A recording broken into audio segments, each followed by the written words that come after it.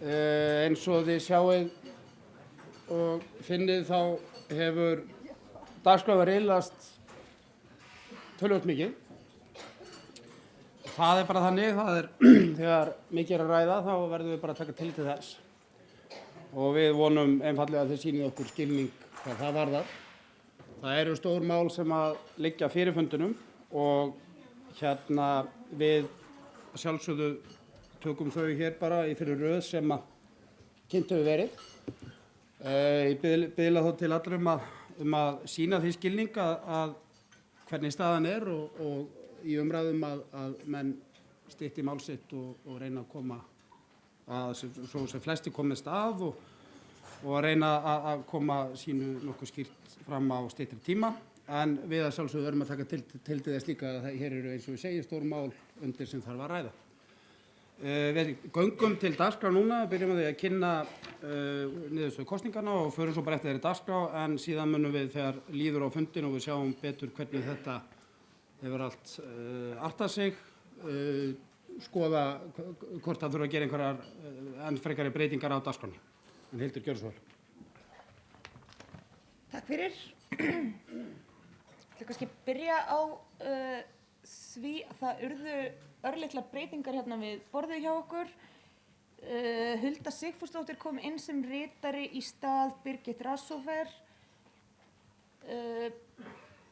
Það er kannski ástæða til þess að bera það bara upp til atkvæða þeir sem eru samþykkir því gefi merki. Takk fyrir, einhver á móti. Flott. Þá er komið að niðurstöðum kosninganna sem fóru hérna fram. Varðandi inntöku nýrra félaga. Við tökum það bara fyrir í stafrófsröð. Astma og ofnæmisfélagið. Þar sögðu já, þar var heildarfjöldi atkvæða 102. Já sögðu 29, nei sögðu 69, auðir seðlar voru 4. Hjartaheill, já sögðu 28, nei sögðu 70, auðir seðlar voru 4. Þetta í heildina 102 seðlar. Samtök lúnasjúklinga, það var 101 seðill, já sögðu 38, nei sögðu 59 og auðir seðlar voru 4. Vífill, já sögðu 30, nei sögðu 69, auðir seðlar voru 4. Þetta eru 103 atkvæði. Ég ætla að gefa formanni aðeins orðið þessa niðurstöðu. Ellen, gjörðu svo vel.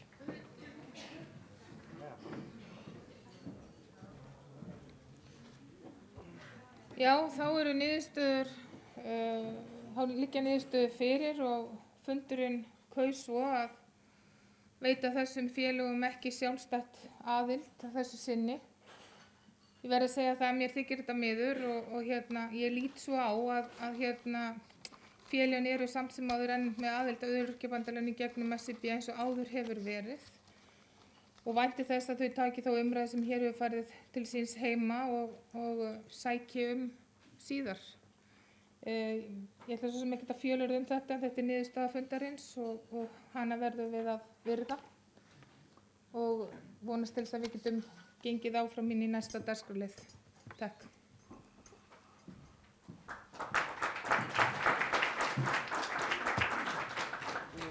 Já, þá er þessum dagskránni lokið og við erum komin, þar dagskránið stendur klukkan 9:55.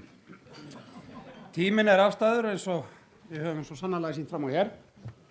En nú er komið að liðnum sem eru skýrslur kynntar lagðar fram. Það liggja frammi hér allar skýrslur, B, C, D, E, F og G liður liggja frammi. Það er skýrslur sem eru undir þeim liðum.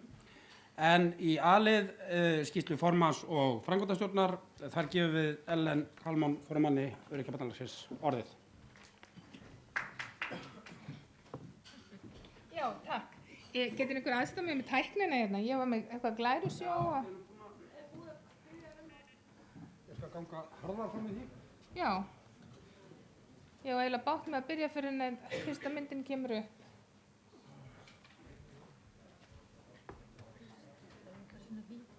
Ég er ekki með vídeó, nei. Hreyfðu þig bara mús. Svo ferðu bara hérna.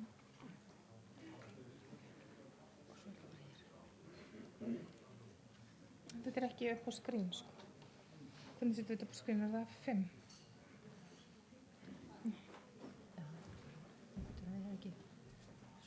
Já, sætlastu, herðu, nú vantar okkur, nú allt döpuð öllu. Ég vil sko þetta þannig að ég sé textanum minn.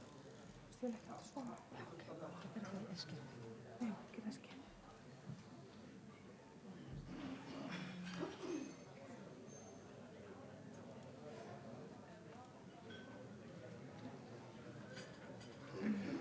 Nú er þetta komið. Heyrðu, þetta snillt. Hvernig var þetta mannaldri? Hvernig sé ég kommentin? Þetta tímamót að mér hafi tekist að kveikja á græjum. Hvernig er þetta? Ekki... Ég vil nefnilega sjá mín komment sér, sko. Já, það þekki ekki. Sigrún, ég veit að þú kannt þetta. Getur þú hjálpað aðeins með? Hvað segir Ég vil sjá, sko, kommentin mín annars þar. Ég kann ekki, veit ekki hvernig ég að velja þetta. Svona. Getur ekki að fara hérna í F5? Nei, ég vil ekki fara svona. Hvað segir þið? Hvernig hef ég þetta split view? Þú kannt það. Ég bara... Mást það var eitthvað hérna neyri. Presentation? Það tala um presentation hérna? Já. Já, þannig er svona bæðið, sko. En ég sjá, já, þannig ég sjá næstu slætt og undan mér. Akkurat.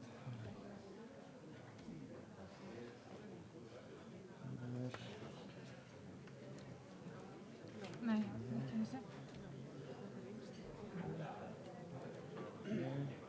Ekki þessi. Ekki þessi. Það er sama best fyrir það. Hvað ekki? Það var eitthvað sjúklega einfalt. Þetta er ekki það.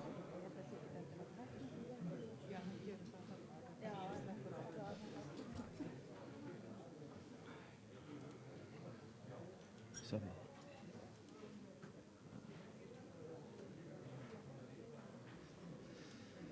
Þetta er eitt hak inn í hérna slideshow-unu. Hvað er þetta?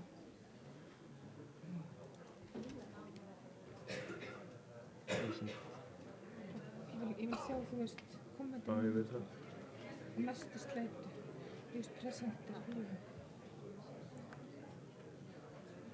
Já. Nei, í dagsi.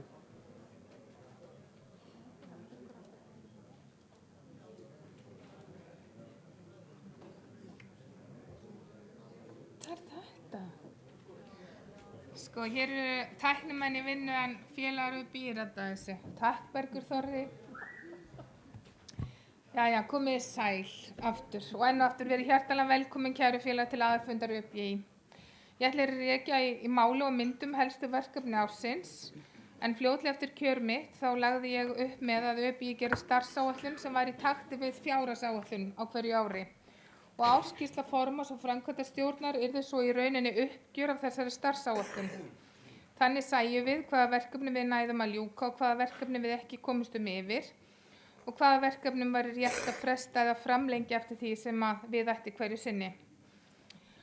Fyrir sjónskert og blinda lýsi ég hér myndinni sem hér birtast og myndunum hér teiknumynd af manni sem ekur gamaldags bíl og dregur aftan í honum trékerru með 6 hjólum sem er full af kátu fólki. Einhverju hluta vegna virðist þetta vera mestmegnis karlkyns ellilífeyrisþegar, en já, þeir eru alveg vinnur okkar líka. En yfir kerrunni blakti fáni sem ástendur Öryrkjabandalag Íslands og fremst á myndinu stendur Sigtún 42. Við erum sem sagt að flytja. En flutningar hafa eins og þið flest vitið einkennt haustið og það sem aður þessu ári. Skrifstofur ÖBÍ voru áður í Hátúni 10 en eru nú flutt í glæsilegt húsnæði sem við keyptum í Sigtúni 42. Húsnæði var keypt fyrir arf sem ÖBÍ hlaut frá Ólafi Gísla Björnssyni, en hann var sjálfur öryrki og vann lengst af fyrir sér sem innheimtumaður. Vandfundnari er rausnalegri gjöf og fyrir það eru við hjartanlega þakklátt. Framkvæmdir í húsinu voru miklar og hér eru myndir. Hér er fyrir miðjum að sjá mynd af Ólafi Gísla sem ungum manni og svo er mynd af Sigtúninu utan hús og Hátúninu það sem við fluttum og þá eru myndir af starfsfólki sem að taka upp úr kössum, sitja saman við borð og spjalla. Einnig er mynd af Báru upplýsingafulltrúa að prófa að sitja á rafdrifnu klósetti en sko það var mikið sport hjá öllum að prófa að sitja á klósettinu og láta það hækka og lækka. Mikið var lagt upp úr því að húsnæði var aðgengilegt fyrir alla og til að svo yrði var leitað ráðgjafa til Hörpu Ingólfsdóttur í aðgengi og víðar. Þið sem ekki enn hafi kíkt í kaffi, bara endilega kíkið við því að þetta jú húsið okkar. Það eitt og annað sem á eftir að ganga frá, það voru mikla framkvæmdir sem fylgdu flutningunum og það eftir að ganga frá merkingum inn í húsnæðinu, það eftir að mála og lagfæra smávegis. En það var eitt sem við söknuðum sérstaklega úr hátíðinni, það voru engir póstkassar. Þannig að við þurftum að finna leið til þess að koma póstunum frá okkur. Þá birtist hann Stefán Konráðsson sendill einn daginn og bauðst til að sjá póstþjónustuna fyrir okkur og við erum mjög ánægð með þjónustu Stefáns og ég lofaði honum að sýna mynd af okkur hér, en hér er mynd af mér og Stefáni við rauð haustlauf í garðinum í Sigtúni. Stefán stendur sér mjög vel í starfi, við erum ánægð með hann. Samningur Sameinuðu þjóðanna, hann var undirritaður fyrir Íslands hönd þann 30. mars árið 2007. Alþingi hefur nokkrum sinnum áætlað að leggja fram frumvarp innleiðingu samningsins, en ekkert hefur orðið af því. Í starfsáætlun okkar gerðum við ráð fyrir því að ýta undir innleiðingu samningsins með því að reyna að hafa áhrif á stjórnvöld og reyna að fá almenning með okkur í lið. Og það hafi við gert með öflugu starfi starfshóps ÖBÍ sem hefur tekið fyrir og greinar samningsins og máta þær inn í íslenskan veruleika á hvað og hvernig má og þarf þar að bæta úr svo samningnum verði fylgt. Þá hefur verið gefin út bæklingur á vormánuðum sem sendur var öllum þeim sem voru í framboði til sveitarstjórnarkosninga ásamt bréfi frá formanni ÖBÍ nauðsynlegar áherslubreytingar í sveitarfélögum til að tryggja réttindi fatlaðs fólks og öryrkja þar. Þá hefur verið vakin athygli á samningnum með greinaskrifum og síðast en ekki síst þá styrkti ÖBÍ nokkra einstaklinga úr okkar breiða hópi til að taka þátt í sumarskóla í Galway á Írlandi í júní síðastliðnum. En sumarskólinn fjallar sérstaklega samningin.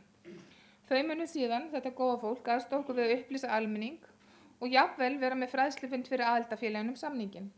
Ég tel afar mikilvægt að við menntum fólk úr okkar röðum áhrif samningsins og gildi hans, þannig að sem flestir geti verið með í upplýstri umræðu og haft áhrif til að þrýsta á innleiðingu hans.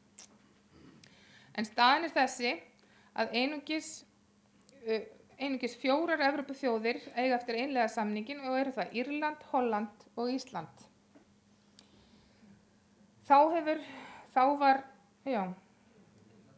Og Finnland, Finnland, Írland, Holland og Ísland, það eru 4 sko. Finnland, Írland, Holland og Ísland sem eiga eftir að innleiða samningin. Þá hef ég og Bergur Þóri Benjamínsson, varaformaður Sjálfsbjargar og tæknimaðurinn minn sérlegi hér í dag, einnig átt fund með innanríkisráðherra sem er mannréttindaráðherra málið. Einnig hefur verið vakin athygli á samningnum með greinaskrifum og síðast en ekki síst, þá var þetta, ég var búin að tala um þetta. Ég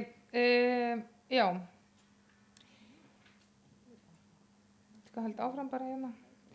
Í starfsáætlun var lagt upp með að við myndum sinna aukinni þjónustu við aðildarfélögin og markmiðið var að formaður myndi hitta öll aðildarfélögin á árinu. Ég hef nú heimsótt helming félagana og vildi að ég ætti fleiri stundir í sólarhringnum til að hitta alla, en ég geri mitt besta til að ná að hitta sem flest áður en árið er úti.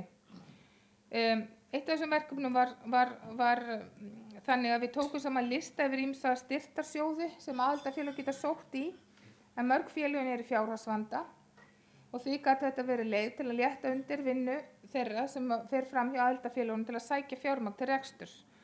Og ég hef heyrt að þetta hefur komið að gagni hjá einhverjum sem er vissulega gleðilegt. Áætlunin sagði líka til að við ætlum að koma upp innrivef áður en árið er úti og er það einmitt í skoðun núna og við stefnum á að koma honum í loftið í lok árs. Innrivefurinn er fyrst og fremst ætlaður sem þjónustuvefur fyrir aðildarfélögin, þar sem gögn verða geymt í möppum fyrir ákveðna fundi eða starfshópa og auglýsingar verða einnig þar inni og þá flokkaðar og þá sérstaklega til að draga úr áframsendingum á tölvupóstum sem þó nokkrir hafa kvartað sáran undan. Já, á myndinni er gangur á nýju skrifstofunum okkar og það eru appelsínugul og græn hurðargöt og þarna sjást 2 félagar á spjall á ganginu. Hér kemur glæra með myndum frá fundum í fjölmiðlafólki sem var hádegisspjall og þarna var svo Jón Ársæl og framkvæmdastjóri bandalagsins og fleiri sem aðstöðu okkur á þeim fundi. Í upphafi þessa árs var fjölmiðlum boðið í hádegisspjall þar sem fatlað fólk og sérfræðingar í fötlunarfræðum og mannréttindamálum ásamt formann og fleirum hittust til að ræða mikilvægi birtingarmyndar fatlaðs fólks og öryrkja í fjölmiðlum og áhrif þess á réttindabaráttu. Við buðumst til að veita fjölmiðlum greiðan aðgang að ÖBÍ með það fyrir augum að veita þeim eins góðar og ítarlegar upplýsingar málefni fatlaðs fólks og öryrkja og eins að útveða þeim og leiðbeina sé þess óskað. Ég tel mikilvægt fyrir okkur að vera í góðum tengslum við fjölmiðla. Þannig að við getum haft áhrif og leita til þeirra þegar við viljum að þeir fjallum málefni sem við teljum brýnt. Má þar til dæmis nefna máli sem kom nú upp í vikunni sem hefur nú borið kannski hæst á góma þar sem að umboðsmaður Alþingis kemst þeirri niðurstöðu að TR hafi snuðað öryrkja greiðslur örorkulífeyris. Þá var nokkur af þeim sem mættu á fundinn leitað til okkar með eitt og annað og gæti verið nauðsynlegt að hafa einhvern svipaðan fund árlega til að viðhalda þessum tengslum. Ímyndavinna og vitundavakning. Mikið verið lagt upp úr ímyndavinnu og vitundavakningu og má segja að upphaflega kveikinn að þeirri vinnu eða upplegginu sem farið var af stað með var í raun útgáfa skýrslu sem ÖBÍ fékk Félagsvísindastofnun Háskóla Íslands og rannsóknarsetur í fötlunarfræðum til að vinna. En rannsóknin sem var gerð fjallaði búsetu fatlaðs fólks og þjónustu í sveitarfélögum og ber heitið Fatlað fólk og öryrkjar sem íbúar sveitarfélaga. Markmið rannsóknarinnar var að kanna aðstæður og reynslu íbúa sveitarfélagana sem eru fatlaðir eða öryrkjar. Kanna var viðhorf fatlaðs fólks, sveitarstjórnarmanna og almennings. Niðurstöðurnar leiddu í ljós að viðhorf í garð fatlaðs fólks og öryrkja oft á tíðum neikvætt. Þar gætir fordóma. Sérstaklega voru miklir fordómar gagnvart fólki með geðraskanir eða geðfatlanir eða þroskaskerðingu. Það kom einnig fram í rannsókninni að einungis 19% sveitarstjórnarmanna sem nú hafa með málefni fatlaðs fólks að gera þekktu til samnings Sameinuðu þjóðanna réttindi fatlaðs fólks og framkvæmda áætlunarinnar málefni fatlaðs fólks.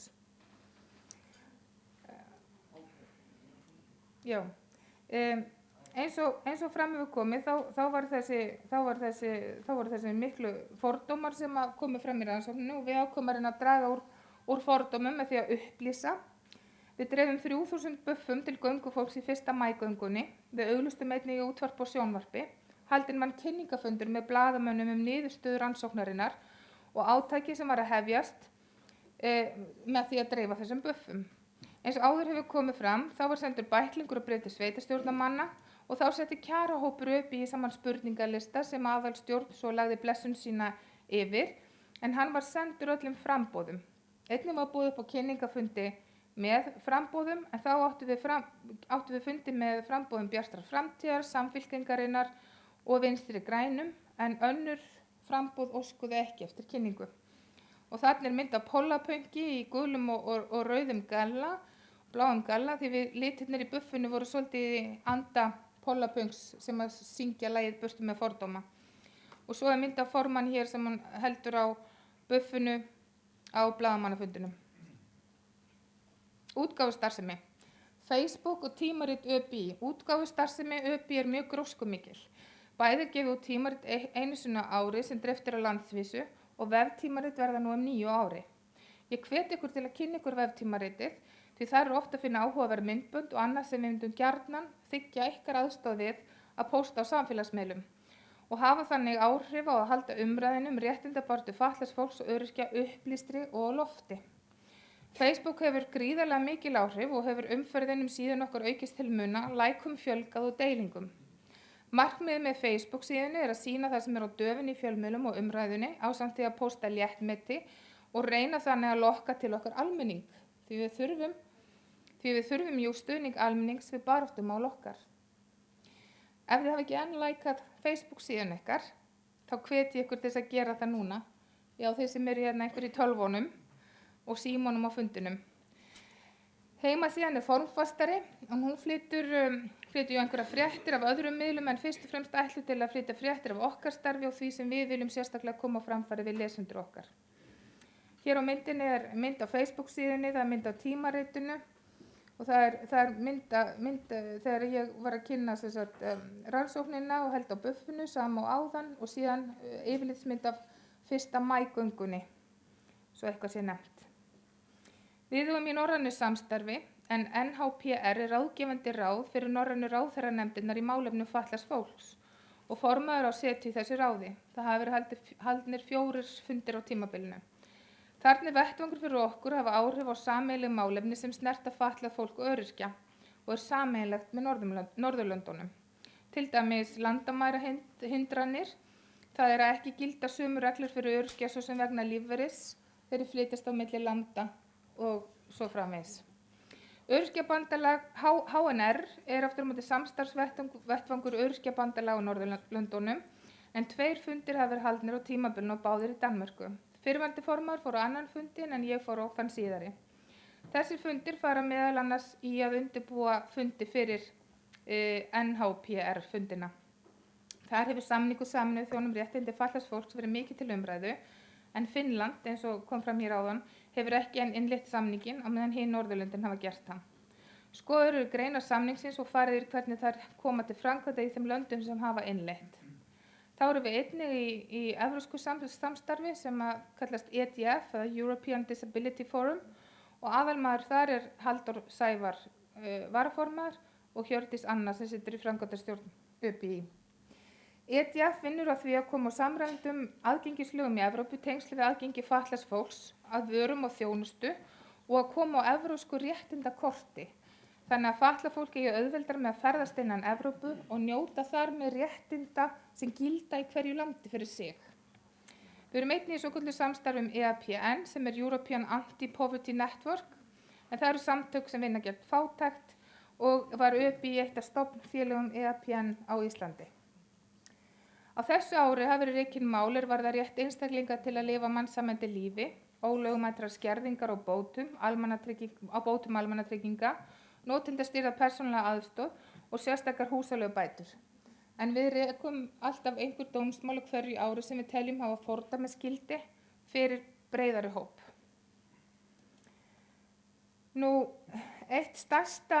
Eitt stærsta verkefnið frá því ég tók við, verð ég að segja, er þessi nefnd lífeyrisgreiðslur og starfsgetumat sem Pétur H. Blöndal stýrir. En ég á sæti þessa nefnd, hún er ráðherraskipuð og fjallar þetta málefni, en framkvæmdastjórn lagði til að ÖBÍ myndi vera leiðandi í þessu starfi og fór því af stað með samþykki aðalstjórnar að útbúa skýrslu það starfsgetumat sem ÖBÍ gæti séð fyrir sér að gengi upp og myndi þó verja rétt félaga okkar. Drög að skýrslunum voru kynnt aðalstjórn þessu ári og hefur verið kynnt nefnd Péturs. Nefnd Péturs, já, hann er aðalmaðurinn þarna sko. Þá er nú þegar verið að vinna drög að skýrslu fyrirgefið. Ég týndi músinni. Þá er nú þegar verið að vinna drög að skýrslu lífeyrisgreiðslur til móts við það starfsgetumat sem ÖBÍ helst vildi sjá. Klara Geirsdóttir hjá CB-félaginu er með mér í þessu starfi. Við sitjum þessa nefndafundi og varamenn okkar Erna Arngrímsdóttir hjá Spóex og Grétar Pétur hjá Sjálfsbjörgu.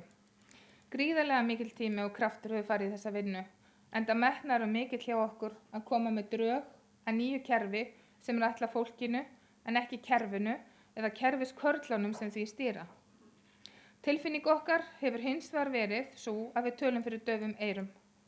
En eins og áður sagði þá stýrir Pétur Blöndal starfi nefndarinnar, en það hljómar kannski ólíklegt, en það virðist sem okkar helstu andstæðingur í málfundingi og virðist helstu andstæðingur okkar vera ASÍ, en Gylfi Arnbjörnsson situr þessa fundi og virðist eiga bágt með að taka undir það faglegu og vel framsettu tillögur sem við höfum sett fram.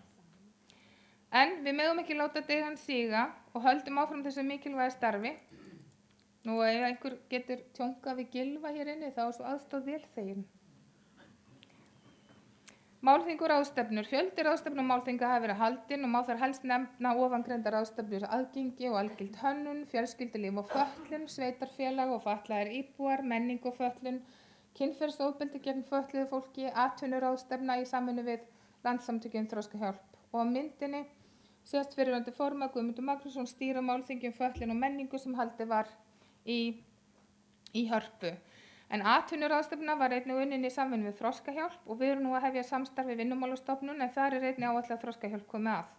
Þar verður stefna að búa til fleiri störf fyrir öryrkja og verða opinberar stofnanir hvattar til að ráða fólk með skerta starfsgetu. Þetta verkefni í þróun en við vonumst til að þetta verður komið að stað núna fyrir áramótin. Markmiðið að fólk með skerta starfsgetu fái sömu tækifæri til vinnu eins og aðrir. Og við erum auðvitað spennt að sjá hvernig stofnanirnar taka þessu og hver árangurum verður. Fjöldi nefnd og bakhópa starfa innan ÖBÍ þar sem grasrótin leggur línurnar.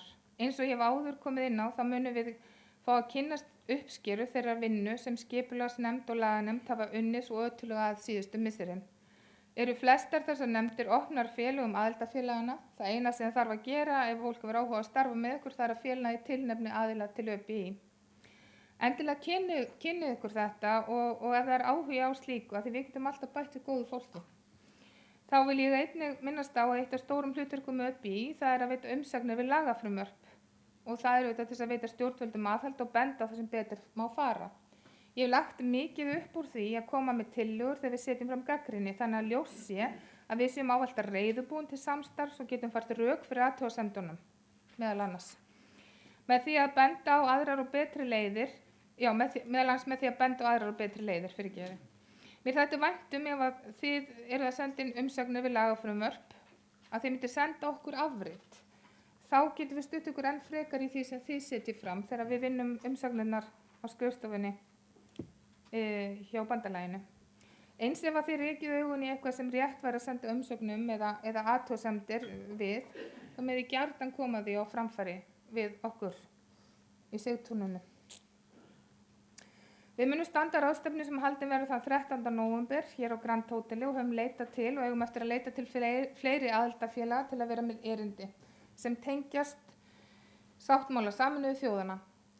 Ráðstefnan verður vegleg og ætluð aðildafélögum en ekki síst ætluð fagfólki í heilbrigðis- og félagsþjónustu, stjórnmálamönnum og öllum þeim sem við teljum að geta haft áhrif á framgang baráttumála ÖBÍ og þeim sem geta haft áhrif á innleiðingu samningsins. Við erum að bíða eftir svari frá erlendum fyrirlesara sem við höfum haft mikinn áhuga að fá til liðs við okkur á þessum góða degi og það er kannski best að segja sem minnst það í dag en ég vonast svo sannarlega til hann komist. Að lokum langar mig til að segja ykkur frá verkefni sem við höfum nú verið að þróa og leita til ykkar. Hér sjáu þið drög að svokallum leiðarvísi samning Sameinuðu þjóðanna. Ég veit að það er einhver stafsetningarvillur og jafnvel orðanotkun sem við erum ekki búin að blessa en það kom þetta bara frá auglýsingastofunni í gærkvöldi.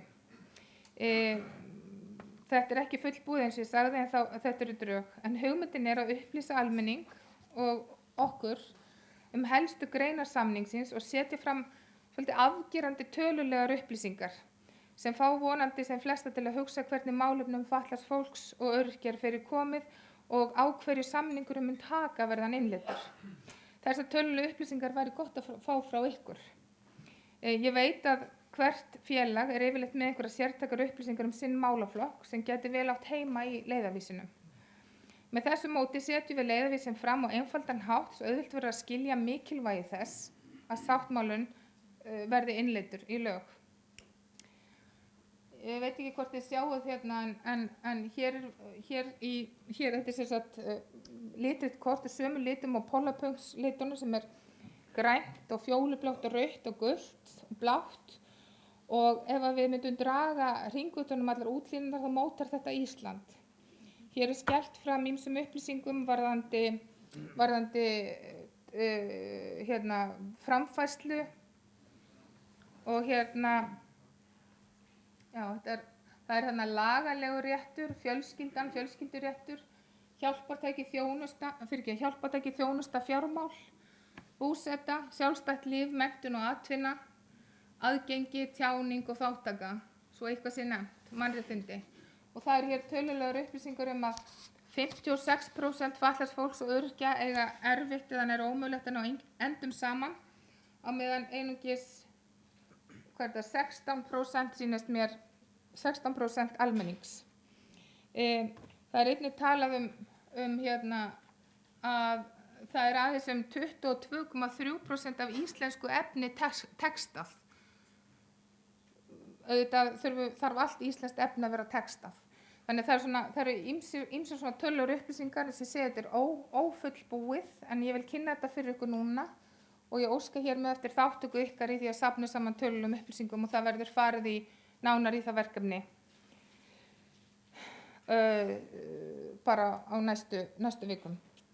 Hugmyndin var líka að það væri mögulega hægt að útbúa myndband og hér sýnum við myndina aftur bara af greinunum, þessum gulu, bleiku, rauðu, grænu, fjólublá og ljósbláu greinum og við í myndbandi gætum við séð okkur ferðast greinarnar eins og ferðast eftir vegkerfi og næsta mynd sýnir vegkerfið útflatt eins og við sjáum að leið að ferðast eftir því og þá skoðum við til dæmis grænu greinina sem stendur fjölskylda og þá poppar upp til dæmis svona grænir kallar sem að tákna fjölskyldu og við spyrjum okkur hvað best fyrir barnið en 8,8% af fólki á Íslandi á aldrinum 18 til 66 ára eru með örorku lífeyris eða eru örorkulífeyris eða í endurhæfingu. Fötluð börn verða að hafa sömu réttindi og önnur börn ásamt því að hafa sama rétt til menntunar og jafnan aðgang til þátttöku í tómstundum. Alltaf þarf að skoða hvað best fyrir barnið og fötluð börn eiga rétt á að alast upp við fjölskylduaðstæður og hjá fjölskyldum sínum. Eins og ég segi þá þetta drög og þá eftir að fullbúa textan. En þetta er svona hugmyndin en áætla að þróa verkefni enn frekar með starfshópnum samning Sameinuðu þjóðanna og ég vonast þess að við fáum upplýsingar frá flestum ykkar til þess að hengja á greinarnar. Annars hlakka ég bara til vetrarins og þess gróskumikla starf sem framundan með öllu því frábæra fólki sem kemur að félagsstarfi ÖBÍ. Ég hefði sjálfsagt getað farið yfir fleiri en þið lesið það bara í ársskýrslunni. Ég læt þetta duga sinni og segja lokum burt með fordóma og byggjum samfélag fyrir alla. Því saman erum við jú sterkari. Takk.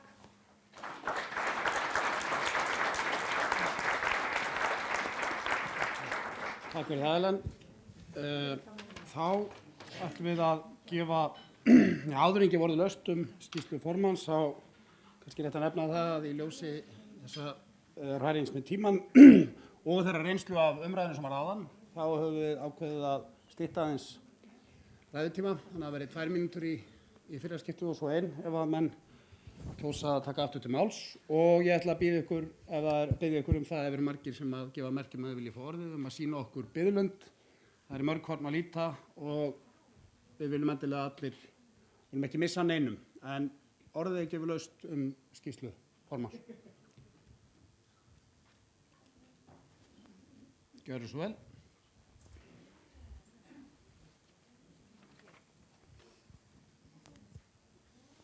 Já, góðan dag. Sigurvin Lárus Jónsson heiti ég, ADHD samtökunum. Takk fyrir skilmerkilega skýrslu og góð störf í þágu öryrkjasambandsins. Ég svolítið forvitin með stöðu þessa sáttmála Sameinuðu þjóðanna og mér finnst svolítið sláandi að heyra það að það séu 4 lönd sem að ekki hafa innleitt þennan sáttmála og við séum í þeirra hópi. Mér langar til að spyrja þig, Ellen, hvað þú metur að sé skýring þess að það hefur gengið jafnerfilega og raun ber vitni að fá þennan samning innleiddan í íslensk lög. Ég var svolítið slegin yfir þessum fréttum sem að bárust í vikunni af umræðu mannréttindi í Bretlandi. Íhaldsflokkurinn í Bretlandi að leggja fram frumvörp það að mannréttindadómstóll Evrópu hafi ekki síðasta orðið í málefnum varða mannréttindi, heldur dómstólar þar í landi sem að sýnir það umræðan svolítið að færast yfir á það svið allavega mínu mati að mannréttindi séu ekki algild heldur sértæk, þar að segja að mannréttindi séu eitthvað sem að sé hægt að túlka með sértækum hætti. En fyrirspurnin sem sagt, hver skýring þín á því, af hverju þetta hefur gengið svona erfiðlega hér á landi? Já, takk Sigurvin. Við teljum að það sé bara fyrst og fremst að skorti pólitískan vilja. Við fáum auðvitað að heyra fyrirslátt eins og þetta kostar peninga og annað gengur fyrir, það er mikið að gera og við komum svo bara því miður ekki inn á þing núna. En þegar við Bergur Þóri hittum innanríkisráðherra Hönnu Birnu sem er ráðherra mannréttindamála, þá fórum við þessi mál og ég gerði henni grein fyrir því og hún talaði að það þurfti að undirbúa regluverki fyrst. Það þurfti að klára öllu lög og regluverk sem að koma til með að taka breytingu með innleiðingu sáttmálans áður en að farið verði í innleiðingu. Þá benti ég á það að það eru fjölmörg lönd sem hafa innleitt sáttmálan þrátt fyrir að þau hafi ekki lokið við regluverkið, heldur innleiðingin og svo taka við regluverkið á eftir. Þá strax gefur það sáttmálanum auki vægi og fólki aukin réttindi. Ég benti á að það var fjölmörg lönd sem hefðu gert þetta og sagði henni að af hverju getið þið ekki gert þetta, við gert þetta, við viljum gjarnan að þessi háttur sé hafður á. Hún sagði þá við embættismannsins sem sat þennan fund að þau myndu skoða það. Ekki mjög löngu síðar þá fengum við upplýsingur að það hefði samt sem áður verið ákveðið að fylgja fyrirstefnu og klára regluverkið. En ég hins vegar með gleði fréttir að ég fékk tölvupóst bara í gær það að vera að boða okkur á fund og fundarheitið fundur vegna innleiðingar samnings Sameinuðu þjóðanna um réttindi fatlaðs fólks. Ég og varaformaður Halldór Sævar við skrifum grein ekki alls fyrir löngu þar sem við drógum þetta svolítið fram í dagsljósið að við værum að verða síðust í keppninni, farum að segja jeppi húrra, við erum síðust í mannréttindamálum. Ég tel það bara skömm að Ísland sé ekki komið lengra en þetta.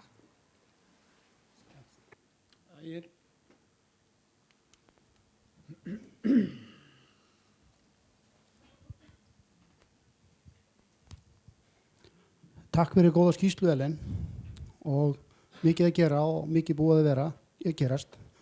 Það er 2 atriði sem langar að koma annað. Fyrsta að þeir sem taka til máls tali svolítið rólegra fyrir ritúlkana og í öðru lagi þá langar mig til þess að aðalfundurinn klappi hérna fyrir honum Ólafi. Mér fannst það pínleiti vanta í skýrslunni hennar Ellinar að þetta heiðra minningu Óla sem gaf okkur þetta hús.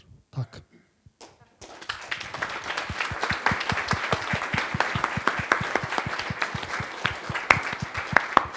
Takk fyrir þær ábendingar. Já, gerðu svo vel. Takk að ég talaði reyndar að vandfundnari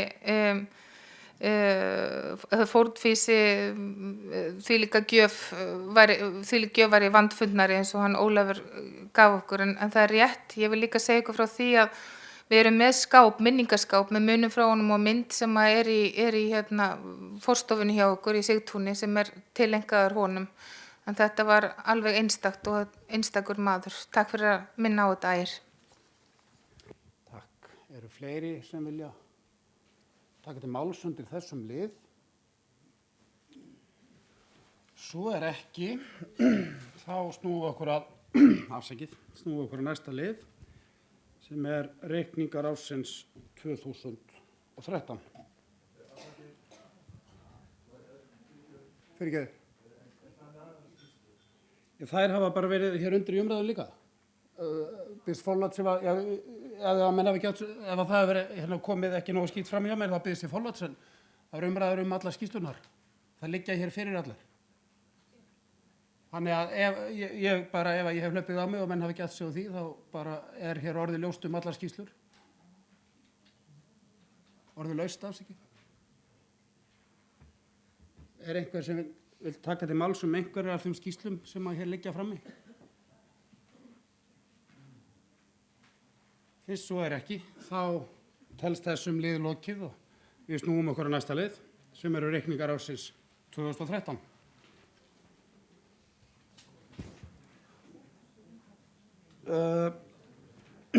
Já, til að kynna þá hingað kominn Guðmundur Snorrason, endurskoðandi PricewaterhouseCoopers. Ætla ég að vona. Þannig hann. Bjóðum hann velkominn í pontu.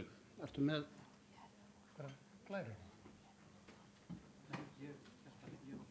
Já, ég myndi það nú. Myndir þú skrolla sjálfur eða hvernig? Já, ég geri það. Það verður hérna. Það sér þetta ekki. Já. Já, hann veikur. Það skal taka það fram að kynningu Guðmundar lokinni þá munu hann og Lilja svara fyrirspurnum En það fyrirgefðu, það stendur 2013 þetta á... Þetta var 2013, það stendur 2012. Nú, það stendur 13 í minni, en... Já, en ég ætlaði bara að nefna það hér að í dagskránni segir að Grétar Pétur Geirsson gjaldkeri verið til staðar líka, en hann er veikur og fjarverandi, hann er þau 2 munu svara fyrir. Fundarstjóri, góði fundamenn, það var í nokkru stressi sem að ég mætti hér í morgun. Lilja, framkvæmdastjóri, hafði brýnt það sérstaklega fyrir mér að mæta tímanlega. Áformað hafði verið samkvæmt útsendri dagskrá að taka reikninga fyrir rúmlega 11, en það er eins og svo aftur með áhyggjur að áhyggjur mínar hvað þetta varðar reyndust algjörlega ástæðulausar.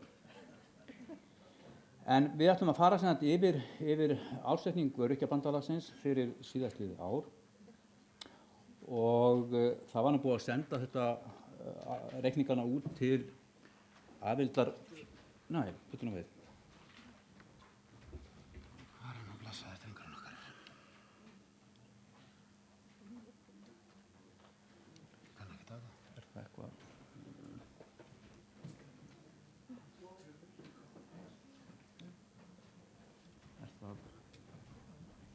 F7, er það ekki F7, það er 5, 7.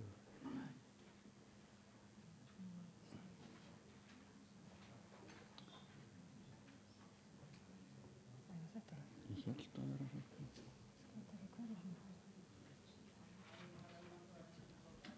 Býtu, það.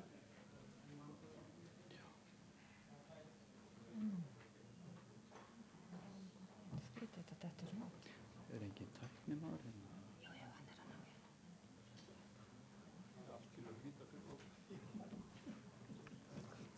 Það er komin að.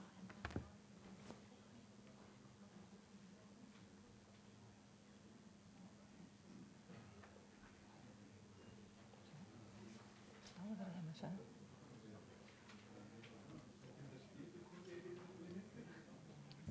Hvað er músin? Er hún ekki? Hann er að koma? Já, ok. Já.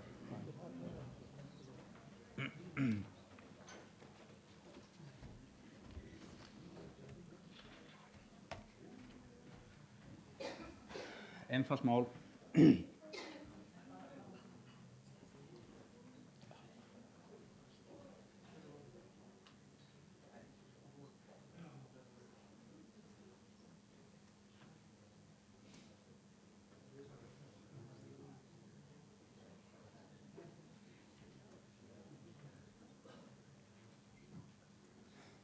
Jæja, hérna höfum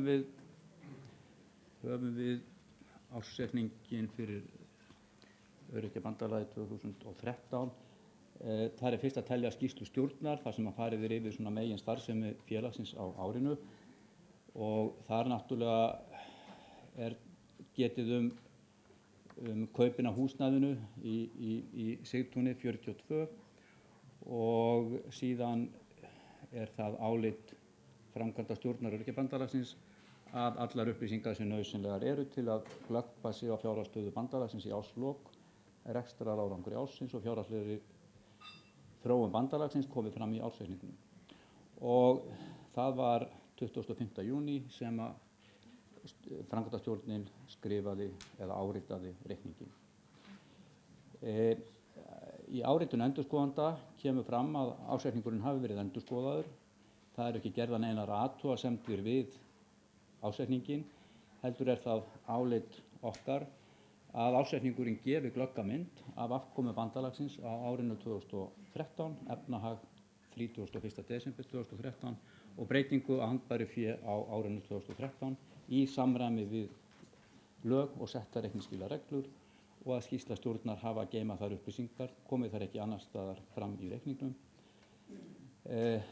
sem þar ber að veita í samræmi lögum ársreikninga og áritað 25. júní 2014 og jafnframt áritun félagskjörinna endurskoðanda Fríðu Bragadóttur og Daniels G. Björnsson. Nú snúum okkur þá að rekstrarreikningi. Eins og þið sjáið þá urðu tekjur ársins mun meiri en árið á undan og þar kemur náttúrulega fyrst til þess að tekjurnar frá íslenskri getspá urðu mun meiri en á árinu á undan. Og eins og þið sjáið þarna þá dregið sérstaklega fram aukaframlag sem kom á miðju ári 2013 upp á 24 milljónir.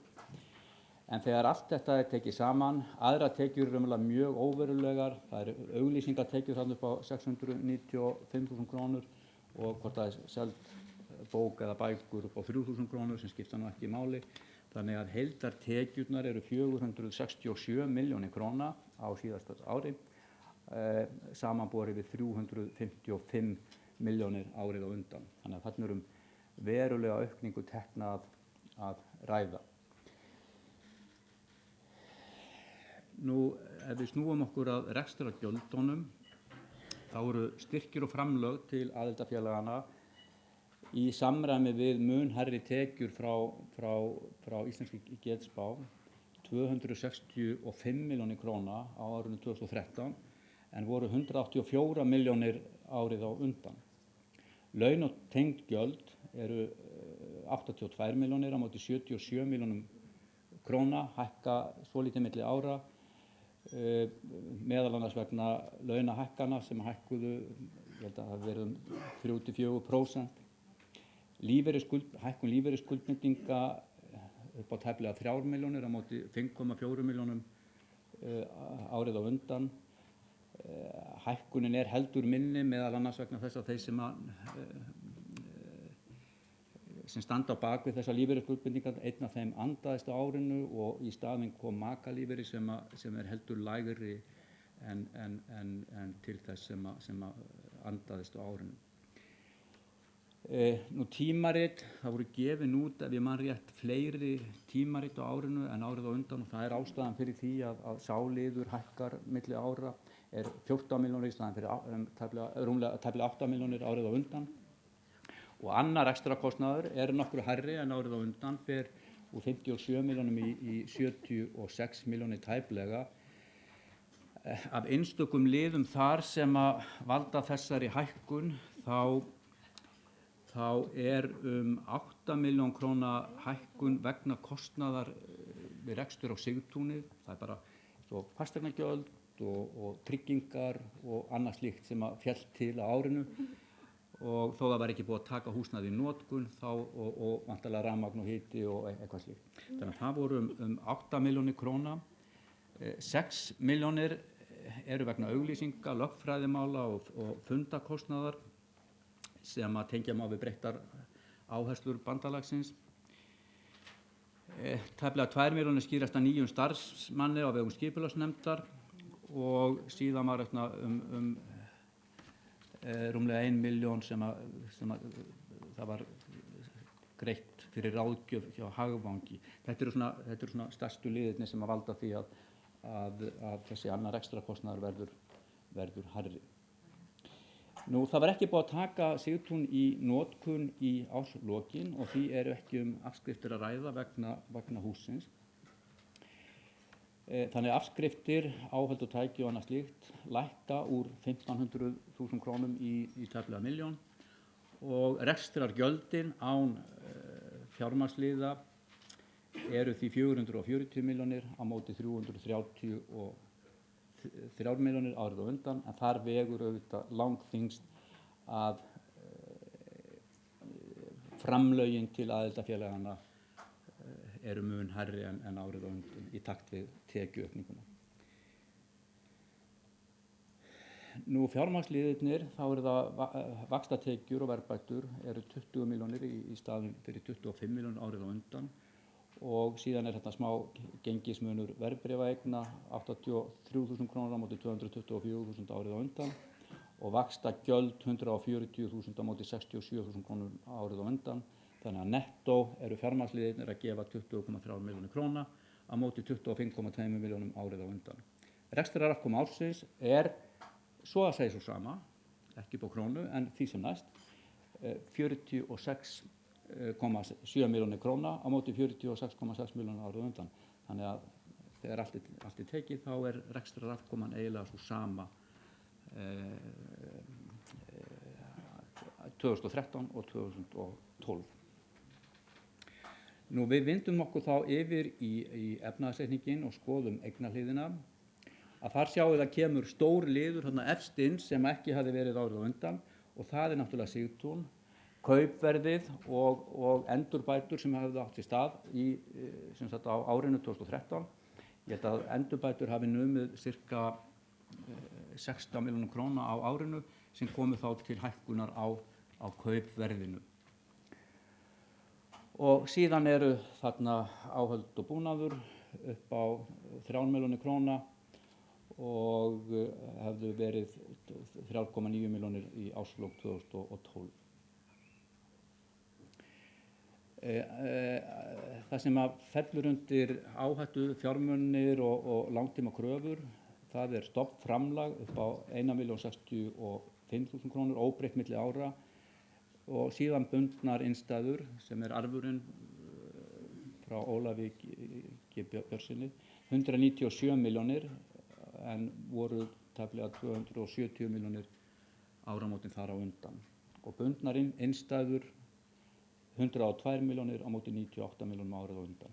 Þannig að þarna eru með 300 milljónir rúmlega á móti 368 milljónum árið á undan. Lækkunin er auðvitað vegna þessara fjárfestinga sem átt sér stað á árinu. Þannig að fasta fjármunir, fasteignin ásamt peningalegum eignum þarna gera 545 milljónir króna í árslok á móti 373 milljónir árið á undan. Veltufjármunir, það eru markaðsbréf upp á 4,7 milljónir króna, eiginlega óbreytt milli ára, krafa á hendur tengdum aðila 10,7, óbreytt eiginlega milli ára, aðra skammtímakröfur 57 milljónir, hækkunni þar á milli ára skýrist fyrst og fremst af því að það var ekki allt framlagi frá Geðspá komið inn áramótin og það voru verulega og mikla tekjur sem komu inn í desember og þannig að þetta var útistandandi þarna á 31. desember. Nú handbært fé lækkar meðal annars auðvitað vegna kaupana á Sigtúni, lækkar úr 203 milljónum í 123 milljónir króna, þannig að veltufjármunir lækka á 245 milljónum í 196 milljónir króna. Niðurstöðu ársreikningsins er 740,7 milljónir króna á móti 617 milljónir árið á undan. Eignirnar hækka en á móti hækka skuldirnar líka en það er fyrst og fremst vegna þess að það var ekki búið að úthluta til aðildarfélagana öllum þeim framlögum sem að voru ákvarðaðar vegna liðins árs. Þannig að það er greitt framlögum áramótin sem eru síðan greitt í ársbyrjun 2014. Nú órastafað eigið fé, það hækkar þarna milli ára úr 530 milljónir króna í 577 milljónir króna.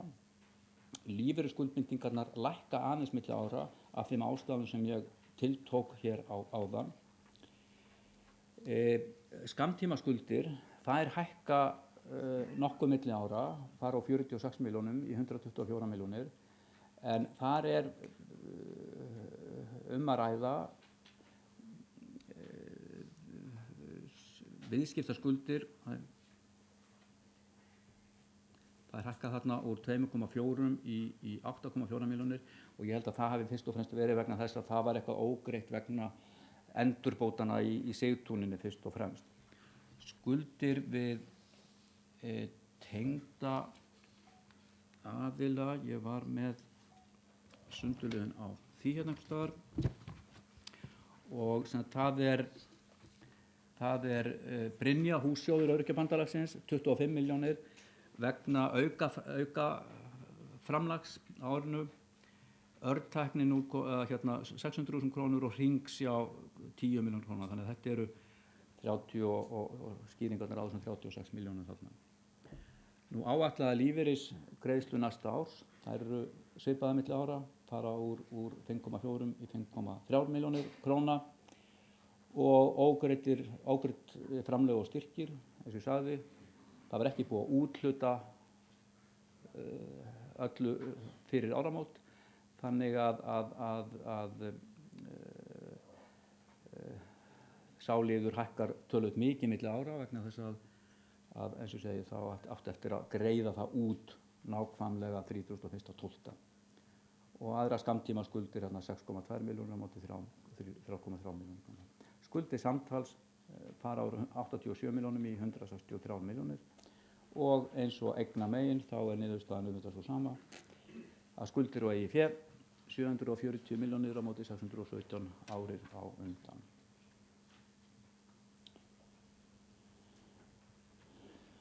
Nú ef við lítum á sjóðstreymið þá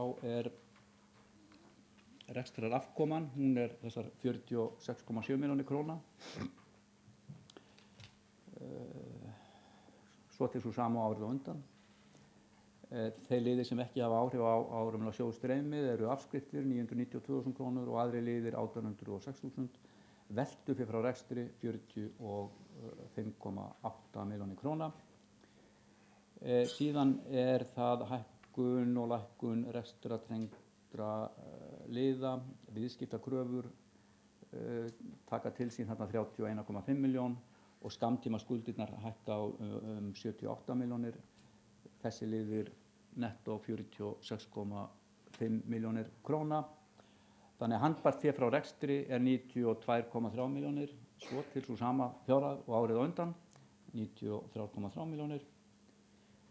Og síðan koma náttúrulega þarna stóri liðir sem ekki eru sambærilegir við árið á undan. Kaupverð húsnæðis og endurbætur 241 milljón króna á árinu og það tekið út af bundnu innstæðunum til að standa undir þeirri fjárfestingu upp á 68 milljónir króna. Þannig að nettó eru fjárfestingar að taka til sín 172,8 milljónir króna. Þannig að breyting eða lækkun á handbæru fé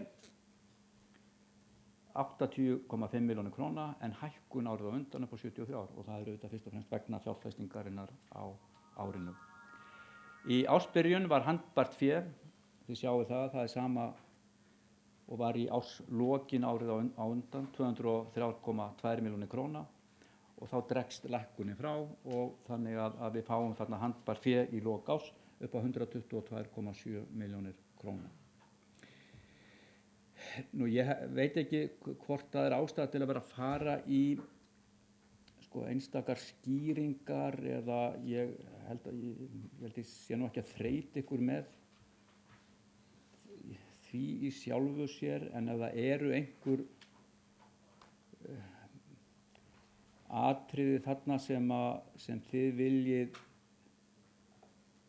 spyrja ég var búinn að nefna helstu ástæður fyrir svona hækkun á einstökum rekstrarliðum.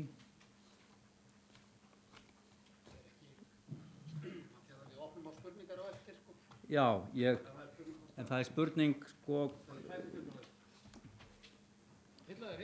Já, þakka þér fyrir. Þannig að ég mun reyna að svara ef það koma upp spurningar og Lilja eða við í sameiningu eða hvernig sem var. Já, akkurat. Takk fyrir það kærlega. Lilja ætlar að segja nokkur orðum ársreikningi líka en síðan verða bænda sko opnuð og það hægt að spyrja þau nánar út í reikningana. En Lilja, gjör svo vel.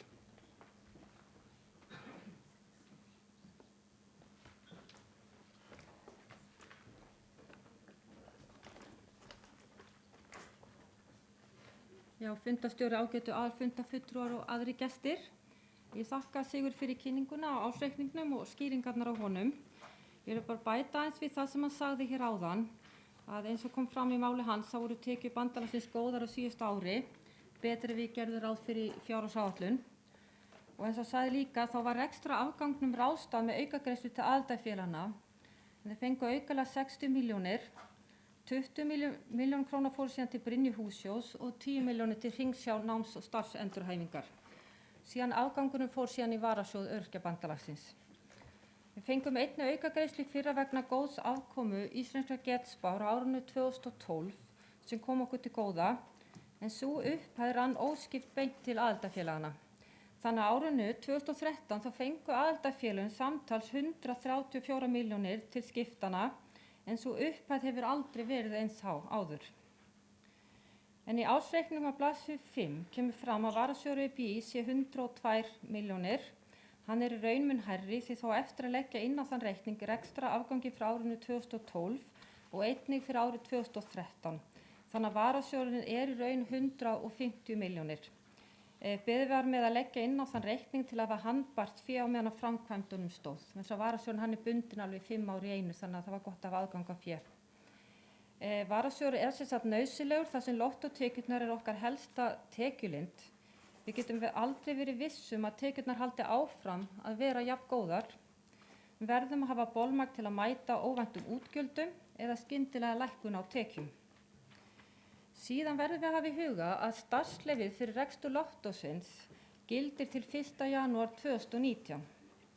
Það mikilvægt fyrir okkur að standa vörð lottósjóðinn og sjá til þess að við fáum starfsleyfið framlengt þegar þar kemur, en Öryrkjabandalagið á 40% hlut í íslenskri getspá á móti Íþrótta- og Ólympíusamband Íslands sem á 46,67% hlut og Ungmennafélag Íslands á 13,33%. Við vitum að það eru fleiri aðilar sem vilja komast inn á markaði með einum eða öðrum hætti, eins og nýlegt frumvarp spilahallir sýnir sem hefur verið lagt fram á Alþingi nú í annað skiptið. Hér innlend happdrætti starfsemi í mikilli hættu en hún hefur leyfi frá Alþingi. Við verðum að standa saman að verja hana með öllum tiltækum ráðum þar sem ágóðinn í dag rennur til stærstu og öflugustu félagasamtaka á Íslandi, auk Háskóli Íslands, en ekki til einkaaðila. Við verðum að sjá til þess að stjórnvöld átti sig á því að ÖBÍ og aðildarfélögin sinna mörg hver störf í almannaþágu sem annars var í höndum hins opinbera. Því mjög mikilvægt að við fáum að halda áfram að njóta þessara tekna. Já, og eins og áður komið fram þá var arfur Ólafs Gísla Björnssonar vel varið við kaup á húsnæði í Sigtúni 42 fyrir skrifstofu bandalagsins. Og þið vita hann ánafnaði Öryrkjabandalaginu allar sínar eigur en hann lést árið 2002. Og arfurinn sem hefur borið góðan ávöxt nægði til að greiða fyrir húsnæðið og var líka notað til að fjármagna þær breytingar sem gerðar voru til að það uppfyllti kröfur aðgengi fyrir alla. Og með þessum kaupum erum við hér með að heiðra minningu hans eins og áður hefur komið fram. Já, bandalagið keypti báðar álmurnar á jarðhæðinni í Sigtúni af Landsbankanum en bankinn lagði áherslu á að selja þær báðar í einu lagi. Já, ég vil einnig nefna lausafjárstöðuna sem kemur fram í ársreikningnum en hún var nauðsynleg til að geta greitt fyrir breytingarnar á húsnæðinu í Sigtúni jafnóðum og reikningar bárust. Sjóður Ólafs einungis laus við útborgunar 2 ári og það líka misjafnt hvað upphæðir laus hverju sinni. Og því var nauðsynlegt að hafa handbært fé á meðan til að greiða fyrir framkvæmdirnar og ýmislegt fleiri sem tilfellur á þessu ári vegna flutningana. Hér má nefna endurnýjan skrifstofuaðstöðu, ljósritunavél, prentara og ýmsum tækjabúnaði og eins og fyrir fundaraðstöðuna. Á meðan ávaxtast þarna sjóðurinn inn á verðtryggða reikningnum. Já, fjármagninu sem sett var í Sigtúnið mjög vel varið. Það góð fjárfesting til framtíðar og þá helmingurinn af húsnæðinu leigt út til að fjármagna kostnaðinn við rekstur hússins og það hægt að selja aðra álmuna ef vilja til þess síðar þar sem álmurnar 2 eru 2 aðskildar og sjálfstæðar eignir. Já, bara í lokum vil ég hvetja þá sem ekki hafa komið í heimsókn í Sigtúnið þá endilega velkomin og kíkja við tækifæri. Takk.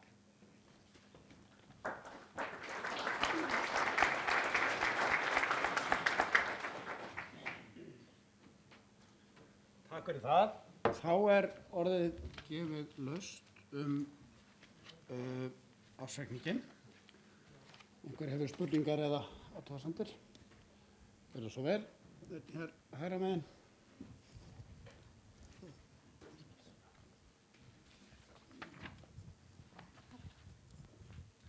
Góðan dag, Rúnar heiti ég og ég að spá í með fjármögnun sem sagt nýja hússins. Nú talaðum að koma úr þessum sjóði en hann lækkar aðeins 68 milljónir eða ekki rétt skilið en eignin upp á 240. Ég bara spá ég skildi ekki alveg með það, hvort að einhver geti aðeins útskýrt það bara. Já, ég var safna saman athugasemdum eða viltu safna saman, þá var Gísli.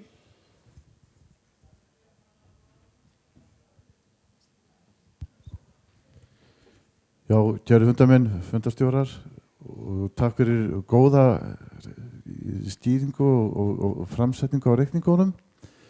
Það var eitt sem vakti athygli mína, það var starfsmaður skipulagsnefndar eða starfsmannakostnaðar, það voru hvað 2 milljónir og yfir hvað langt tímabil þessi launakostnaður, það bara starfsmaðurinn sem fekk laun eða var nefndin líka á launum? Hún vann gríðarlega mikið og að mörgu leyti gott verk. Takk.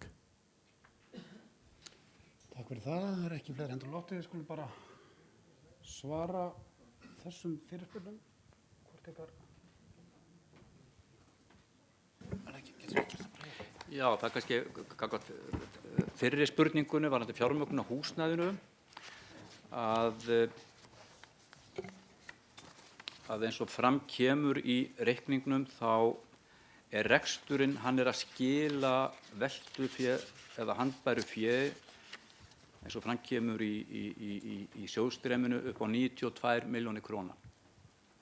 Reksturinn að skila því 92 milljónir króna.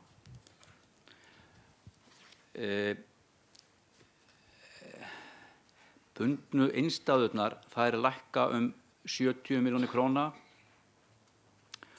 og þið sjáu líka handbæra féð, það að lækka úr 203 milljónum í 122. Þannig að ég hugsa nú ef við svona leggjum þetta saman þá séu nú nærri þeirri fjárhæð sem og svo eitthvað svo lítið ógreitt í lok ársins vegna endurbóta. Þannig að það reksturinn sem að skila þessu, það lækkun á þessari bundnu innstæðu og handbært fé líka að lækka milli ára. En það þarf ekki að ganga eins mikið á þessa bundnu innstæðu vegna þess að reksturinn að skila góðri niðurstöðu og svo var lausafjárstaðan náttúrulega mjög góð í árslok 2012. Þannig að þetta nú svona skýringin á þessu, en varðandi þessar greiðslur út af skipulagsvinnunni þá myndi ég nú eiginlega vilja varpa því til Lilju. Já, ég ætla líka að taka undir það sem Guðmundur sagði í sambandi við handbæra féð. Við notum það, vorum með það til taks til að geta stokkjað húsnæði þegar þarna húsi kom á sölu. Það áttu við handbært féð sem við notum, vorum ekki að taka út af arfinum. Við leyfðum peningum að vera þannig lengi og kostur var fram á áramótum til að það myndi ávaxta sig á meðan miklu betri vextir á þeim reikningi. Þannig að þetta var mjög skynsamlegt að hafa þetta svona. En samtidig skipulagsnefndina þá nefndarfólki og formann ekki að fá neina krónu í laun eða þóknun fyrir sína fundarsetu. Þessi greiðsla 1,7 milljónir á árinu til skipulagsnefndar, það einungis vegna starfsmannsins sem var ráðinn eða sérfræðings sem var ráðinn til að starfa með nefndinni. Takk fyrir það. Eru frekari athugasemdir eða spurningar? Ef svo ekki, þá ber ég einfaldlega reikninga Öryrkjabandalags Íslands árið 2013 upp til samþykktar. Þeir sem að samþykkja þá gefum það merki. Þeir sem á móti kunna vera, þeir eru samþykktir með öllum greiðum atkvæðum síns mér. Þá þökkum við kærlega fyrir þessa kynningu.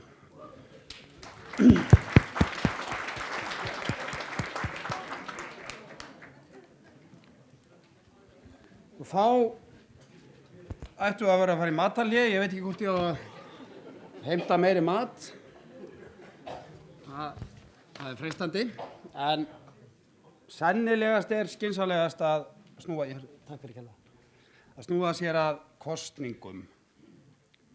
Því að fyrir liggur að kjósa í framkvæmdastjórn, kjörnefnd, laganefnd og kjör 2 skoðunarmanna. Fyrir, já, vilt þú,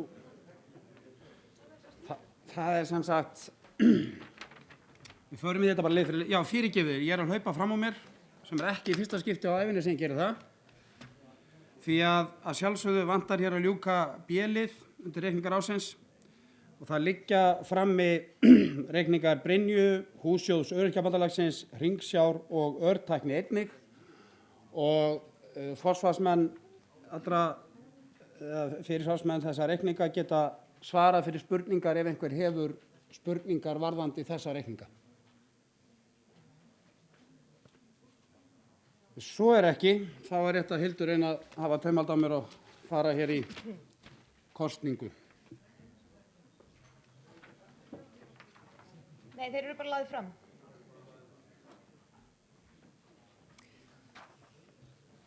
Já, þá vindum við okkur í kosningu.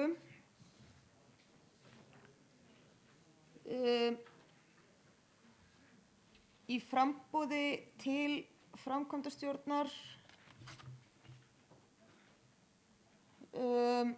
þar eru, ef ég skil þetta rétt, aðalmenn til 2 ára og varamenn til 1.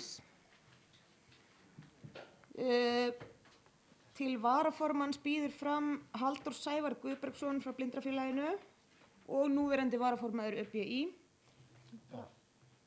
Hann er svo eini sem hefur gefið kost á sér en það er sjálfsögðu hægt að gefa kost á sér. Nú köllum við eftir fleiri framboðum ef einhver eru. Svo er ekki og það telst hann rétt kjörinn. Halldór rétt kjörinn. Þá göngum við til kosningar ritara til 2 ára. Í framboði er sem stendur Erna Arngrímsdóttir frá SPOX og núverandi ritari. Eru fleiri sem vilja gefa kost á sér? Gísli Halldórsson. Helgason fyrirgefðu. Fleiri sem gefa kost á sér. Svo er ekki það sem að við þurfum að kjósa á milli, þá teljum við nú eðlilegt að fólk fái aðeins að segja á sér deili. Þannig að þetta þegar ég held ég verið að klúðra einhverju rosalega, það sem ekki áhyggjusvipur á þess. En við skulum, það er þá Erna Arngrímsdóttir og Gísli Helgason sem eru í framboði til ritara. Bjóða Ernu til að byrja með að koma upp og gera dálitla grein fyrir sér. Já.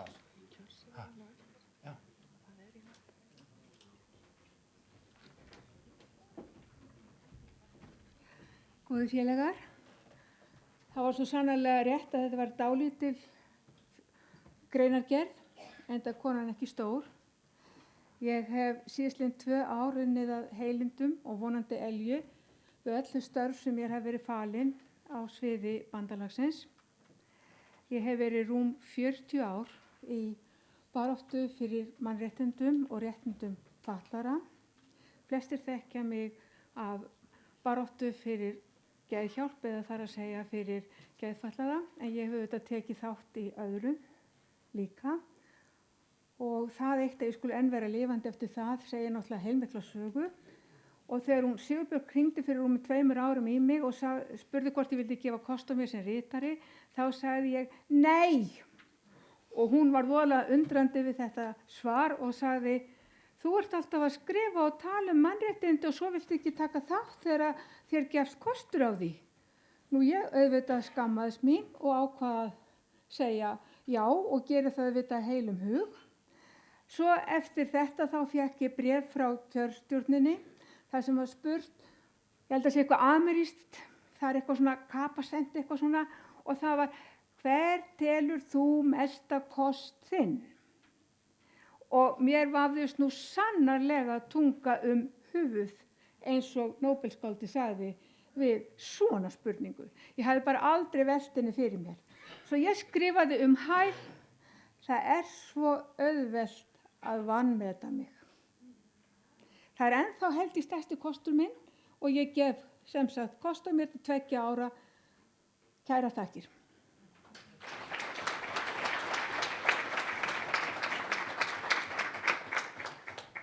Takk fyrir það.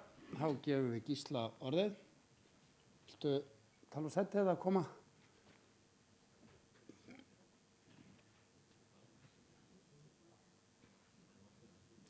Kannski á meðan Gísli er að koma til fyrir, við byggjum formann kjörnefndar að koma og ráðslaga þess við okkur hér upp í pontu eða á borði. Gjörðu svo vel.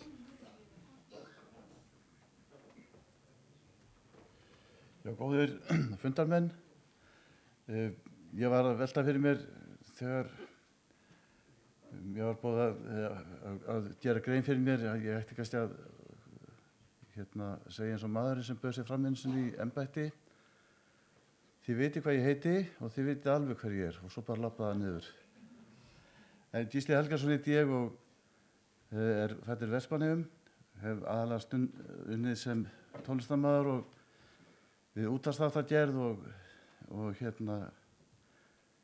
í hljóðupptökur og hef haft forgöngum að gefa hljóðbækur á almenna markaði og var einn höfund að Blindrabókasafni Íslands á sín tíð.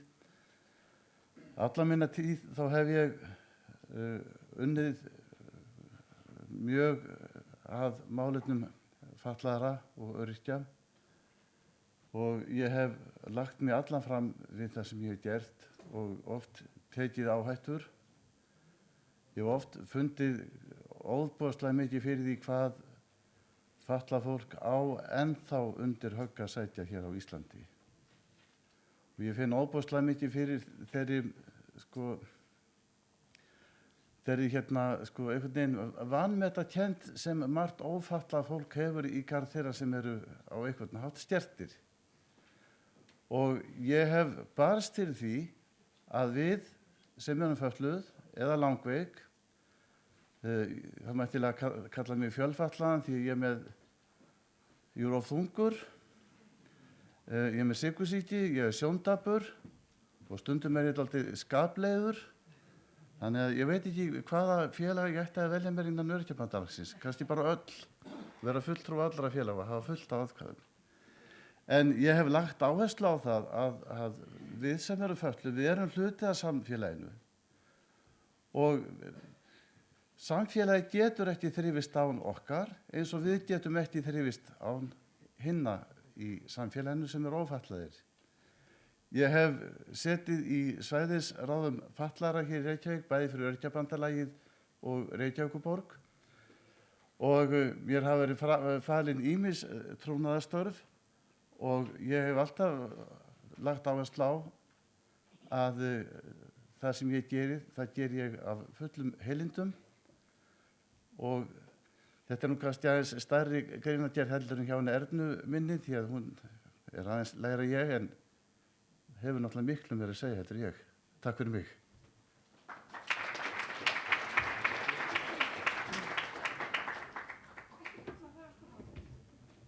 Já, takk fyrir það. Við erum oft aldrei freygt til fjörsins hér, sérstaklega ég í fundarstjórn.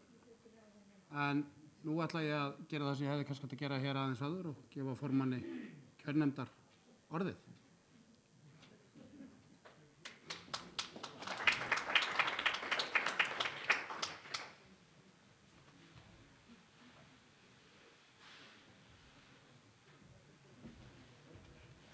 Já, góðir fundarmenn, við gerðum smávægilega athugasemd við fundarstjórnina, þannig bara því að mér finnst svo gaman að koma hér í pontu og tala við ykkur. Það er eingöngu þess vegna. En kjörnefnd tók til starfa núna snemma í ágúst og það blasti við það vandamál að spurja þá sem voru í sætum sem áttu að kjósa í aftur hvort þeir myndu gefa kost á sér.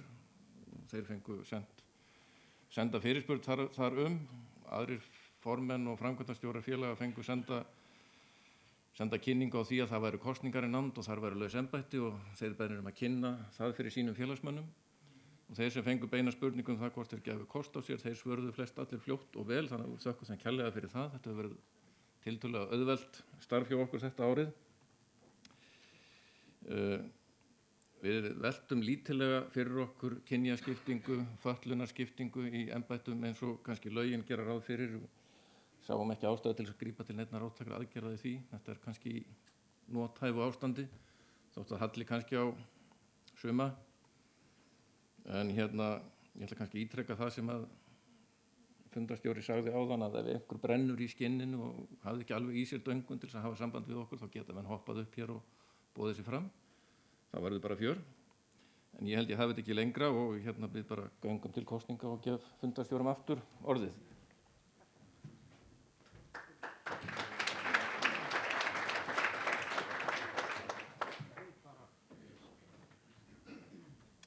Takk fyrir það. Við vorum komin hér inn í kosningu ritara til 2 ára. Frambjóðendur eru 2 og búin að kynna sig báðir. Þannig að nú er bara næsta dagskrá að kjósa. Þá þurfum við að fara í nafnakall og það er gaman. Okkur finnst gaman að heyra röddina í okkur. Þá þurfum við að lesa hér lista og hvetja alla til að koma í sali einhverju frammi. Þá bara hefjum við lestur ADHD-samtökin, Björk Þórarinsdóttir. Við skulum biðja fólkum að hafa þögn á meðan nafnakallið stendur. Björk Þórarinsdóttir. Ellen Kalmon. Elín Hó Hinriksdóttir. Bregða sig fram. Frá. Sigurvin Lárus Jónsson. Sama, fyrir ekki þið. Eru ekki í húsi, sem sagt. Vilhjálmur Hjálmarsson. Ástyrktafélag Halldór Steingrímsson. Sólveig Steinsson. Una Guðlaug Haraldsdóttir.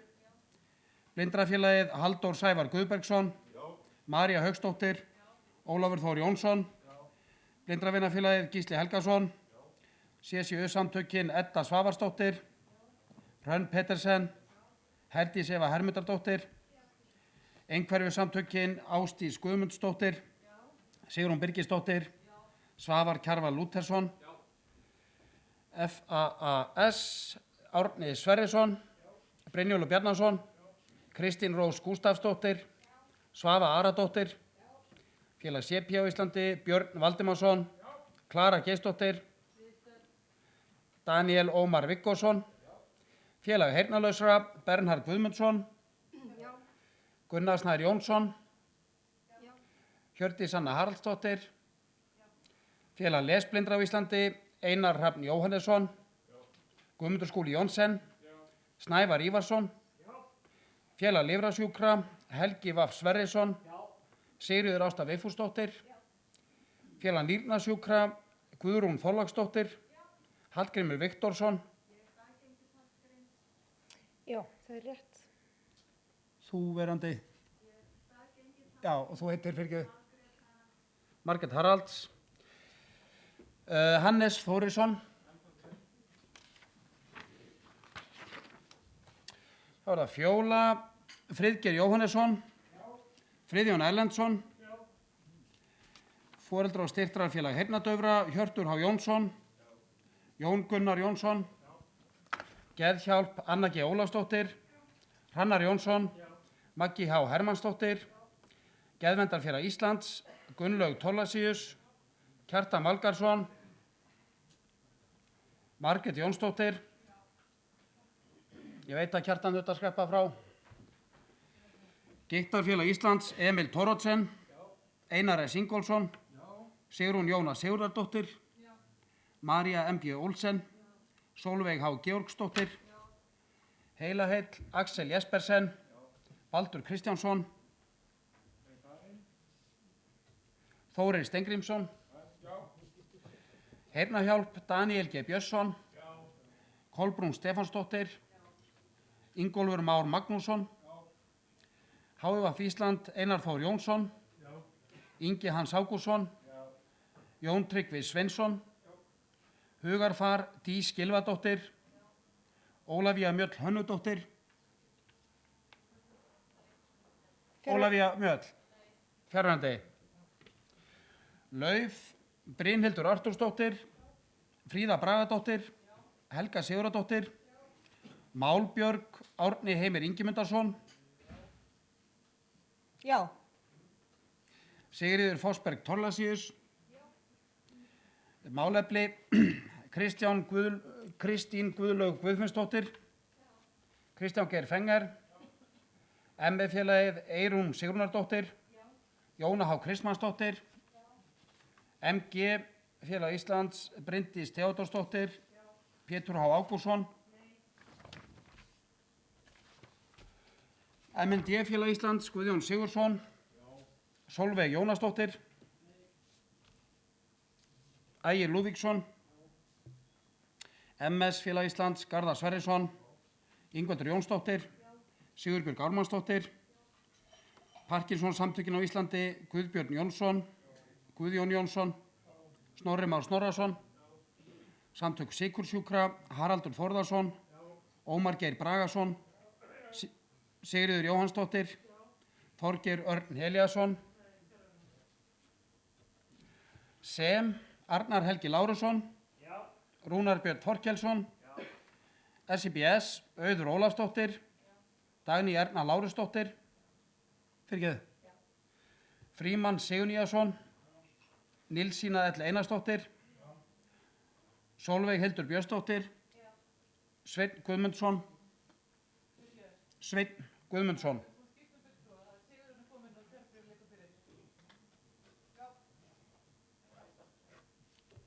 Þá Sigurjón Einarsson, hann þá hér. Sjálfsbjörg, Bergur Þóri Benjaminsson, Grétar Pétur Geirsson, Guðbjörg Kristín Eiríksdóttir, María Óskarsdóttir, Spóex, Erna Argrímsdóttir, Jónína Ólöf Emilsdóttir, Ingvar Ágúst Ingvarsson, Þorsteinn Þorsteinsson, Stómasamtök Íslands, Inger Rós Jónsdóttir, Jón Þorkelsson, Sigurður Jón Ólafsson, Styrktarfélag lamaðra og fatlaðra, Alda Róbertsdóttir. Kristín Björnsdóttir. Ha? Viltu lista? Vitlausa. Eða ég. Já, fyrirgefðu. Ég er bara með þessu tvo. Já, lestu þú.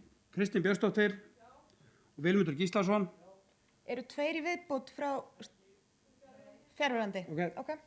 Og Túrið-samtökin á Íslandi Erla Sólrún Valtýsdóttir, Íris Árnadóttir og Örnólfur Tólasíus. Er einhver hér sem var ekki lesin upp? Þá ekki við á með gamla lista. Flottu þetta.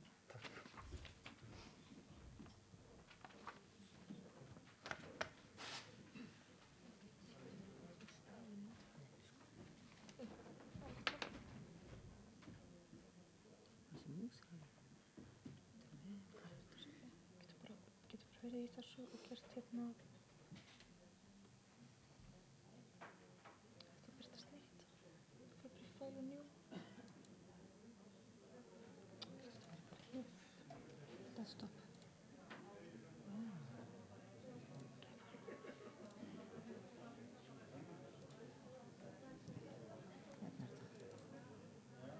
Kostnad og sölu.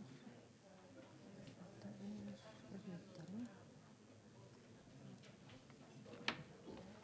Gerum þetta ekki bara stafrósað? Arna, A-B-C-D-E ekki, jú, Arna. Arna Argrímsdóttir.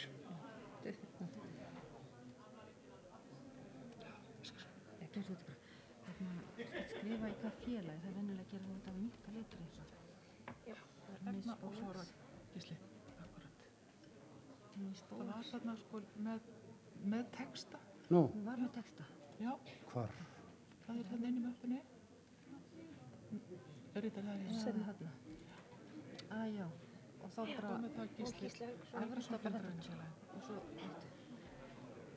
Þetta er svo leiðilegt að fara í þetta mál. Á ég ekki að gera þetta? Ég veist það. Þetta er allt í góðum. Það er Gísli Helgason.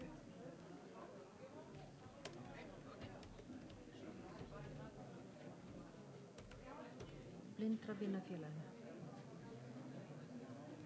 Blindravinafélaginu. Blindravinafélaginu. Það var ekki að beina. Já. Kontróli sitt. Jæja, ágætu fundarmenn. Þá er verið að dreifa til ykkar kjörseðlum. Það er eins og áðan að mér minnir að séu margir bókstafur áðum en við nýtumst bara við A og B. förum hér eftir stafrófsröð.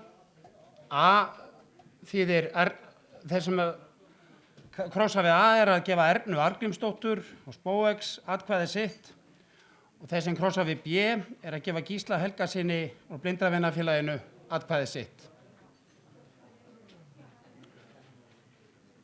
Þetta er kosning til ritara Blindrafélagsins til 2 ára.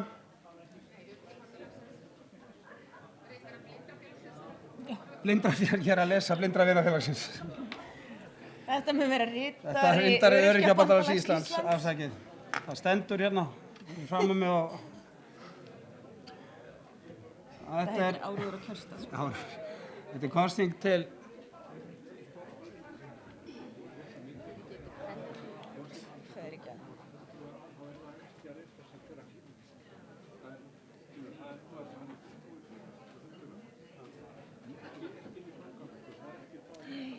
Við vorum samt beðin að...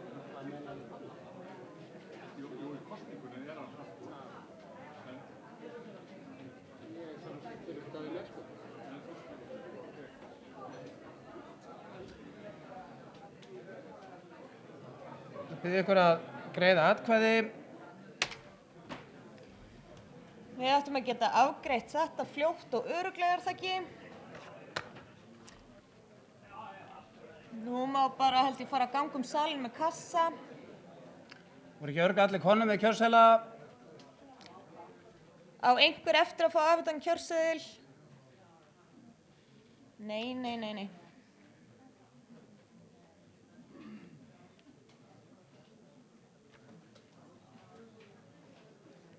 Þá er spurning hvort að, hvað segja starfsmenn? Þú vil ekki bara fara að ganga og taka saman?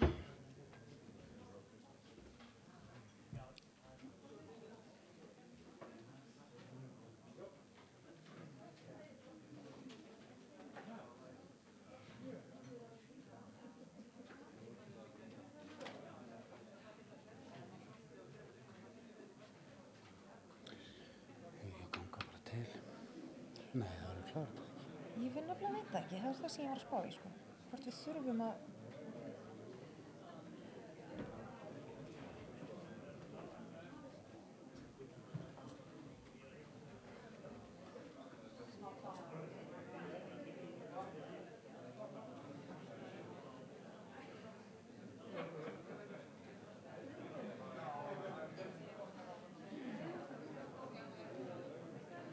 Við verðum...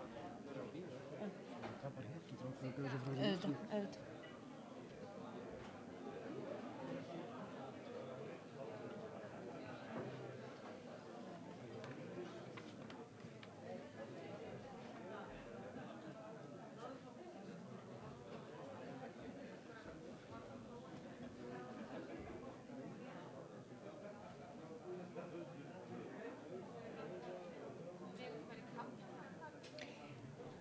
Má ekki bara bjóða ykkur að...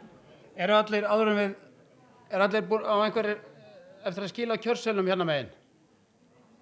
Já, þarna er kjörseðill. Endilega,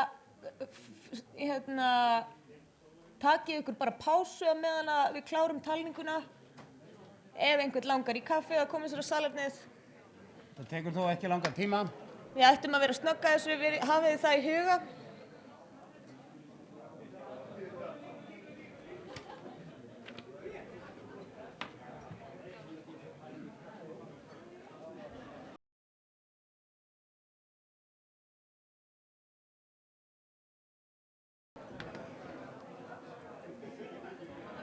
Jæja, ágætu fundarmenn, við skulum fara að koma inn í salinn og halda dagskrá áfram.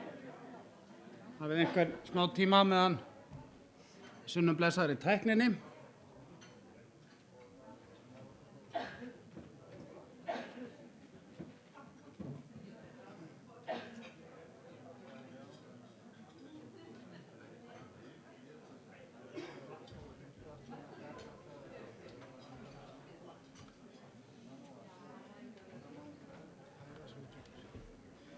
Sambandi, aftur í samband, Windows, projektor.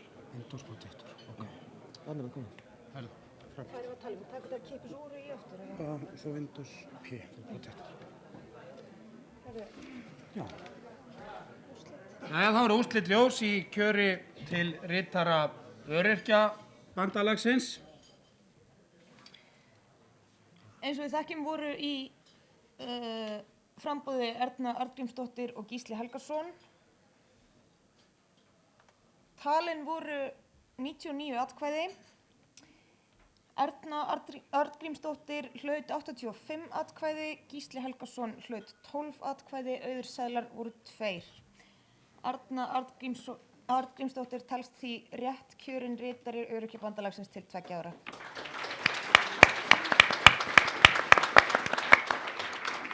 Þá vindum við okkur í næstu kosningar. Tillaga kjörnefndar til embættis meðstjórnanda til 2 ára erum Emil Thoroddsen frá Gigtarfélagi Íslands og núverandi meðstjórnandi. Eru fleiri sem gefa kost á sér sem meðstjórnandi? Svo er ekki og telst á Emil Thoroddsen rétt kjörinn.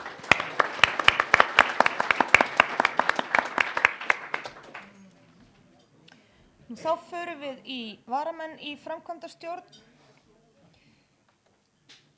Allir núverandi varamenn í framkvæmdastjórn gefa áframhaldandi kost á sér. Það er kosið til 1 árs. Þau eru Hjördís Anna Haraldsdóttir frá félagi heyrnarlausra, Karl Þorsteinsson Ás styrktarfélagi og Ægir Lúðvíksson MND félaginu. Eru fleiri sem gefa kost á sér sem varamenn í framkvæmdastjórn? Þegar svo er ekki, þá teljast Hjördís, Karl og Ægir rétt kjörinn til 1 árs. Þá ber okkur að kjósa skoðanamenn reikninga ÖBÍ 2014-15. Hér er tillaga Daniel G. Björnsson frá Heyrnarhjálp og Fríðu Bragadóttur og Laufi félagi Flogaveikra. Þau eru bæði núverandi skoðanamenn og gefa áframhaldandi kost á sér. Og það er kosið til 1 árs. Já. Fleiri sem vilja gefa kost á sér sem skoðanamenn reikninga? Svo er ekki og teljast þau rétt kjörin. Þá er það laganefnd ÖBÍ 2014-15. Núverandi fulltrúar gefa öll kost á sér til áframhaldandi setu. Þau eru Halldóra Ingvadóttir og Gigtarfélagi Íslands, Ingi Hans Ágústsson frá HVF Ísland, Ingveldur Jónsdóttir, MS félagi Íslands, Ólína Sveinsdóttir, Parkinson samtökunum og Svavar Kjarval, Einhverfu samtökunum. Að auki hefur boðið sér fram til setu í laganefnd Eyþór Kampan Þrastarsson frá Blindrafélaginu. Það er kannski rétt að við, ertu að beðja orðið, Halldór? Kannski áður en að Halldór fær orðið rétt að við getum þess að við víxluðum þessu samkvæmt dagskrá. Við tókum G-lið á undan F-lið. En ég tel að það eigi ekki endilega að koma sök. Það er stafrófið bara haft til hliðsjónar. Gjörðu svo vel, Halldór.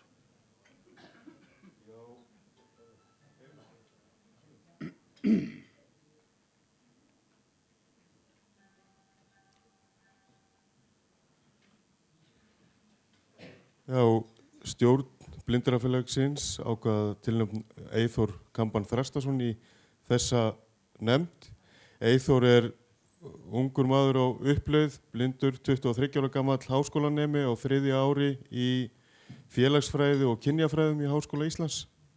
Kannski rétt að gamall sundmaður keppti á Ólympíuleikum fatlara fyrir nokkrum árum síðan. Kannski kannist við pilt. Takk fyrir. Hann er semst ekki á... Hann er ekki á, nei, er ekki fulltrúi Blindrafélagsins en er sagt hægt að tilnefna eins og við höfum skilið þetta. Já. Hann er í kjöri og við þökkum fyrir þessa kynningu. Þá skulum við gefa hinum frambjóðendunum kost á að segja örfá orð hvert sig sjálft. Halldóra Ingvadóttir. Hún er erlendis, einhver sem vill kynna hana á sama hátt og Halldór Gerði, Fengi Eyþór. hljóðnum að hingað. Kannski best. Ha? Hvern þá? Já, dró framboð sitt tilbaka eru okkar upplýsingar. Kristján Geir Fengar. Ertu ekki að tala um hann? Já, við fengum þér upplýsingar um að hann hefði dregið framboð sitt tilbaka. Örfá orð Halldóru. Má ég gera þetta aðeins öðruvísi? Ég sem sagt heiti Ingveldur Jónsdóttir og er formaður laganefndar. Svavar, ætlar þú að tala? Ok, sko, laganefnd er búin að starfa núna allt þetta ár og í núverandi laganefnd sitja eins og áður kom fram, ég ætla nú ekki að hafa þetta langt þar sem að Kolbeinn taldi okkur upp, Ólína, Ingveldur, Dóra og Svavar. Þetta er allt saman fólk á mjög ólíkum aldri, af mjög ólíkum uppruna, með ólíka menntun, en þetta hefur reynst okkur mikill styrkur í þessu starfi. Við erum búin að vinna mjög vel saman. Og núna erum við búin að vinna þessi draugalögum sem að þið munu kjósa hér á eftir og ég vona náttúrulega innilega að þau verði samþykkt að minnsta mestu leyti.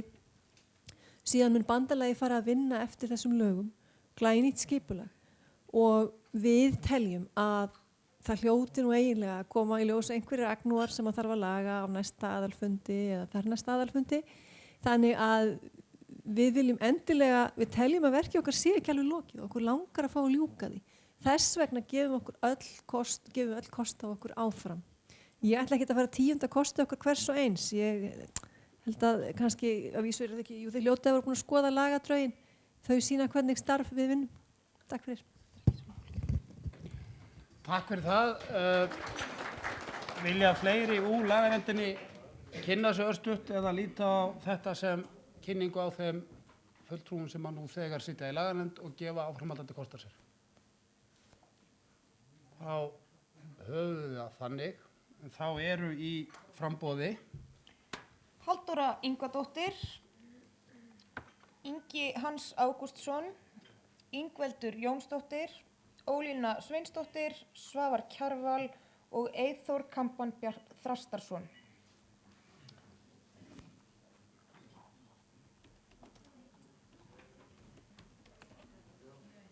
Já, þetta stundur Dóra, hún heitir Halldóra. Gjörðu svo vel, Halldór.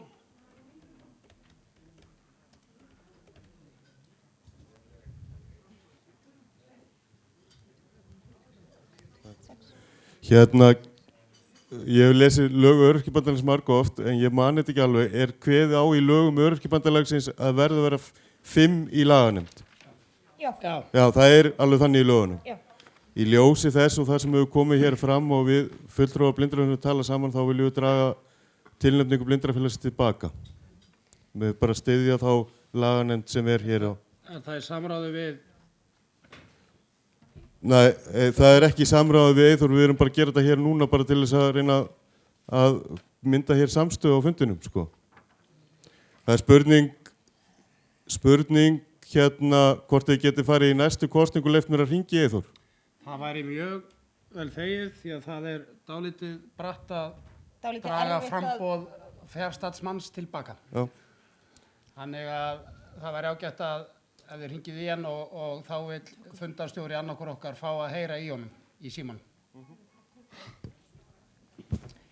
Nú þá förum við aftur á bak í stafrófinu og göngum til kosninga kjörnefnd 2014 til 15. Þar gefa allir núverandi fulltrúar í kjörnefnd áframhaldandi kost á sér. Þau eru Albert Ingason, Dagný Erna Lárusdóttir, Jón Þorkelsson, Sigurbjörg Ármannsdóttir og Sigurður R. Sigurjónsson. Eru fleiri sem vilja gefa kost á sér? Svo er ekki og talst þá kjörnefnd rétt kjörin.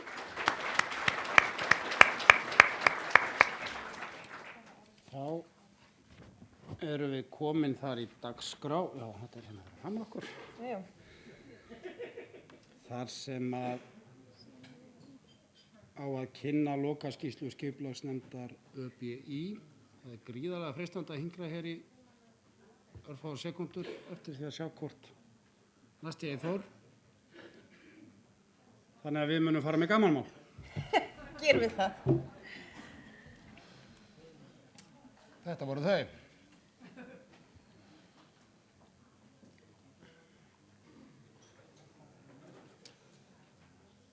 ef að það skýrist ekki á allra næstu sekúndum, mínútum, held ég að við ættum að fresta þessu bara fram með næsta leið. Já, við bara Geyma þá, við skulum aðeins, ég sé hann í símanum nefnilega. Já, ok. Mögulega getum við frestað þessum lið fram yfir umræðu lokaskýrslur skipulagsnefndar. Þetta var fyrir Eyþór.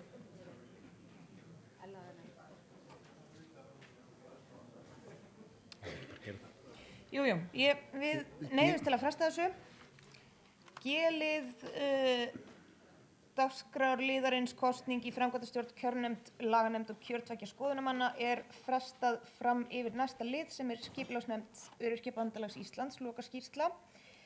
Og við ætlum að biðja Fríðu Bragadóttur að koma hingað og kynna skýrsluna.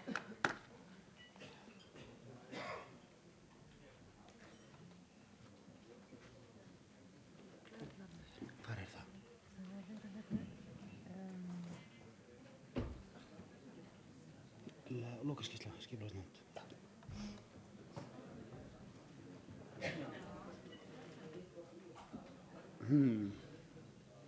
Já, slideshow. Ég er að vera svo mikið tæknitrall. Já, þú bara ítir, já, og nokkuð hérna bara next slide. Þarna, já. Eða bara,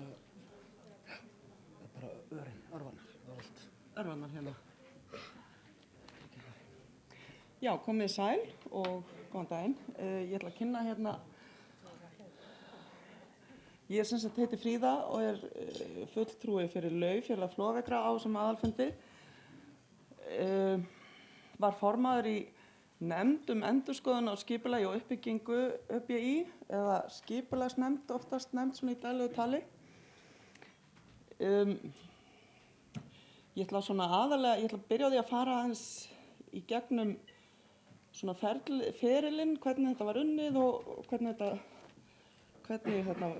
við gerðum hlutina og svo svona renna aðeins í gegnum tillögurnar eftir það. Upphaf málsins er að framhaldsaðalfundur ÖBÍ 7. nóvember 2012 samþykkti, eða ef ég lesi hérna upp á fundargerðinni, Guðmundur Magnússon, formaður ÖBÍ, lagði fram tillögu framkvæmdastjórnar að fela aðalstjórn ÖBÍ að skipa 7 manna nefnd til að endurskoða uppbyggingu, skipulag og aðild félagasamtaka að ÖBÍ. Fundarstjóri bar tillögu framkvæmdastjórnar undir fundarfulltrúa og tillagan var samþykkt samhljóða. Reyndar sá ég, eða las í einhverju fundargerð einhvers staðar að það hefði fyrir þennan tíma verið starfandi einhvers konar undirbúningsnefnd í sambandi við þetta mál, en ég hef því miður bara engar upplýsingar þá nefnd eða hennar störf. Í aðalstjórn 13. desember 2012 undir 5. lið í fundargerðinni nefnd til að endurskoða uppbyggingu og skipulag ÖBÍ, samanber samþykkt aðalfundar ÖBÍ 2012. Þar kemur fram, formaður lagði til að hvert aðildarfélag sendi inn tillögur 1 til 2 aðila í nefndina. Framkvæmdastjórn mun fara yfir tillögurnar, setja saman 7 manna nefnd og ráða starfsmann. Margt þarf að hafa í huga, stærð félaga, tegund fötlunar og svo framvegis. Það var í þessari fundargerð kom einnig fram, svona til gamans má geta þess, að einhverju aðalstjórnarmenn töldu að starfi í svona nefnd ætti að vera launað, en það var ekki, bara svo því sé haldið til haga. 17. janúar á aðalstjórnarfundi formaður sagði frá því að óskað hefði verið eftir tillögum frá aðildarfélögum ÖBÍ. Framkvæmdastjórn fór yfir þær tillögur sem bárust og útbjó tillögur til framlagningar á aðalstjórnarfundinum og meiningin er að starfsmaður verði ráðinn til að vinna með nefndinni. Yfirgnæfandi meirihluti fundarmanna samþykkti tillöguna, enginn var á móti. Og nefndina skipuðu þá samkvæmt því, sú sem hér stendur, Fríða Bragadóttir, tilnefnd af Lauf og samtökum sykursjúkra, kjörum formaður nefndarinnar, Auður Ólafsdóttir frá SIBS, Björk Þórarinsdóttir frá ADHD-samtökunum, Bryndís Snæbjörnsdóttir frá Styrktarfélagi lamara og fatlaðra. Hún sagði sig svo frá starfi í nefndinni haustið 2013 vegna anna við önnur störf. Daniel Björnsson, Heyrnarhjálp, Emil Thoroddsen, Gigtarfélaginu, Kristinn Halldór Einarsson frá Blindrafélaginu og svo kom Ægir Lúðvíksson frá MND-félaginu inn þegar Bryndís hætti haustið 2013 fyrir árið síðan. Við fengum erindisbréf frá framkvæmdastjórn dagsett 11. febrúar 2013 og þar voru tíundar 4 spurningar. Hvernig skal háttað aðild að bandalaginu, þar að segja hvers konar félög, á að deildaskipta bandalaginu og þá hvernig á atkvæðavægi að vera innan bandalagsins og fyrirkomulag kosninga, skal vera aðalfundur árlega eða sjaldnar. Öllum þessum spurningum er svarað í skýrslunni okkar og tillögum. Nefndin hittist svo fyrst í mars og svo kom nú páskafrí og svo fórum við í að finna okkur starfsmann og í apríl var Hrönn Pétursdóttir rekstrarhagfræðingur og sjálfstætt starfandi ráðgjafi ráðinn til starfans. Á fundi í maí komst nefndin að þeirri niðurstöðu að til að geta mætt samþykkt aðalfundarins þyrfti starfið að vinnast í víðara samhengi en erindisbréfið sagði til sem og að skoða þyrfti málin út frá hlutverki og starfsemi ÖBÍ þar sem skipulag ætti að styðja við tiltekna starfsemi. Verkáætlun var stillt upp til samræmis við þessa niðurstöðu, kynnt fyrir framkvæmdastjórn þann sama mánuð og í framhaldi hófst vinnan. Þar að segja, við svörum öllum spurningunum sem kom í erindisbréfinu en raun ræðum ennþá fleira og tókum fleira fyrir, heldur en þar kom fram. Við skiptum vinnun okkar þetta skiptist í nokkra áfanga. Fyrst var greining á stöðunni eins og hún var á þeim tíma, eða er núna, og það var unnið á tímabilinu júní til september 2013. Svo var að skoða gögnin úr þeirri greiningu og svo aðrar tiltækar upplýsingar og gera uppkast að tillögum október 2013 til janúar 2014. Í febrúar bárum við það uppkast undir aðildafélögin, fá umræður, fyrirspurnir og athugasemdir. Eftir það að gera nýtt uppkast með breytingum miðað við tillögur frá aðildafélögunum og svo í apríl að bera nýja uppkastið undir aðildafélögin og leggja fyrir spurningar vafaatriði og í maí 2014 skiluðum við svo lokaskýrslu. Fyrsti liðurinn í vinnunni var sem sagt þessi greining á núverandi stöðu.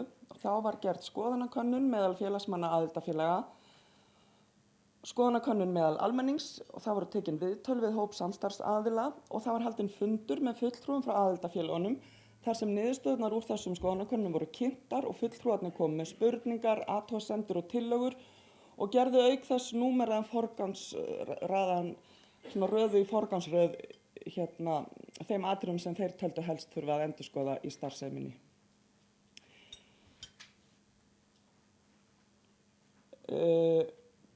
Bara að því ég var spurð það á einum kynningarfundinum daginn.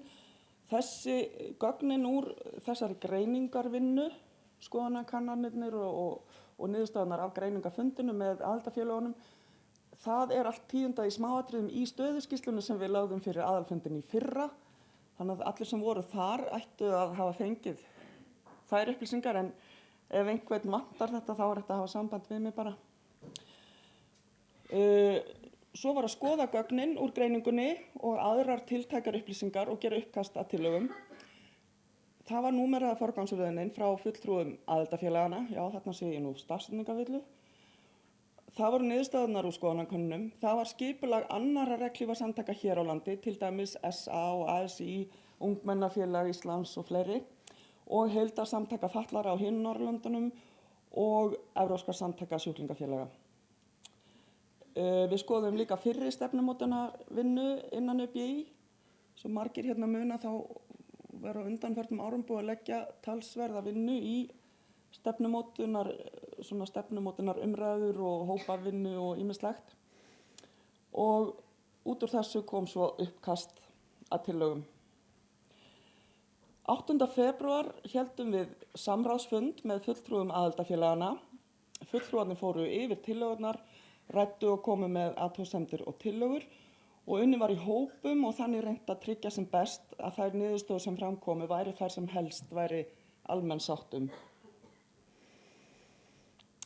Eftir þann samráðsfund þá tókum við allar athugasemdir, skoðanir og umræður frá þessum samráðsfundi, athugum þá og skoðum og það allt metið út frá því hver almenn samstaða var það sem framkom. Og breyttum tillögunum okkar, bættum við þar og tókum út allt eftir því hvað samráðsfundurinn hafði sagt hverja tillögu. 5. apríl var haldinn annar samráðsfundur með fulltrúum aðildarfélaganna. Farið yfir nýja útgáfu af tillögunum og bornar undir fundin nokkrar beinar spurningar atriði sem nefndinni fannst enn leika vafi á. Svörin við spurningunum tekin inn í tillögurnar miðað við meirihluta álit á þessum fundi og tillögurnar aðlagaðar að athugasemdum sem fram komu. Í byrjun maí skilaði nefndin svo lokaskýrslu til framkvæmdastjórnar og 9. maí var skýrslan send á netföng allra aðildarfélagana á alla formenn og framkvæmdastjóra aðildarfélagana. 27. maí var skýrslan lögð fram í aðalstjórn og í kjölfarið hófst vinna laganefndar sem unnin var í miklu og góðu samráði við skipulagsnefndina. Einn nefndarmanna, Kristinn H. Einarsson frá Blindrafélaginu, skilaði séráliti. Kristinn var sammála skýrslu nefndarinnar en taldi að vinnu hennar væri ekki lokið með þessari skýrslu. Hann taldi að skipulagsnefndin ætti einnig að útbúa frumvarp að nýjum lögum út frá efni skýrslunnar. Hann útbjó slíkt frumvarp til nýrra laga og skilaði til laganefndar og kynnti fyrir framkvæmdastjórn og ég hygg að þetta frumvarp hans hafi verið eitt af vinnugögnum laganefndarinnar í þeirra vinnu. Það voru haldnir 3 fundir með aðildarfélögunum. Í ÖBÍ eru 37 aðildarfélög, 28 þeirra tóku þátt í samráðinu með því að senda fulltrúa, oft voru 2 frá hverju félagi, á 1 eða fleiri af fundunum. 9 félög tóku ekki þátt í neinum fundana. Niðurstöður skýrslunar eru unnar eins og frekast var unnt út frá meirihluta áliti fulltrúa aðildarfélagana á samráðs- og greiningarfundum. Tillögurnar endurspegla því alls ekki endilega persónulegar skoðanir nefndarmanna, heldur það sem almenn sátt var meðal þeirra sem þátt tóku í samráðsvinnunni. Almennt var þó innan ofangreinds ramma lagt upp með að finna leiðir sem almenn samstaða væri líka innan nefndarinnar. Tillögur í skýrslu skipulagsnefndar lúta að hlutverki og starfsemi ÖBÍ, aðildarfélögum og aðildarskilmálum, skilmálum úrsagnar, ábyrgð og réttindum aðildarfélaga, skipulagi bandalagsins, aðalfundi, stefnuþingi, stjórn, framkvæmdaráði, formannafundum og málefnahópum. Við gerð tillagna var horft til þess að samræma hlutverk, starfsemi og skipulag ÖBÍ en ákveðið ósamræmi hefur verið í slíku ef horft annars vegar til lagabandalagsins og hins vegar stefnu þess frá 2009. Í ljósi niðurstöðu greiningarvinnunnar miða tillögur nefndarinnar starfsemi og skipulag ÖBÍ meðal annars að því að stuðla að sameiginlegri sýn og afstöðu innan ÖBÍ og þar með skýru umboði til athafna. Aðildarskilmálar séu í samræmi við skilgreint hlutverk og starfsemi ÖBÍ, að hlutverk og skuldbinding aðildarfélaga í starfi ÖBÍ sé skýr, að stuðla að virkri þáttöku allra aðildarfélaga, samráði og upplýsingaflæði, að tryggja samstarf við landsbyggðina til jafns við höfuðborgarsvæðið og að ýta undir þáttöku fólks yngra en 40 ára. Það var til dæmis eitt af því sem kom mjög greinilega fram í skoðanakönnunum og í greiningunni að unga fólkið okkar sér sig ekki alveg svona, reyndar sé ég nú hérna, það er afstætt hvað er ungt fólk, kannski finnst mér einhverju vera ungir hérna sem að ég ætla að renna í fljótheitum yfir tillögurnar og svona bæta inn í þar sem að mér finnst vera ástæða til að ræða eitthvað nánar. Tillaga 1 lagt til að hlutverk ÖBÍ verði að starfa í þágu aðildarfélaga sinna, að vinna að hagsmunum fatlaðs fólks, einstaklinga með langvinna sjúkdóma og aðstandenda þeirra. Og tillaga 2 lagt til að starfsemi ÖBÍ snúist viðfangsefni sem eru sameiginleg fyrir aðildarfélögin. Hver viðfangsefnin eru verði nánar skilgreint í stefnumótun og starfsáætlun hverju sinni. Að starfsemi ÖBÍ geti snúist mál sem snerta starf einstaks aðildarfélags og eða einstakra hópa, fatlaðs fólks, einstaklinga með langvinna sjúkdóma og aðstandenda, þegar aðildarfélag eða aðildarfélög óska eftir aðstoð eða málefni stangast ekki á við aðra vinnu ÖBÍ.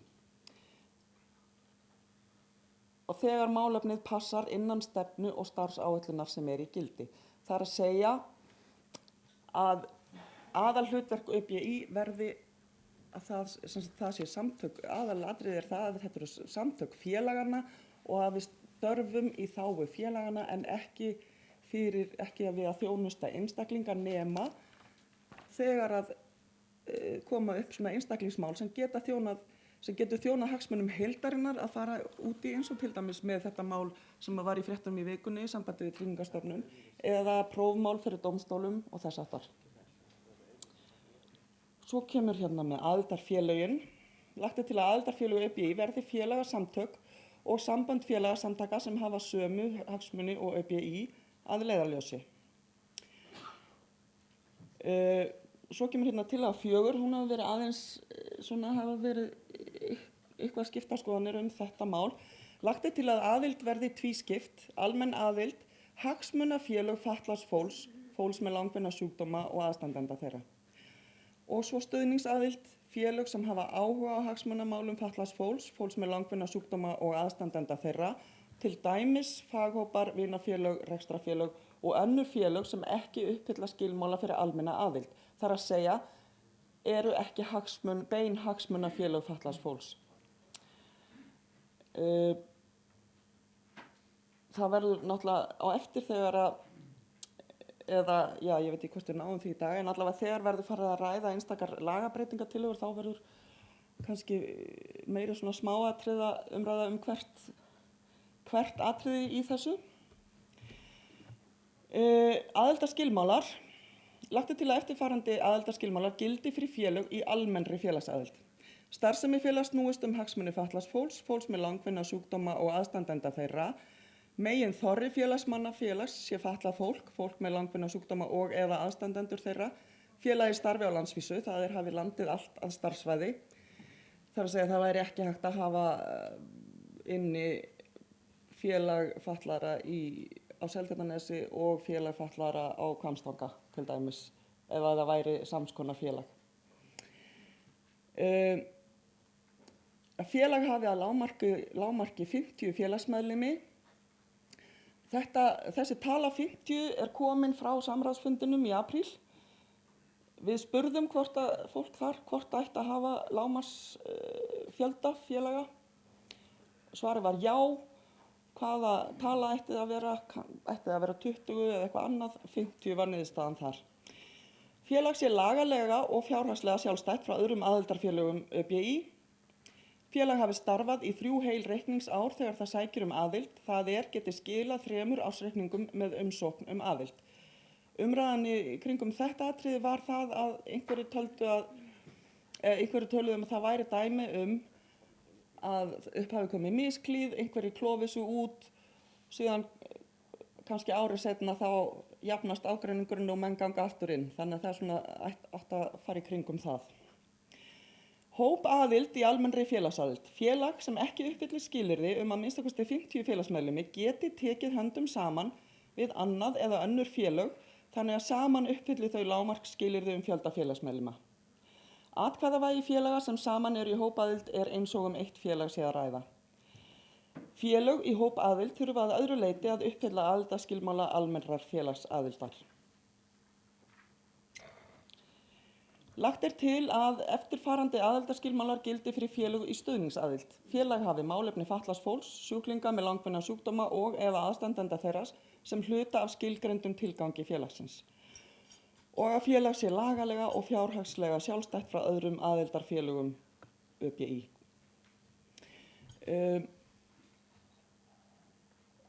Það var rætt það hérna á nokkrum kynningafundunum að talaði að þetta með stuðningsaðild að það gæfi hugsanlega möguleika á því að hvaða félag sem geti sótt Þarna náttúrulega skilyrði sett alveg formlega skilyrði fyrir því að það sé hægt að sækja sem stuðningsaðili og svo hitt að auðvitað þarf aðalfundur alltaf, eins og kom nú í ljós hérna áðan, að samþykkja slíka inngöngu. Tillaga 7 lagt er til, það nú bara svona, ekki að lesa það nú bara svona hefðbundið úrsögn. Ábyrgð og réttindi aðildarfélaga í almennri félagsaðild. Félög bera ábyrgð á að taka virkan þátt í sem flestu starfi ÖBÍ innan þess ramma sem settur starfið hverju sinni. Félög bera ábyrgð á að greiða félagsgjöld. Félagsgjöld eru greidd samkvæmt fjölda félagsmanna og fer upphæðin eftir ákvörðun aðalfundar hverju sinni. Það voru einhverjir sem voru hissa á þessu. Þetta var rætt sérstaklega á samráðsfundi og flestir sammála að hafa þetta inni. Þetta inni í reglunum eins og þær eru núna. Möguleiki á því að aðalfundur geti ákveðið félagsgjöld þó að því hafi ekki verið beitt núna undanfarin ár. Mér sagt að það hafi verið gert áður fyrr. Félög eiga rétt á fullri og virkri þátttöku í öllu starfi ÖBÍ innan þess ramma sem settur starfið hverju sinni. Félög eiga rétt á kjörgengi og að greiða atkvæði í öllu starfi ÖBÍ. Félög eiga rétt á að nýta alla þjónustu sem ÖBÍ býður upp á og félög eiga rétt á að sækja styrki sem ÖBÍ veitir samkvæmt reglum sem settar verða þar að lútandi. Og ábyrgð og réttindi aðildarfélaga í stuðningsaðild. Félögin bera enga ábyrgð á starfi ÖBÍ. Félögin eiga rétt á að taka þátt og tjá sig á aðalfundum, stefnuþingum og í málefnastarfi ÖBÍ. Þar að segja að þau hafa málfrelsi, þó þau hafi ekki kjörgengi eða kosningarétt. Síðan kemur skipulagið. Það aðalfundurinn. Þetta nú hefðbundin svona ákvæði nema það sem þarna breyting tímasetningin. Aðalfundur haldinn árlega fyrir 15. júní. Þessi breyting kom inn meðal annars vegna óska yfirstjórnar bandalagsins. Þar sem að það væri svona þægilegra praktískt séð fyrir þá sem stjórna, þar að segja formann og varaformann og þá sem í forsvari, að hafa betri tíma til að kynna sér mál og svona áður en pólitíska starfið á Alþingi og fjárlaga gerð og allt slíkt fer á fullt strax í september. Að það hafi til dæmis þegar formaður tók við nýr síðast, þá var það í nóvember og þá sé orðið ansi langt liðið á starfsárið og erfitt að koma sér inn í mörg og flókin mál á stuttum tíma. Annars bara þetta með, svo kemur með tímasetningar tilnefningar fyrir aðalfund og þess aftar. Svo kemur eitt sem nýmæli, stefnuþing. Stefnuþing haldið annað hvert ár á fyrsta ársfjórðungi ársins. Þetta var rætt reyndar á aðalstjórnarfundum daginn. Ég held að niðurstaðan hafi verið svo að hafa þetta árlega. Hlutverk stefnuþings að móta stefnu og leggja með öðrum hætti línurnar í starfsemi og kröfum ÖBÍ. Aðalfundur samþykkir niðurstöðu stefnuþings á sama ári. Það að segja að þarna sé auka svona stór fundur þar sem gefst betri tími og rúm til þess að hafa í frammi málefnalega umræðu bara hver þau málefni sem efst eru á baugi hverju sinni. Það oftast ekki nægur tími í djúpar umræður á svona aðalfundi. Stefnuþing sitja fulltrúar allra aðildarfélaga og fjöldi sá sami og á aðalfundi. Aðildarfélög tilnefna fulltrúana mánuði fyrir fund og þurfa þeir að vera virkir í starfi félagsins. Það í tillögunum okkar á nokkrum stöðum kemur að þeir sem eru tilnefndir þurfi að vera virkir í starfi félagsins. Þessi setning kom inn vegna umræðu það að allt of oft væru þeir sem væru fulltrúar félagsins á vettvangi ÖBÍ, til dæmis í aðalstjórn, einhver sem jafnvel að öðru leyti kæmi ekkert eða lítið að starfi félagsins, sæti ekki í stjórn eða hitti jafnvel ekki á milli aðalstjórnarfunda neinn annan frá félaginu, þannig að tengingin milli stjórnar Öryrkjabandalagsins og félagana væri ekki nógu sterk. Þess vegna orðuðum við þetta svona, að þeir sem eru fulltrúar þurfa að vera einhverjir sem eru í alvörunni virkir í starfi félagsins. Hlutverk stjórnar að móta og tryggja framkvæmd starfsáætlunar á grunni stefnu bandalagsins og í samráði við málefnahópa. Stjórn heldur að lágmarki 8 fundi á ári, í stjórn sitja 13 einstaklingar, þar á meðal formaður, varaformaður og formenn fastra málefnahópa sem kynntir eru hér á eftir. Formaður, varaformaður, formenn fastra málefnahópa og aðrir stjórnarmenn eru kosnir beinni kosningu á aðalfundi til 2 ára í senn. 3 varamenn eru jafnframt kosnir sem hægt er að kalla í þegar stjórnarmaður forfallast. Varamenn og aðildarfélög fá afrit af fundargerðum stjórnar. Stjórnarmenn geti setið að hámarki 6 ár eða 3 kjörtímabil samfleytt. Þegar að lagabreitingatillögurnar voru kynntar í aðalstjórn daginn þá ákvað aðalstjórnin að breyta þessu með fjöldan í stjórn.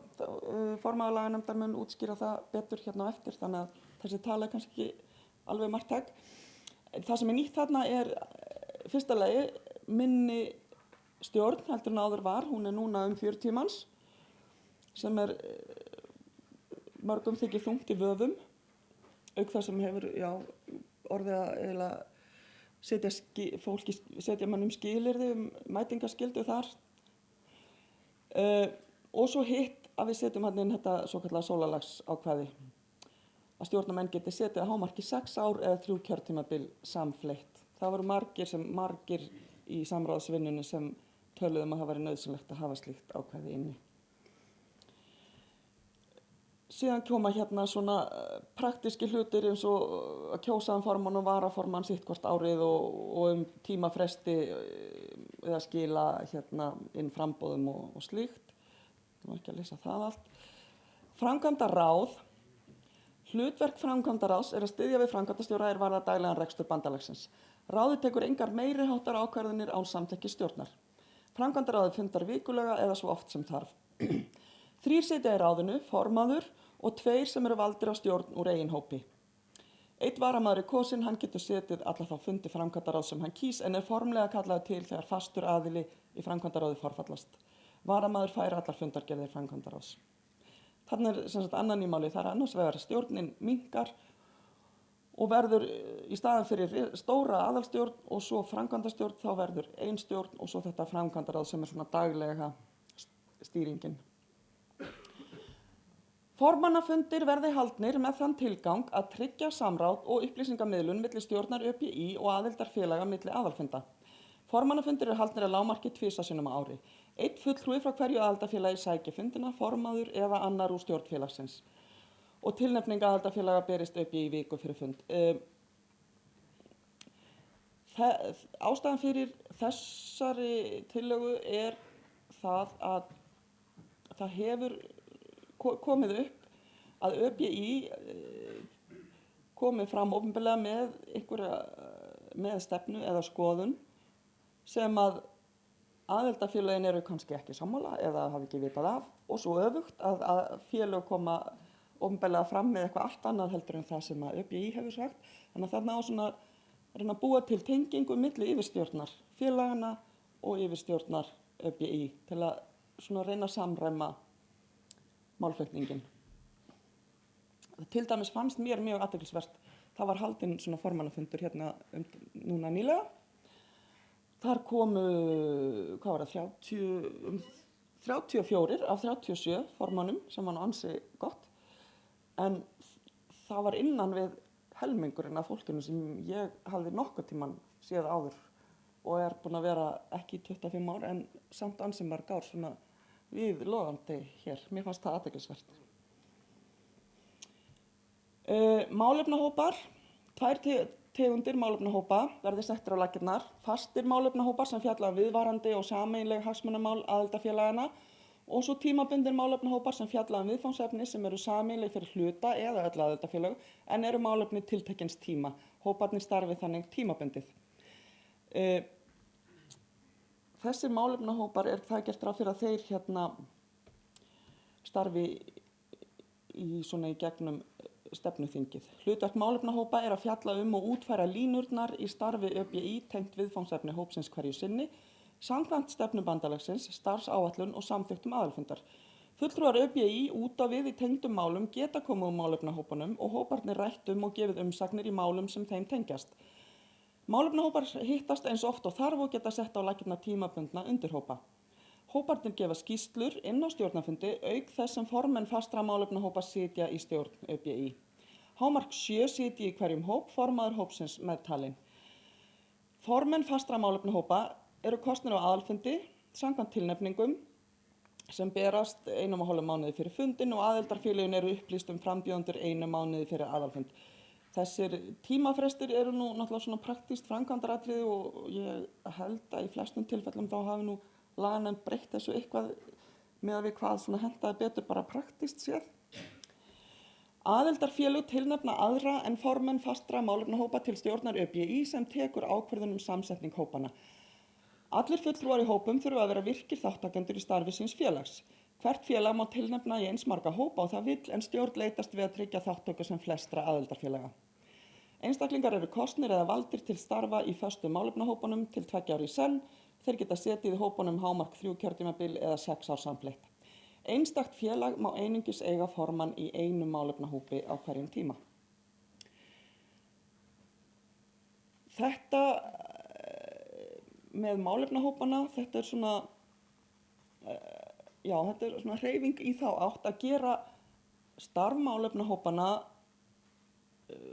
mikilvægara eða gefa því meira vægi í starfi yfirstjórnar ÖBÍ. Að málefnahóparnir skili stefnu í sínum málefnum til stjórnarinnar sem síðan svo stefna sem kynnt út á við. Heyrðu, þá ég hvað ger ég svo til að slökkva þessu?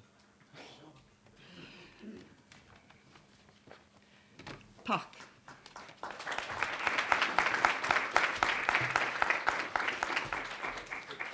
Á ég að fara eða á ég að svara vera hér? Á ég að vera? Ok. Vilt ekki tilla þér bara hérna. En allavega þá eru umræður skýrsluna, formaður ÖBÍ hefur hvatt sér hljóðs til að fylgja hlaði, en mælendaskrá er opin skýrsluna, en Ellen, gjörðu svo vel.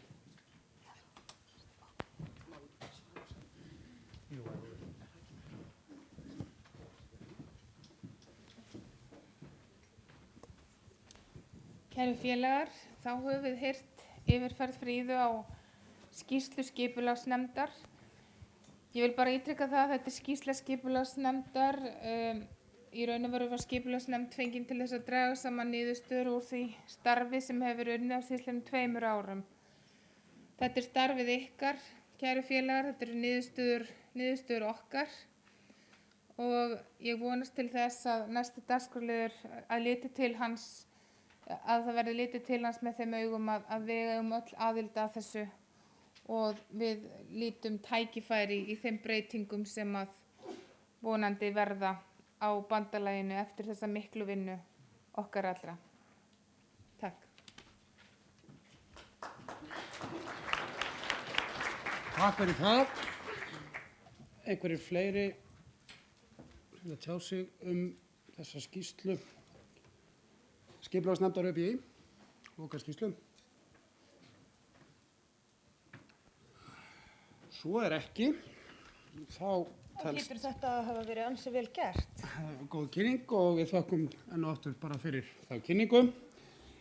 Við frestuðum hér áðan kosningu 5 manna kjörnefndar, laganefndar, Bistfóllots. Og við getum staðfest það að það var hringt í Eyþór. Töluvert af gögnum hér á floti. Allt finnst nú á endanum. Allt komið í flækjur. Nei, hér Já, eins og liggur þetta fyrir. Já, það var hringt í, við ræddum við Eyþór í gegnum síma og vorum 3 í því samtali við Kans og getum staðfest að hann hefur dregið framboð sitt tilbaka. Eftir stendur hins vegar að kjósa fulltrúa í laganefnd. Þá eru einungis 5 í framboði sem öll eru núverandi fulltrúar í laganefnd og gefa öll kost á sér til áframhaldandi setu. Já, nema einhver. Já, nema auðvitað það komi fram fleiri framboð á fundinum. Þetta eru Halldóra Ingvadóttir, Ingi Hans Ágústsson, Ingveldur Jónsdóttir, Ólína Sveinsdóttir og Svavar Kjarval. Einhver fleiri framboð. Svo er ekki, þá teljast við rétt kjörin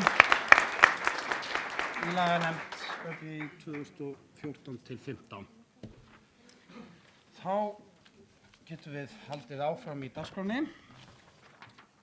Hér hefur komið fram tillaga. Já, næsta dagskrá eru lagabreytingar. En hingað hefur borist skrifleg dagskrártillaga. Liðnum lagabreytingar verði frestað til framhalds aðalfundar. Og undir þetta ritar Bergur Þór Benjamínsson og Sjálfsbjörgu, Landssambandi fatlara. Það er ekki lagðar efnislegar umræður dagskrártillögur.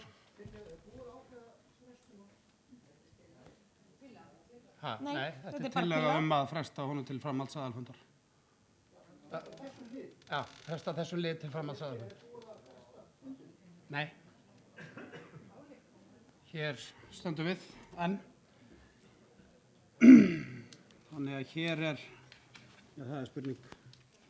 Þetta er ágætis ábending. Í raun er sem sagt verið að leggja hér til að það verði haldinn framhaldsaðalfundur þar sem að þessar lagabreytingar verði ræddar. Já. Það felst þá... Já. Hér er ekkert kveðið á hvenær framhaldsaðalfundur ætti að vera eða neitt slíkt. Viltu á einhvern hátt fylgja þessu úr hlaði? Varðandi tímasetningar, notabenni,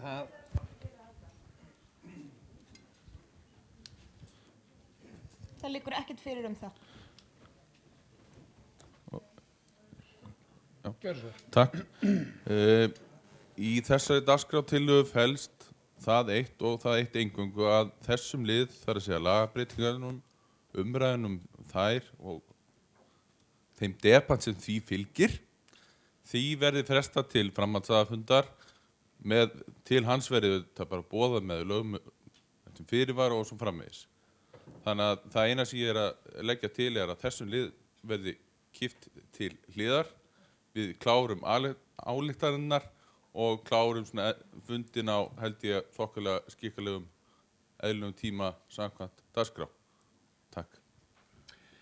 Takk fyrir það. Eins og ég segi, þá er ekki efnislegar umræður dagskrártillögur.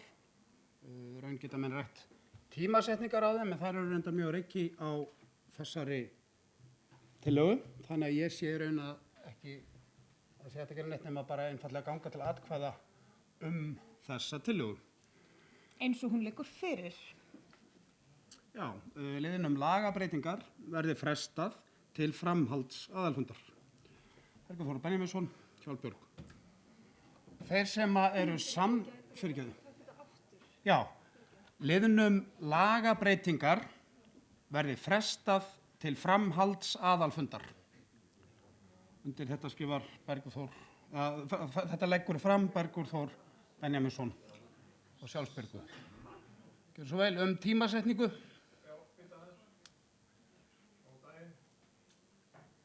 Daniel heiti ég og er frá Heyrnarhjálp, Daniel Björnsson. Ég held að við verðum fyrst að gera tillögu það að við verðum halda framhaldsaðalfund.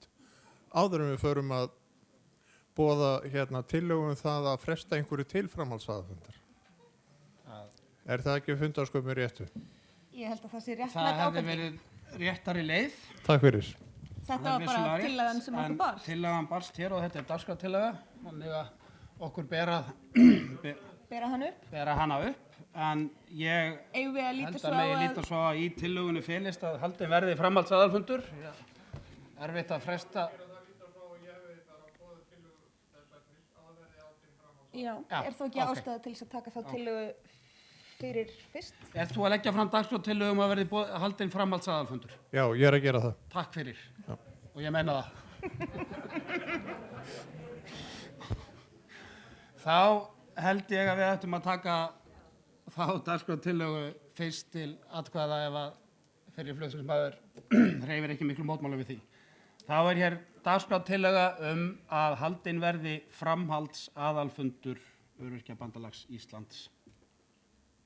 Þeir sem eru samþykkt því gefi merki, þau sem á móti kunna vera.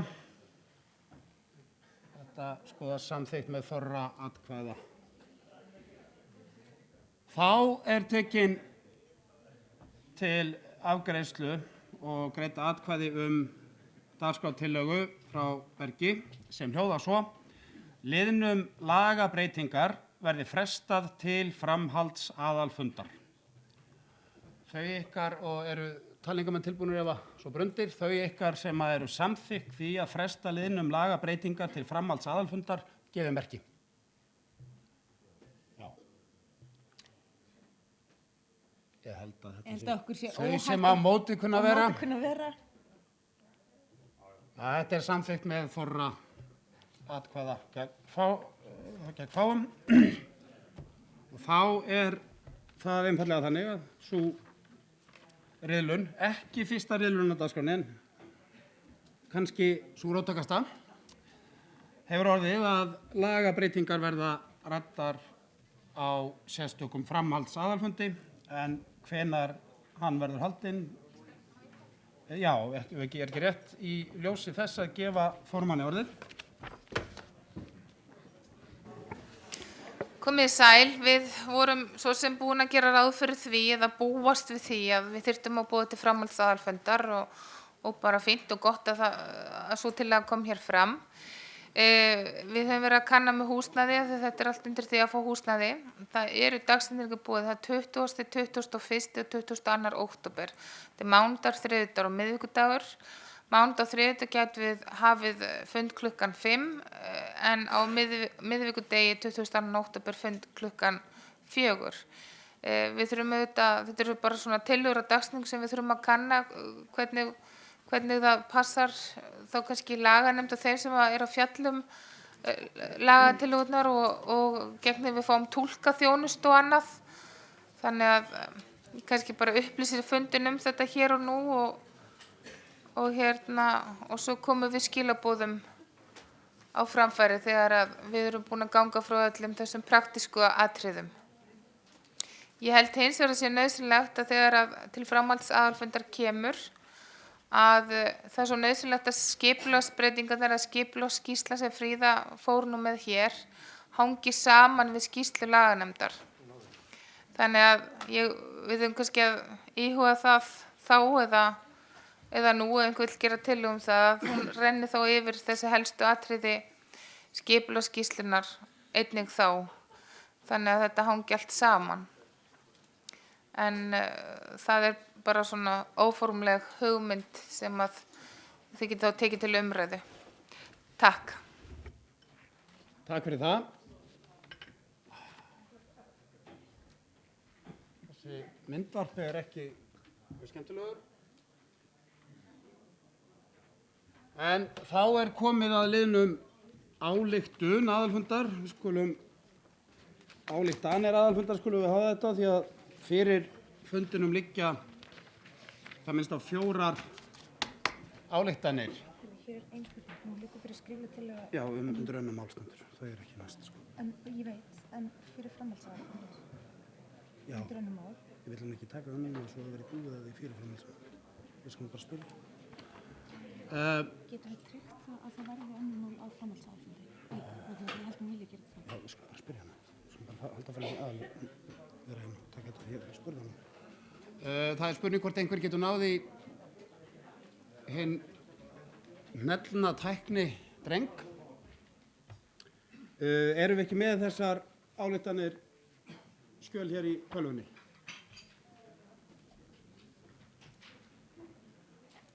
Það kannski starfsmenn fundarins, starfsmenn örkjabandans sem vita hvar skjölin eru. Þau eru hér, heldur ég hef ekki fundið þetta. Þið ekki með tilbúinu, sko. Þau verður aldrei fyrir en þá. Við þurfum bara að vera vissum að það verði liður. Þú, nei, frikið. Já, þú meinar það. Vissum að það verði liður á framhaldsaðalfundi sem heitir önnur mál. Já. Jú, við verðum ekki. Það hlýtur að vera. Alltaf.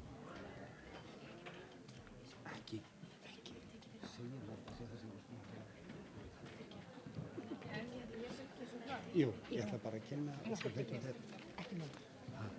En viltu eitthvað við tölum það núna?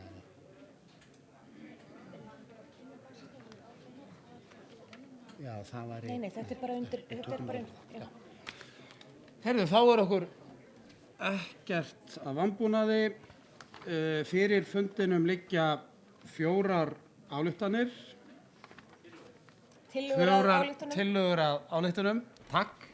Ég held að við gefum formanni bara orðið til að fylgja þeim hraði. Á hverju viltu byrja? Já, þetta er flott. Bara fyrstu þarna, hún er fín. Já. Takk. Já, komið sæl enn og aftur. Þá er það tillaga við tillögur að ályktun aðalfundar Öryrkjabandalags Íslands. Framkvæmdastjórn komst að samkomulagi það að við myndum drafta 3 tillögur, gera drög að 3 tillögum sem að sjálfsögðu hér undir til umræðu. Samþykktar, synjunar eða breytinga eftir því hvað fólk vil. En fyrsta ályktunin var það samning Sameinuðu þjóðanna réttindi fatlaðs fólks. Aðalfundur Öryrkjabandalags Íslands skorar á stjórnvöld að innleiða samningin á haustþingi 2014. Og svo er það greinargerð sem fylgir. Samningurinn var undirritaður fyrir Íslands hönd 30. mars 2007. Síðan þá hafa stjórnvöld nokkrum sinnum áætlað að leggja fram frumvarp á Alþingi fullgildingu samningsins en af því hefur ekki orðið. Í þingsályktunum framkvæmdaáætlun í málefnum fatlaðs fólks til ársins 2014 sem Alþingi samþykkti 11. júní 2012 kemur fram að frumvarp eigi að fara fyrir Alþingi eigi síðar en á vorþingi 2013. Það gekk ekki eftir og var því næsta áætlun á vorþingi 2014 sem hefur heldur ekki orðið. Nú hafa stjórnvöld sagt að frumvarpið verði lagt fram á vorþingi 2015. Þegar hafa 182 lönd innleitt samninginn og einungis 4 Evrópulönd eiga eftir að innleiða hann. Finnland, Írland, Holland og Ísland. Ekkert okkur án okkar. Ályktunin er sem sagt aðalfundur Öryrkjabandalags Íslands skorar á stjórnvöld að innleiða samningin á haustþingi 2014. Við erum sérst búin að fá svona, ég ætla ekki að segja loforð, vilyrði heldur, það hefur verið sagt vorþing 2015 en við viljum pressa það enn frekar. Eigum við ekki bara að opna umræðu fyrir hverja ályktun fyrir sig eða eigum við að taka þetta allt í lokin, hvað það fundarstjórar það og svona almennt? Taka hverja fyrir sig og það er einhver sem getur pikkað inn í skjalið eða og ég gera það eða já, ef við þá ekki bara byrja. Hvernig líst ykkur á þetta? Er þetta eitthvað sem við viljum senda frá okkur svona? Er þetta eitthvað sem við viljum gera breytingar við eða? Gísli, fyrstur á mælgaskrá? Já, góði fundamenn. Takk fyrir þessa ágætu ályktun. Mér finnst hún dálítið máttlaus. Vegna þess að sko, ef við skorum á stjórnvöld að gera eitthvað, þá er það undir hægilegt hvort þau gerir það. En núna þurfum við að láta heyra almennilega í okkur og við skulum krefjast þess að stjórnvöld hérna, þetta er svo fallegt lag hérna. Ég legg til að orðalaginu verið breytt. Aðalfundur Öryrkjabandalags Íslands krefst þess að stjórnvöld. Takk.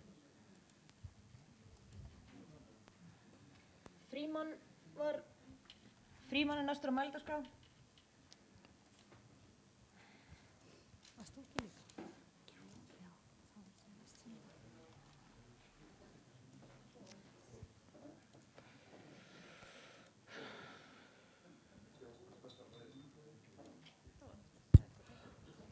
Halló, vonandi heyrist eitthvað af mér. Hérna á aðalfundi fyrir 1-2 árum síðan þá var ákveðið samþykkt mjög svipið ályktun nema það er ekki tala um að innleiða heldur að lögfesta. Það er krafa sem gengur lengra og ég hef alltaf haldið til haga þegar að vera að ræða þetta í kjarahópi eða hópi sáttmálan að menn eigi að fara eftir því sem ákveðir á aðalfundi. Mér finnst við vera lína ákröfum okkar með því að hafa innleiða í staðinn fyrir lögfesta. Og það er, ef að hann er lögfestur, þá gildir samningurinn bara í heild sinni og allar breytingar sem eru gerðar á honum koma sjálfkrafa inn. þetta var gert við barnasáttmála Sameinuðu þjóðanna 8 árum eftir að hann var innleiddur og var aldrei gengið almennilega frá því. Það tók 8 ár og þá var hann lögfestur. Og ég legg til að þetta verði breytt í lögfesta í staðan fyrir að innleiða. Takk fyrir. Það er kannski ástæða til þess að leyfa Sigurjóni að... Orðið innleiða í þessu samhengi er kannski ekki besta orðið, ég er bara sammála Frímanni þar. Þegar við erum að tala um svona alþjóðasamninga þá er að tala um fullgildingu eða lögfestingu. Hérna er væntanlega notað innleiðingu yfir fullgildingaferlið. Það er rétt sem að Frímann segir að lögfesting gengur lengra en ég held að það sé rangt hjá Frímanni þegar hann sagði að það hafi tekið 8 ára lögfestan, ég held að það hafi verið 14.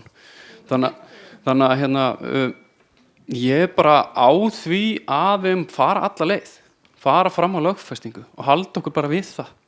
Svo þú segir bara mína skoðun á því, sko. Takk.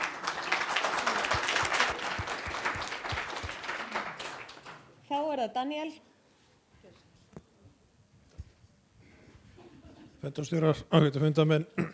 Ég ætla nú að gera orðaðalsbreytingu á þessu svona eins og Gísli gerði, en ég ætla nú ekki að vera svona dómharður eins og hann og segja krefjast. Ég ætla að segja bara aðalfundur Öryrkjabandalags Íslands haldinn 4. október 2014 skorar á Alþingi að lögleiða samninginn á haustþingi 2014. Það er eiginlega það sem ég er að tala um, bara á Alþingi, ekki stjórnvöld. Þá erum við komin með það að fara að tala við alþingismenn. Og Alþingi, það er Alþingi sem að tekur þetta mál til athugunar og afgreiðir. Má ég bæta í þetta? Má ég bæta í þetta? Og þessi breyting Daniel samræmist náttúrulega því að við viljum lögfestingu sem náttúrulega er Alþingi sem tekur það ákvörðun að lögfestan. Þannig að þetta er, ég held við náum þarna alveg saman. Já, en hann var samt Þá er það Já, takk, fundarstjórar, góða fundur. Ég ætla bara að taka þetta, Frímann tók að mér orðið, en að því að ég vildi bæta það kom kannski ekki fram hjá hann og þetta er rétt, ég var enda með athugasemd við stjórnvöld, það er Alþingis ekki setur, ég vil láta lögleiðan. Fyrir líklega 2 árum vorum við með verkefnavinnu samninginn og þá lá fyrir einhvers konar lögfræðiálit það að lögfestingin er það sem er sterkast. Lögfestingin og okkar ágætu lögfræðingur er staðfesta hérna núna, þannig að við eigum ekkert að vera fara alla leið og bara krefast til Alþingis að lögleiða samning. Annars er þetta gott, takk. Takk. Þá er það Hjördís.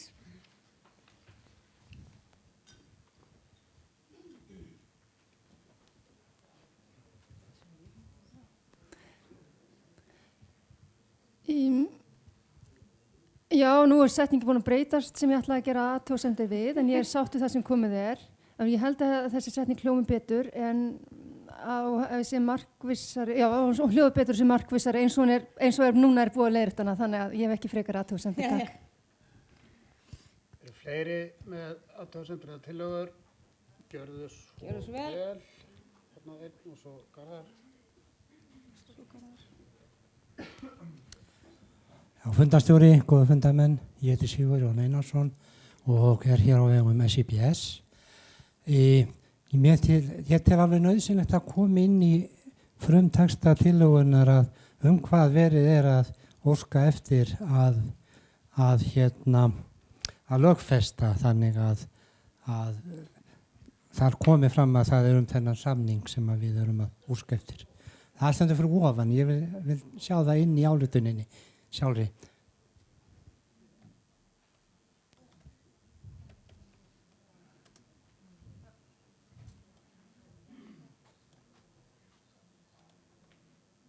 Svona. Fór ég alveg með það. Garðar, þú varst. Þetta var sama athugasemdurinn eins og hann heyrist í mér. Já, það var bara mikilvægt að hafa hvaða samningur þetta er inn í textanum sjálfum og mér finnst sjálfsagt að við eigum alveg að krefst þau. Mér finnst að ef við krefjast þessi ekki, hver á þá að krefjast þau. Við erum ansi orðin framlág, held ég. Takk. Fleiri? Ef ekki, þá er spurning hvort að menn geta sameinast fyrirgefðu. bara meina stutta spurningu greinargerðina. Varðandi þessi 182 lönd, það rétt að þau hafi innleitt samningin eða hafa þau lögfestan?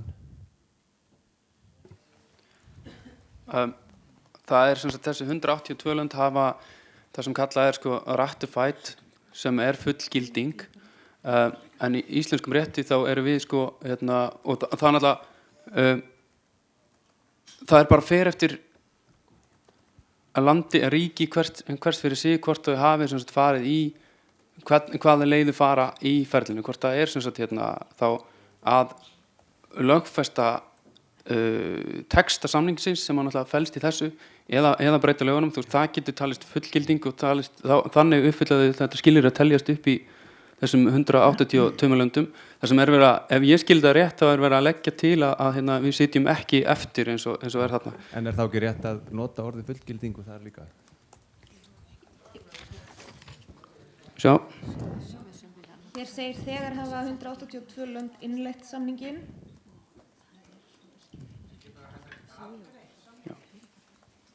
Þetta síðasta setningin í.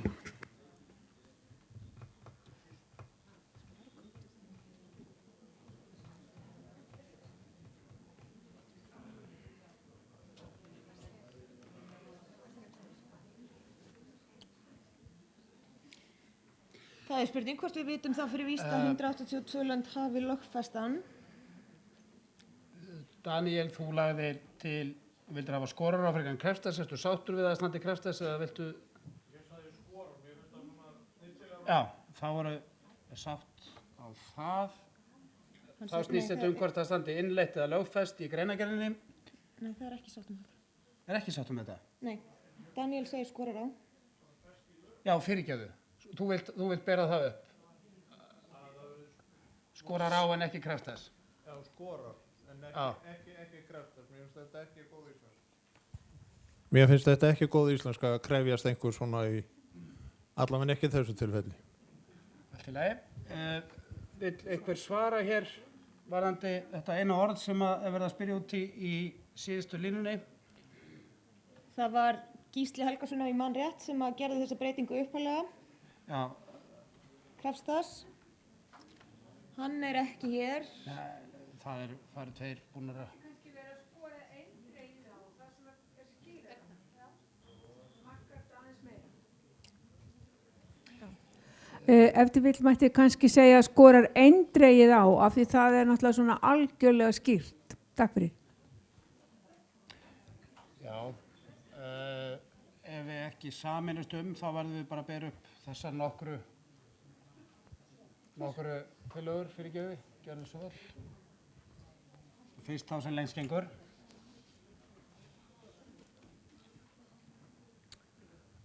Mér finnst að við eigum að hafa bara langar að segja að krefjast réttinda okkar, ekki biðjum réttindin okkar. Okay. Og Hjördís? Innleitt eða löglegt í lokin hana.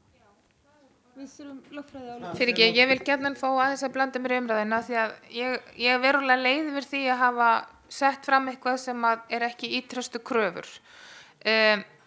Ég leitaði auðvitað álits hjá sérfræðingunum innan hús af því að þetta heilmikið flókið, þessi samningur og innleiðing, lögfesting, fullgilding og þetta sko hugtök sem við erum ekki búin að nota í svona daglegu tali og þetta er mjög lögfræðilegt álitaefni.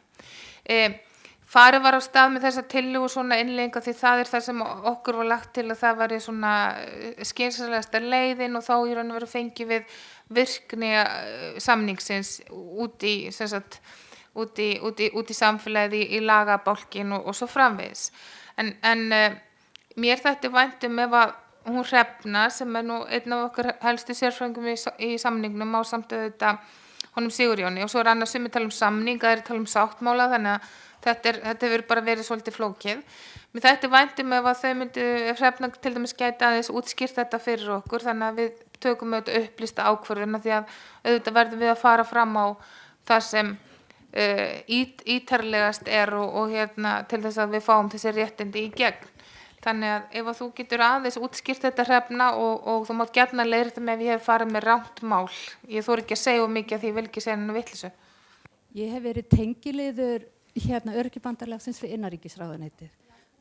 Og við höfum verið, eins og fram hefur komið, þá höfum við verið að leggja áherslu á það að hann verði lögfestur. En þau svör sem við fáum ítrekað frá innanríkisráðuneytu og öðrum ráðuneytum að hann verður ekki lögfestur. Það ekki hefðu fyrir því, sagt hér á landi að lögfesta samninga, mannréttindasamninga, það hafa 2 verið lögfestir og annar þeirra barnasáttmálinn og hann var fyrst fullgildur og 20 árum seinna var hann lögfestur. Og þeir segja bara að það ekki hefð, lagaleg hefð fyrir þessu. Sigurjón getur kannski útskýrt það frekar, ég get það ekki.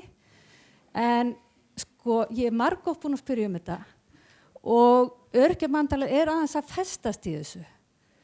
Og mér finnst það pínu hættulegt og neikvætt og það þá frekar að fá hann lögfestan, fullgildan held ég. Innleitan eða fullgildan, það það sem að þeir vilja.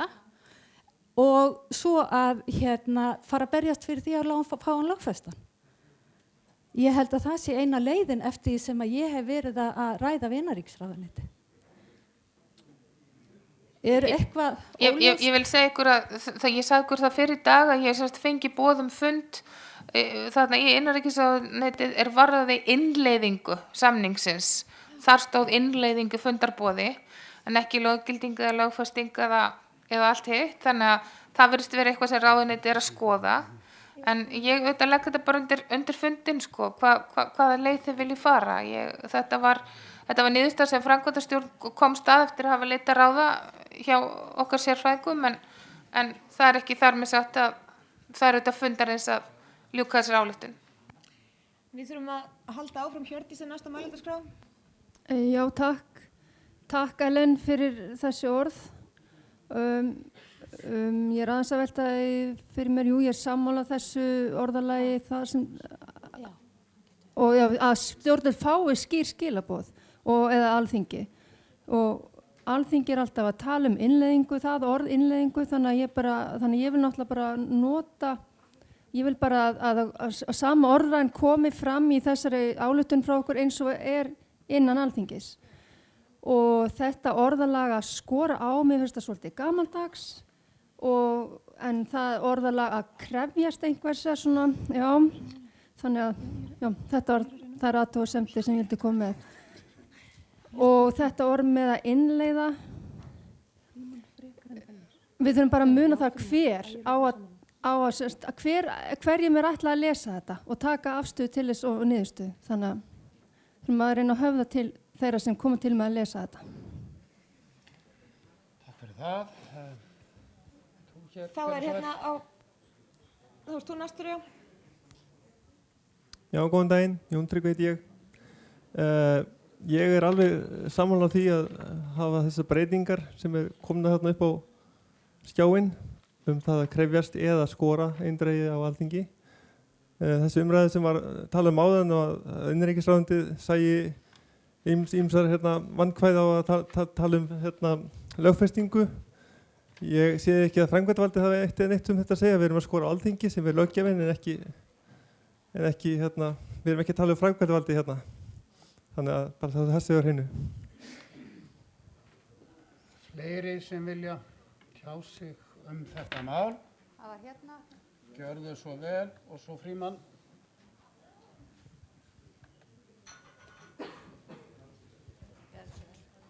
Já, ég heiti Einar Singvarsson frá Gigtafélaginu. Sko, ekki þá ýtrustu kröfur okkar að þetta verði lögfest og síðan geta menn þá í framhaldi að viðræðum við stjórnarráðið athuga hvort það verður slakað á og samþykkt að innleiða. Takk. Frímann. Góða félagar, ég held að sé alveg að reyna við að fara fram á að vera lögfest, við höfum gert það áður og þó svo að embættismenn í kerfinu séu tregir til þess að vinna svo hratt að þá það bara þeirra vandamál. Við erum að skora á alþingi og þeir geta einu sinni sagt embættismannakerfinu hvernig það á að vinna. Það eru þeir sem eru á móti því að lögfesta þetta og vilja þetta sé innleitt. Innleiðingi felur í sig að það er að breyta öllum lagatexta sem þetta mögulega getur haft áhrif á og reglugerðum áður en þetta fer verður lögfest. Og það þýðir líka að ef þetta eru lögfest þá þýðir það að allar breytingar sem verða gerðar á þessum samningi það er að taka sjálfkrafa gildi. Það þarf ekki að fara að breyta lögum hér og dómarar eiga þá sjálfkrafa ef þetta verður lögfest að fara eftir samningnum í dómum sínum. Þá gilda þessi lög á Íslandi. Þetta er svo mikið sterkara og við eigum aldrei að hopa í svona. Þó svo við fáum ekki okkar ýtrustu kröfu fram þá eigum við að fylgja þeim allan tíman eftir. Við fáum aldrei meira fram heldur en við förum fram á. Það er grundvallaratriði í svona kröfum. Mér finnst alltaf að skoða það hvort að ég vera skora á, eða skora eindrið, minnst það svolítið langloka því það er svona bara orðskrúð í mínum huga. En skora á finnst mér bara mjög gott og lögfestan. Ég hef enga ásveit til þess hvort að ég vera lögleiði eða hvað þessi 182 lönd. Það verður bara mér lögfróðari menn og bara fróðar hvernig þetta er staðfest í þessum löndum eða það er náttúrulega hægt að segja bara sett í lög sín því það er náttúrulega getur falið í sér innleiðingu og það getur falið í sér lögfestingu eða bara hvað er en við höfum að gera okkar ýtrustu kröfur í vonum að ná þeim fram við fáum aldrei meira fram við fáum aldrei meira heldur en biðum Takk fyrir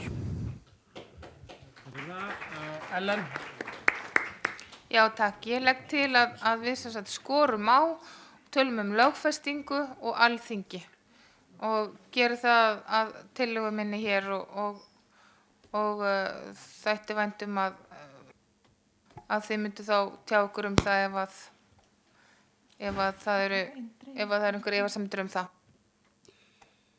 Komið enn til að Gísli ekki í salnum eða? Gísli ekki í salnum. Halldór? Já, gott fólk. Ég bara að velta fyrir mig að skora á eða krefjast. Við erum að tala mannréttindum okkar.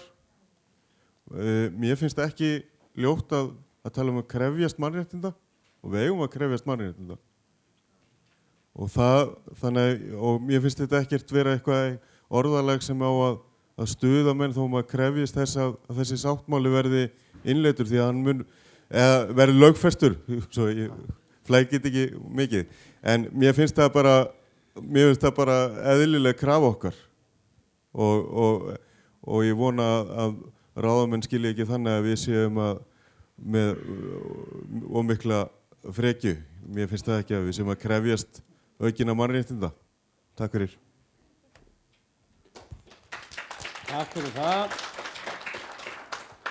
Þá erum við búin að setja þetta hérna upp. Finnst voða gaman að leika okkur hérna tölunni.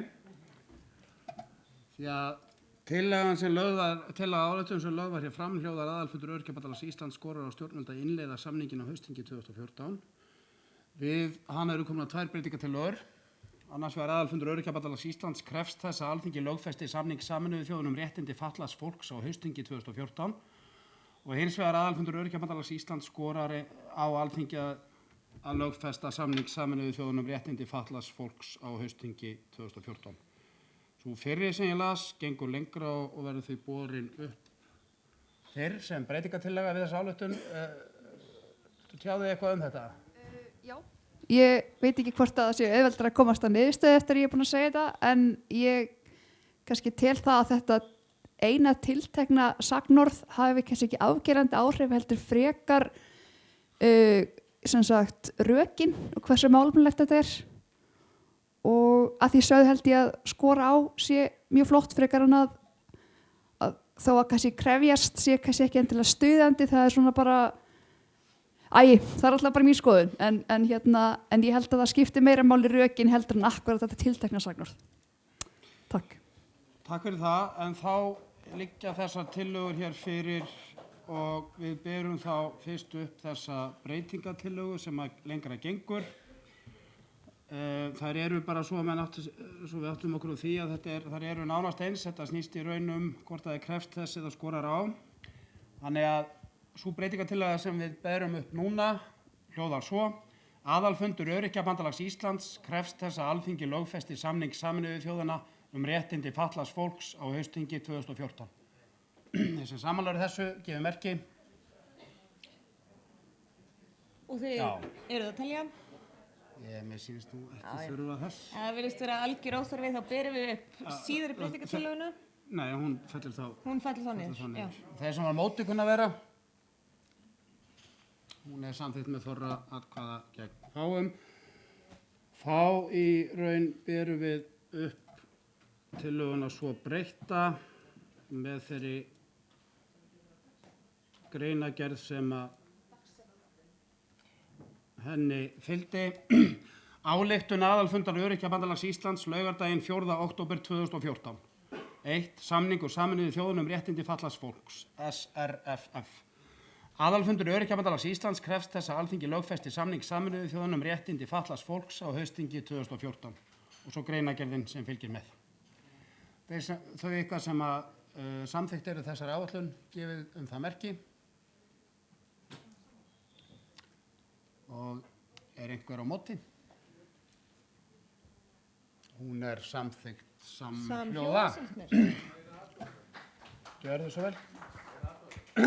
Gjörðu svo vel. Þú verður að tala í mikrofónu. Hann á leiðinni.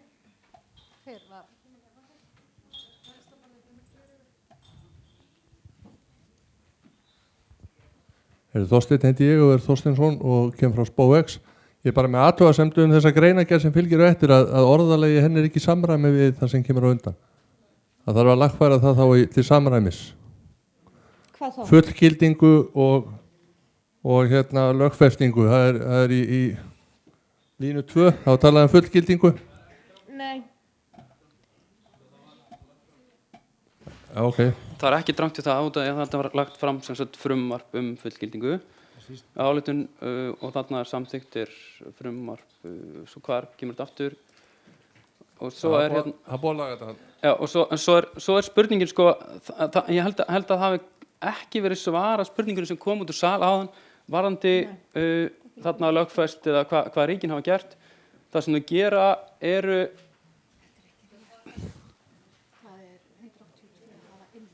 já, það má segja sko innleitt út af þetta sem sagt það sem kallar formal confirmation eða accession og ratification sem þetta skiptist í tvennt.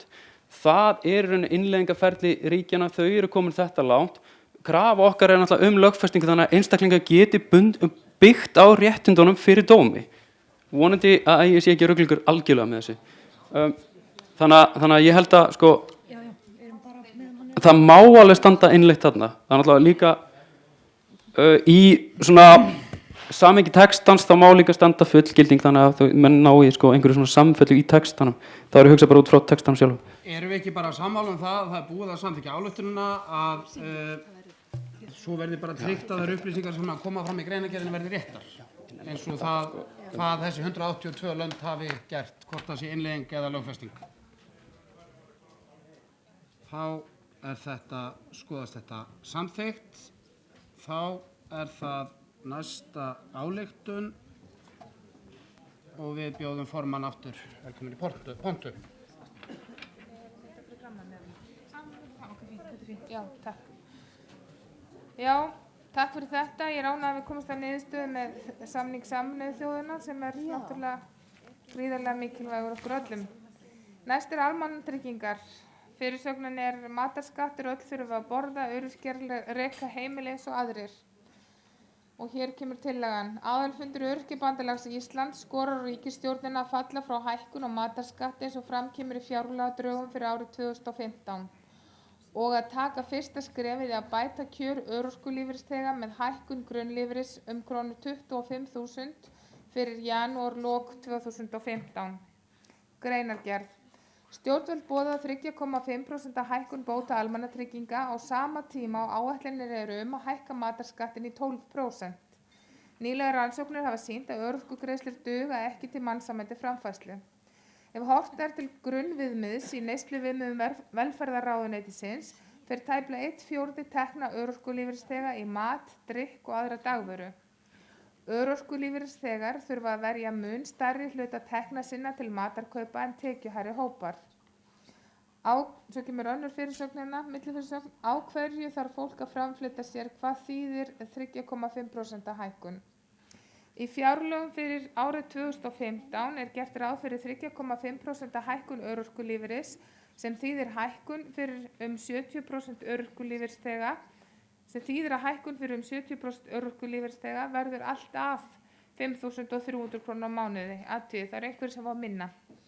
En allt að 6.000 krónur á mánuði fyrir þá sem njóta heimilis uppbótar. Það er líka einhverjir sem fá þar minna en 6.000 krónur. Er að ræða fólk með skerta starfsgetu sem þarf að komast af með ráðstöfunartekjur á bilinu 168 til 187.000 krónur á mánuði. En rannsóknir sýna að örorkugreiðslur duga ekki til mannsæmandi framfærslu. Almennt er talið að örorkulífeyrisþegar þurfi 15–30% hærri tekjur en aðrir þjóðfélagsþegnar til að njóta sömu lífskjara, þar sem útgjöld vegna heilbrigðisþjónustu vegur þungt hjá þeim. Í fjárlögum 2015 kemur ekkert fram að draga eigi úr hinum miklu tekjutengingum kerfisins. Sérstök framfærsluuppbót skerðir atvinnutekjur krónu á móti krónu og því getur örorkulífeyrisþegi sem hefur 35.000 krónur í atvinnutekjur á mánuði fyrir skatt staðið uppi með sömu ráðstöfunartekjur og án atvinnutekna. Hvati til atvinnuþátttöku er engin. Ekkert okkur án okkar.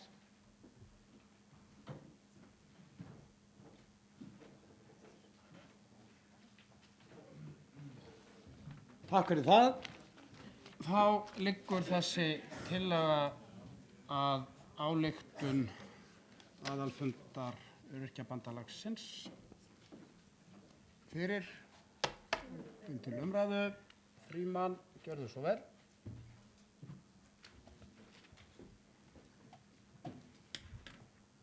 Strax að setja hér dagsefnum. Já.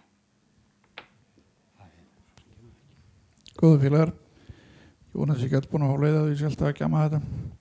Mér finnst vanta inn í þetta að þó svo er náum 25 króna hækkun í janúar og lok 2015 að það þarf að koma fram í þessari grunn ályktun að síðar þá þurfum að ná inn þessum 25–30% hækkun sem þarf til þess að við höfum sömu lífskjör og þegar skerðingarnar komu 2009. Mér finnst það þurfa að vera inn í þessar ályktun því það má ekki gleyma minna stjórnenda og þetta er það sem við teljum að vanti. Og ég held að stjórnenda hafi ekki einu sinni mótmælti þar sem þetta er lagt fram. Takk fyrir.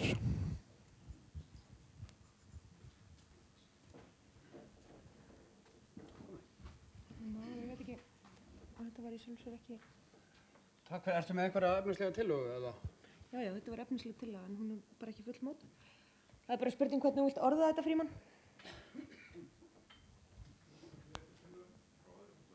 Já, ekkert mál, bara fyrirgefðu ég. Frábært, þá bara orðulaust.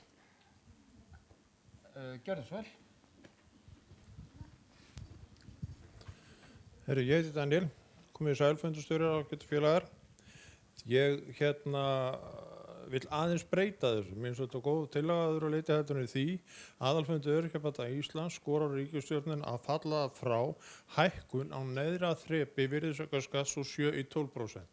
Það er svo mikið meira heldur en bara matvara sem er í 7% virðisaukaskatti. Ég er búinn að vera kaupmaður og vinna í verslunum í 40 ár og ég veit vel að hvað það er sem er í neðra þrepinu. Þannig að við skulum þetta er rangorði að segja matarskattur. Því það er svo margt annað sem fellur undir þennan 12% virðisaukaskatt. Nei, 7% að slæði segja.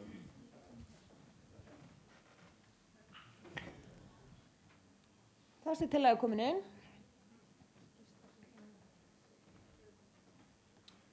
Fleiri sem vilja tjá sig þessa tillögu. Þá auglýsum við eftir einhverjum sem vill koma tillögu Frímanns í orð hérna í lokin. Bergur.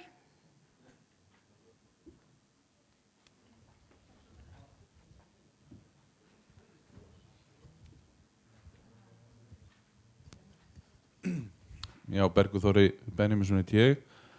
Ég vil bara eins og í fyrir tillögu, þannig að það sé ákveðið samræmi að taka út orðið ríkisstjórnin og setja orðið Alþingi.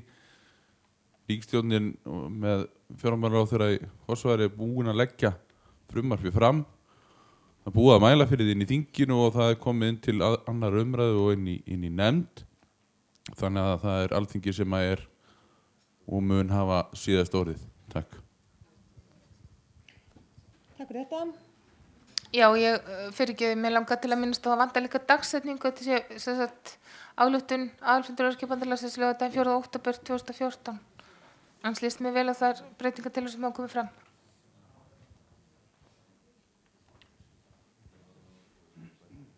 Fleiri hafa ekki hvatt sér hljóðs.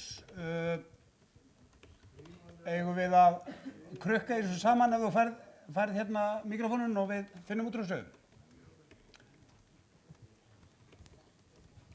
Sko, eða bara kemur hérna fyrir aftan fyrir janúar 2015 og sem fyrst náist leiðrétting á skerðingu frá 2009 en til þess þarf 25-30% hækkun.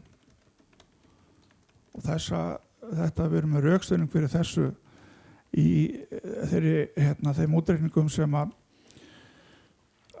talnakönnun gerði fyrir Öryrkjabandalagið. Já, þú mátt breyta því. Það kom hérna hugmyndum að nota orðið kjaragliðnun inn í þetta, ég veit ekki alveg hvernig. Já, það er fyrir skerðingu, já. Leiðrétting á? Í staðan fyrir skerðingu. Komi. Sem fyrst ná leiðrétting á skerðingu að þá stæður á kjaragliðnun sem sagt frá 2009 en til þess þarf 25-30% hækkun. Ok. Takk fyrir. Takk fyrir það. Þá er það Bergur.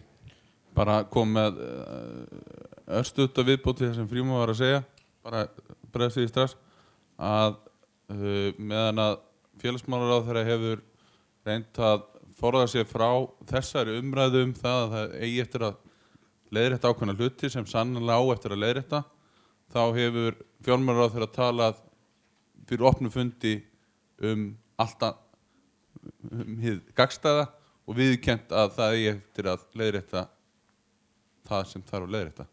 Bara svo að það komi fram. Takk. Okay. Takk fyrir það.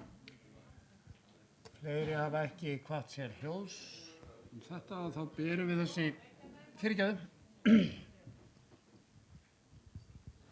Já, ég held að, mér finnst þetta sterkt að nefna matarskatt, en maður veit maður að það er fjölmargt þarna að það hittir í mark. Hins vegar sem óþarfi þetta, við þurfum alltaf að borða og öryrkja reka heimili, ég finnst þetta svolítið svona, eins og við séum grei, að nóg að kalla þetta matarskatt og almannatryggingar.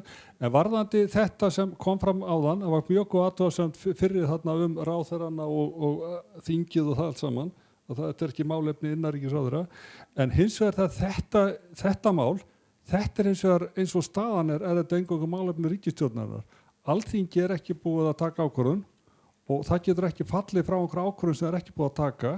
Þannig ef við ætlum að breyta þessu í ríkisstjórn í Alþingi, þá erum við að segja að Alþingi komið vekk fyrir eitthvað svona, eða hafa þetta óbreytt. Já, þetta held ég sé alveg rétt með. Ef við þá segja miðað við breytingartillöguna að þetta verði skorur á Alþingi að hafna hækkun.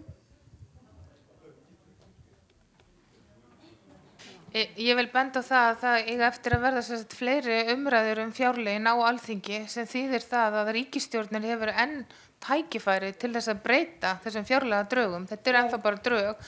Þannig að ég vil nú taka undir það sem Garðar er að segja varðandi þetta og við höfum kannski að hafa áhrif á það að ríkisstjórnin sjá af sér og að fjármálaráðherra er búin að segja þá opnum fundi að hann ætli nú að draga tilbaka, telji þurfa að draga þetta tilbaka, þá hefur hann heldur betur tækifæri á því til þess að gera ákveðna breytingar á fjárlögum ennþá og okkar markmið væri að hafa áhrif á milli umræðina, bara svo það sé sagt. En að skora á ríkisstjórninni að falla frá hækkun á neðra þrepi virðisaukaskatts frá 7% í 12% eins og framkemur í fjárlagadrögum fyrir árið 2015 og svo vidri og bæta svo við setningu sem var eitthvað að þá leið að falli ríkisstjórnin ekki frá því sem skorað á Alþingi að hafna þessu tillaga sem á náttúrulega ekki að koma frá fundarstjóra en hann er svindlar. gjörðu svo, fyrirgeðu, gjörðu svo vel. Ég er svo upptekinn að koma með einn tillögu. Svavar Kjarval, Einhverfusamtökunum. Ég nýti orðið fjárlaga drögum, þetta er fjárlaga frumvarp. Já. Gerið hér með tillögum að breyta því orði. Heitir þetta ekki frumvarp eða fjárlögum?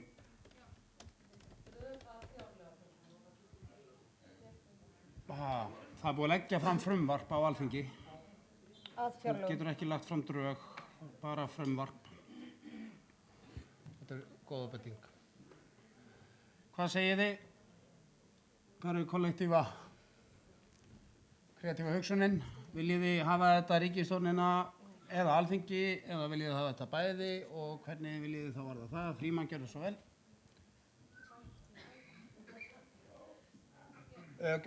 Frímann? Já, bara eftir. Ég eiginlega held að verði sterkar að hafa þetta Alþingi og því þeir eru löggjafarvaldið, hittir embættismann eða sem framkvæmdavaldið og að það væri Alþingi að falla frá eða hafna mér alveg sem okkur þurfir. En erum við með, áðan var matarskatti, það er alveg hreinu hvað það er. En að hækkun á neðra þrepi virðisaukaskatts erum við að mótmæla því á öllu. Ég er ekki klár á því persónulega hvað er hérna inni. En það er eitt sem að mér finnst alltaf vanta að ÖBÍ og SIBS og öll sjúklingasamtök bendi á að það er að leggja áherslu á það að þessi felldu niður virðisaukaskattur af lyfjum. Ég kom með þetta inn í kjara hóp og mér fannst allir verið mjög hrifnir á þessari ábendingu þar. En einhvern veginn það hefur aldrei komið, það kemst aldrei í gegnum skrifstofuna og inn í ályktun. Það er svona alltaf tregða í því sem við erum að pæla í. En það gæti alveg eins og þeim að næsta og eftir það sem hefur verið að tala um kostnaðarþátttöku sjúklinga. Já, og það var kannski heiminn næstu. Herðu, takk fyrir. Takk fyrir það. Ellen? Já, ég myndi vilja leggja til og taka enn aftur þar sem Garðar sagði að á þessu stigi erum við að ræða ríkisstjórnina á þessu stigi málsins og hvetja hana til þess að hafa áhrif á milli umræðina á Alþingi og breyta þessu frumvarpi sínu eða endurskoða. Það er heilmikið sem má enn eftir að koma fram í þessum umræðum og við höfum séð það hjá einhverjum samtökum þar sem við höfum mögulega haft áhrif á fjárlaga frumvarp á milli umræðina. Þannig að ég held að því við erum á þessum tímapunkti að gera þessar ályktanir þá held ég sér rétt að fara fram með það í þessu tilfelli. Það er mín tillaga á ríkisstjórnina, já. Hvað segið annars vegar matarskatt eða hins vegar neðra þrepi virðisaukaskatts? Komin hér margar breytingatillögur sem erfitt verður að bera saman hverju eina, þannig að gott væri að sjóða eitthvað saman. Er hægt að tiltaka matarskatt, því að matarskattur er eitthvað sem að allir svona kveikja vel á meðan eins og hér kom fram ekki allir vita hvað er í neðra þrepi. Getum við sagt neðra þrepi og tiltekið svo sem matarskatt eða er það einhver hugmynd? Ég sé að Daniel vill fá að tjá sig. Daniel, gjörðu svo vel. Fundarstjórar. Jú, það er hann náttúrulega hægt að segja það í neðra þrepi virðisaukaskatt er varðar matvæli. Það er hægt að segja það svoleiðis. Það er alveg hægt að gera það. Hérna? Er varðar matvæli. Hækkun er varðar matvæli.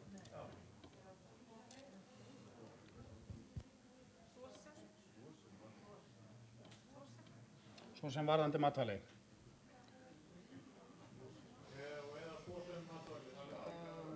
Að þú segir varðar matvæli þá eins og sért Nei, uppsýn. Það var eins og sért bara að tiltaka matvæli og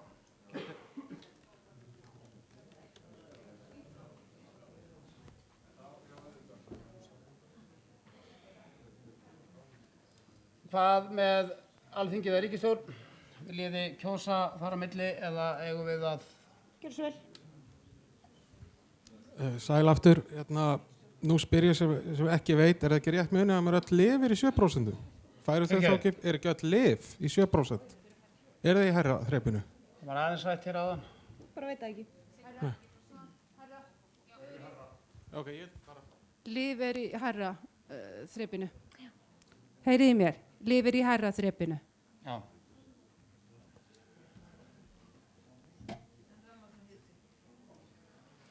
Getum við á einhvern hátt sammælst eina tillögu hér því að það verður eins og ég segi. Hver lagði til, þið skorað Alþingi frekar en ríkisstjórnina?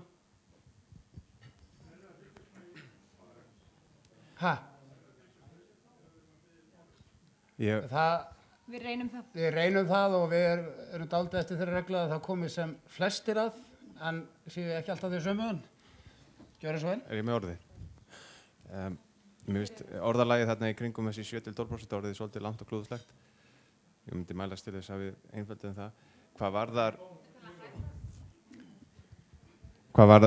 Hvað varðar Alþingi og ríkisstjórnina, þá er það staðreynd að tilteknir þingmenn í stjórnarflokkunum hafa lýst efasemdum með hækkun neðra virðisaukaskattsþrepsins. Þess vegna lýst mér vel á tillögu fundarstjóra að ef að við breytum Alþingi í ríkisstjórnin hann uppi, að þá skorum við á Alþingi í framhaldinu að hafna hækkuninni ef hún kemur fram.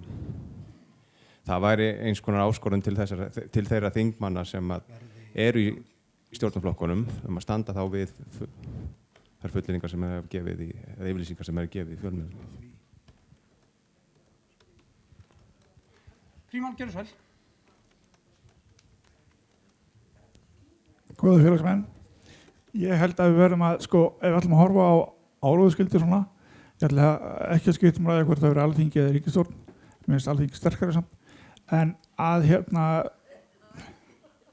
já, mér finnst það sterkara, en hafna hækkun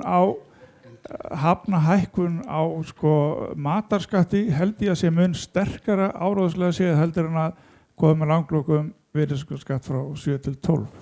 Það skilum ekki hvað það er að tala um þar. Og já, það mættur þing, en bara þeir með leysa það eins og þau viljið. En mér finnst matarskatturinn sterkari upp á kynningu og áráður. Takk fyrir. Takk, gjörðu svo vel.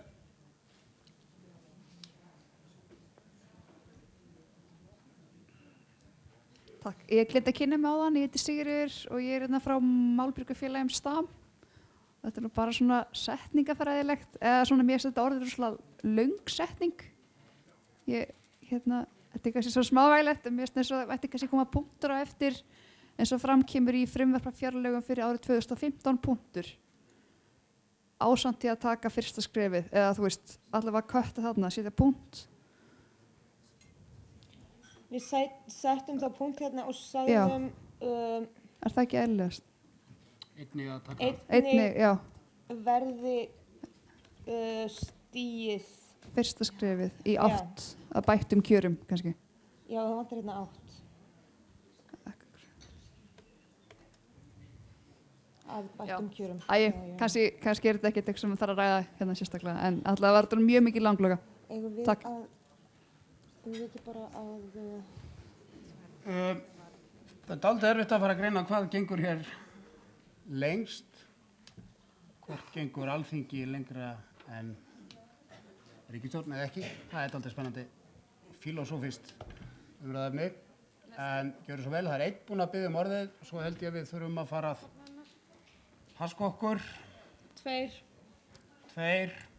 Jó, góðan daginn. Þetta meðan.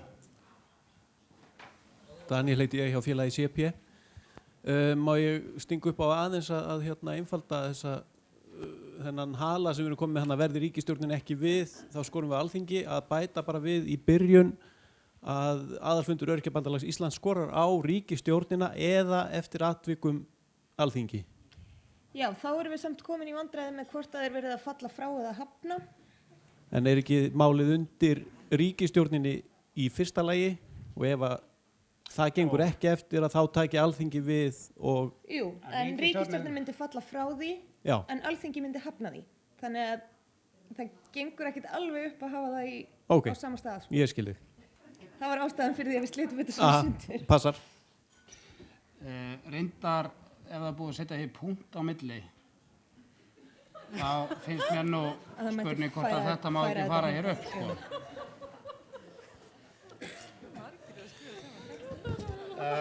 Gjörðu svo vel, hér vinstra megin, framarlega.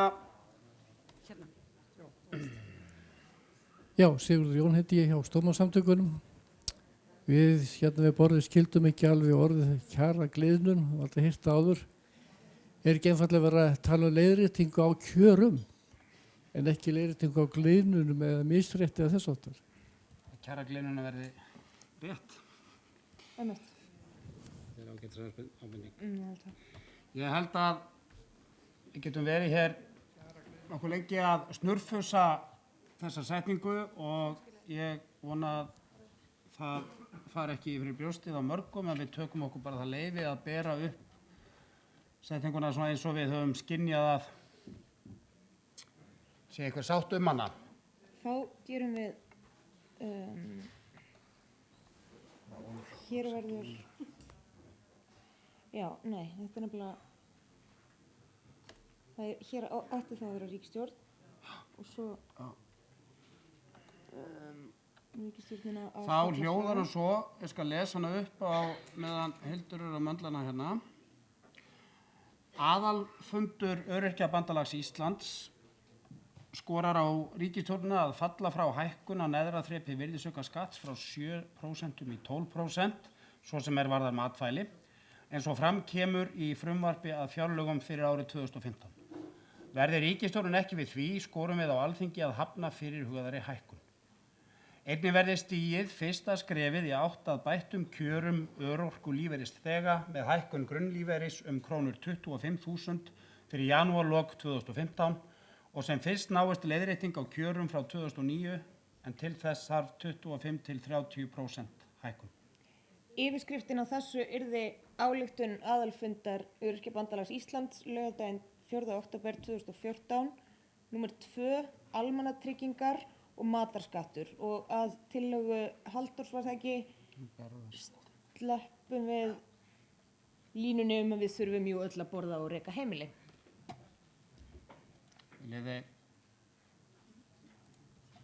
Hvað segir þetta? Við sjá hana betur breyta eða Má ég aðeins spyrja, ég heiti Klara frá Stipafélaginu, kom allt í hennu upp í hugan á mér, höfum við eitthvað fyrir okkur með þessa 25–30% hækkun? Getum við staðið með því? Já, ok.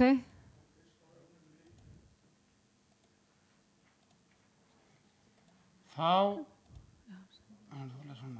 berum við þessa tillögu svona upp.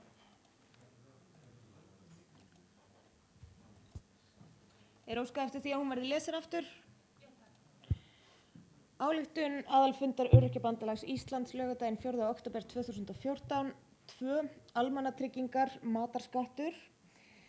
Aðalfundur Öryrkjabandalags Íslands skorar á ríkisstjórnina að falla frá hækkun á neðra þrepi virðisaukaskatts frá 7% í 12%, svo sem varðar matvæli, eins og fram kemur í frumvarpi að fjárlögum fyrir árið 2015. Verði ríkisstjórnin ekki við því, skorum við á Alþingi að hafna fyrirhugaðri hækkun.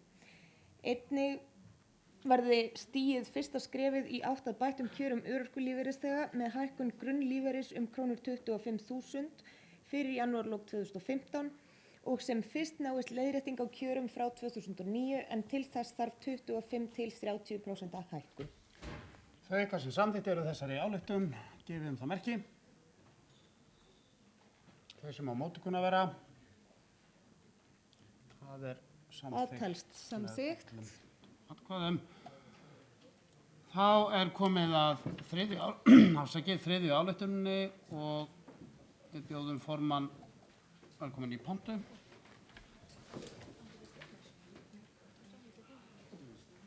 Já, við þurfum náttúrulega að samþykkja greinargerðina líka. Er óskað eftir því að hún sé lesin upp? Það er tímapress á okkur, en hvað segirðu? Það er tímapress á okkur. Getum við þá bara fengið að sjá hendur þeir sem eru samþykkir greinargerðinni eins og hún lá fyrir vinsalast gefa merki? Greinargerðinni? Greinargerðinni. Hún fylgir ályktuninni bara. Hún var Hún var lesin upp í upphafi, Hún ég bara spurði sérstaklega hvort það væri óskað eftir því, ég las hana aftur, það kom ekki fram. Hún fylgdi bara með því, alveg eins og við afgreiðslu fyrir ályktunar. Já. Nei, ekki skilst mér. Jú. Jú. Ég hélt það, en Lilja sagði mér að ég þurfti að... Já, það er allavega... Það er með greinargerðin og hún er þarna upp á... Allt í góðu. Þetta er hún, við erum komin í næstu. Þetta skot gengur, jæja, þá er það þriðja ályktunin. Heilbrigðiskerfið. Ég sagði að fólk var svo kátt hérna, fólk var að hlæja og svona, fólk er komið galsa, það hefði að vera samsöngur í lokin, fyrir oft í kotikátt. Jæja, heilbrigðiskerfið, öllu gríni sleftu. Aðalfundur Öryrkjabandalags Íslands skorar á stjórnvöld að falla frá þeim hækkunum og auknu greiðsluálögum á sjúklinga og öryrkja sem boðaðar hafa verið í fjárlagadrögum fyrir árið 2015 ásamt því að veita ÖBÍ aðkoma að nefndum greiðsluþátttöku í heilbrigðiskerfinu. Þarna sé ég strax að við þurfum að breyta þessi fjárlagafrumvarpi en ég fæ fundarstjórum að gera það. Greinagerð enn á ný boðar stjórnvöld hækkun opinberra gjalda sem eru umtalsvert meiri en hækkun lífeyris. Rannsóknir hafa sýnt að örorkulífeyrisþegar sem eru með skerta starfsgetu oft vegna heilsubrests nota heilbrigðiskerfi meiri en margur annar. Æ fleiri örorkulífeyrisþegar fresta því að fara til læknis eða fara ekki vegna kostnaðar. Þá hefur hlutdeild sjúklinga í kostnaði við rekstur heilbrigðisþjónustu aukist svo munar á síðastliðnum 6 árum vegna aukinna gjaldtöku. Í 1. grein laga réttindi sjúklinga nr. 74/1997 segir: Markmið laga þessar er að tryggja sjúklingum tiltekin réttindi í samræmi við almenn mannréttindi og mannhelgi og styrkja þannig réttarstöðu þeirra gagnvart heilbrigðisþjónustinu og styðja trúnaðarsambandið sem ríkja ber milli sjúklinga og heilbrigðisstarfsmanna. Óheimilt er að mismuna sjúklingum á grundvelli kynferðis, trúarbragða, skoðana, þjóðernis uppruna, kynþáttar, litaháttar, efnahags, ætternis og stöðu að öðru leyti. Gjöld fyrir heilbrigðistengda þjónustu hafa hækkað á bilinu 4–20% frá byrjun þessa árs og er því ekki hægt að halda því fram með nokkru móti að markmið stjórnvalda sé að tryggja þau réttindi sem nefnd eru í ofangreindri lagagrein. ÖBÍ fordæmir þær hækkanir sem boðaðar eru í fjárlögum sem sjúklingum er ætlað að greiða. Má þar nefna hækkun viðmiðunarfjárhæða í greiðsluþátttökukerfi lyfja og aukna kostnaðarþátttöku sjúklinga í S-merktum lyfjum innan sviga sjúkrahúslyfjum sem áður voru veitt sjúklingum sem lágu inn á sjúkrahúsum endurgjaldslaust. Nefnd er að störfum það hlutverk að fjalla greiðsluþátttöku almennings í heilbrigðiskerfinu. ÖBÍ hefur ítrekað óskað eftir aðkoma þeirri nefnd en án árangurs. Ekkert okkur án okkar. Takk fyrir það. Við höfum svona 12–13 mínútur til að ljúka öllum þeim málum sem er að dagskrá. Ég ætla að leyfa mér að biðla til ykkar að taka tillit til þess. Þannig að þó að eitthvað orðalag ykkur finnist það mega að vera aðeins öðruvísi eða eitthvað hljóma örlítið betur, og skulum hafa það aðeins í huga varandi tíman að hvort það geti séð hægt að ná samstöðu bara að láta hlutina fara eins og menn eru sáttir við efnislega. En gjörðu svo vel. Ingveldur heiti ég frá MS-félaginu. Ég held að það standi ekki til að fara að rukka sjúklinga sem liggja inni á sjúkrahúsum greiðslu fyrir S-merkt lyf. Ég held að markmiðið sé aðeins... afsakið, á ég að byrja upp á nýtt eða? Ég held að það standi ekki til að láta sjúklinga sem liggja inn á sjúkrahúsum fara að greiða fyrir S-merkt lyf. Ég held að það er aðeins að láta þau okkar sem erum ekki á sjúkrahúsum en fáum samt S-merkt lyf fara að borga. Smá misskilningu þarna sem þið skulle alltaf tekka á þessu áður en þið látið þetta fara frá ykkur. Takk. Og Frímann.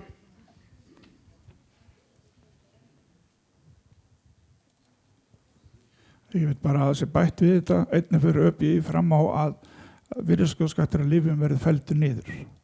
Það verður bara bætt við þessa... Hérna aftast. Já. Fyrirgefðu. Einnig fyrir ÖBÍ fram á að virðisaukaskattur af lyfjum verði felldur niður. Ég nefndi þetta áðan og þá bent á að ætti heima hér. skulum við hafa hér. En viðst, það er svo ótrúlega sem það er að það er til dæmis veiðileyfur án virðisaukaskatts og mér finnst það er sjálfsagt að lyf séu það líka. Takk fyrir. Takk fyrir það. Lyfjum og hjálpartækjum.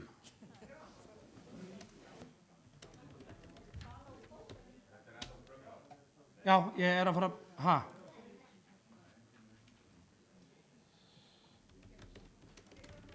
Takk.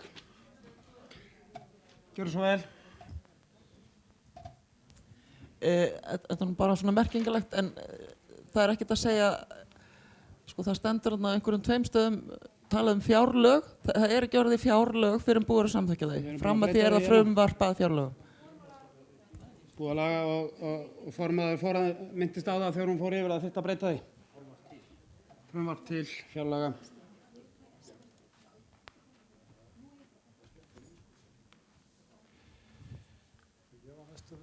Ekki fleiri að hafa. Ég var næstur, ég með sem að fyrirgefðu. Ég sá þig ekki, en gjörðu svo vel. Ég hef tilnýjum til að treysta þessum Ingveldur að segja þessu að ég heldur til að hafa vaði fyrir neðan okkur, þá erum við alveg að segja sama hlut þó við sleppum innskotsetningunum. Við erum búin að tala um S-merktu lyfin, það vita allir hvað það er. Þau eru gefin sumum sem eru utan sjúkrahús en það vita allir þeim sem eru á sjúkrahúsi. Þannig að við getum alveg klift innskotsetninguna og þá höldum við meiningunni. Hvað er þetta fyrirgefðu Garðar? Það er þetta með S-merktu lyfin sem áður voru veitt eins voru inn á sjúkrahúsi. Þá tækjum við bara út innskotsetningunum sem lágu inn á sjúkrahúsum. Já. Og þá erum við alveg taka út bara innskotsetninguna. Sem lágu inn á sjúkrahúsum. Veitt sjúklingum, já. Voru veitt sjúklingum Bandaríkjahærslu. En, ok. Fleiri hafa ekki hvatt sér hljóðsum þessa ályktun. Þá lesum við hana upp með breytingur sem hafa verið gerðar. Já, eigum við ekki að hafa, gerum bara ráð fyrir því að það verði. Við höfum sama haus á þessu eins og við höfum haft að þeim öllum. Aðalfundur Öryrkjabandalags Íslands 4. október, haldinn eða hvernig það var nú. 3. heilbrigðiskerfið. Aðalfundur Öryrkjabandalags Íslands skorar á stjórnvöld. Fyrirgefðu. Afsakið. Mér langar aðeins að benda á bara í greinagerðinni að þið talið sem sagt æfriðri örorkulífeyris þegar frestaði fara til læknis, þegar frestaði bara yfirleitt að nota ekki heilbrigðisþjónustu því hún öll dýr ekki bara læknisskoðun rannsóknir og öll heilbrigðisþjónusta sem hefur hækkað, ekki bara læknisheimsóknir fresta því að þetta sé hjálpar eða? Já, að fresta því að nýta sér heilbrigðisþjónustu. Nýta sér heilbrigðisþjónustu. Já. Og annað líka að þá hefur hlutdeild sjúklinga kostnaði við rekstur heimilisþjónustu. Sjúklingar reka ekki heilbrigðisþjónustu. Ég skildi ekki alveg. Já, það stendur þá hefur hlutdeild sjúklinga í kostnaði við rekstur heilbrigðisþjónustu aukist. Sjúklingar reka ekki heilbrigðisþjónustu. Já, en þetta er ekki rekstur, er ekki kostnaði við heilbrigðisþjónustu. Já, sko þá hefur hlutdeild sjúklinga í kostnaði við heilbrigðisþjónustu, ekki rekstur. Já. Þá hefur kostnaðarhlutdeild sjúklinga í heilbrigðisþjónustu aukist. Svo munar. Það stendur. Kostnaðarhlutdeild vegna heilbrigðisþjónustu. Það má ekki hlutdeild í einhverju. Það verður að vera í ef við ætlum að nota hlutdeild. Þá gjörðu svo vel.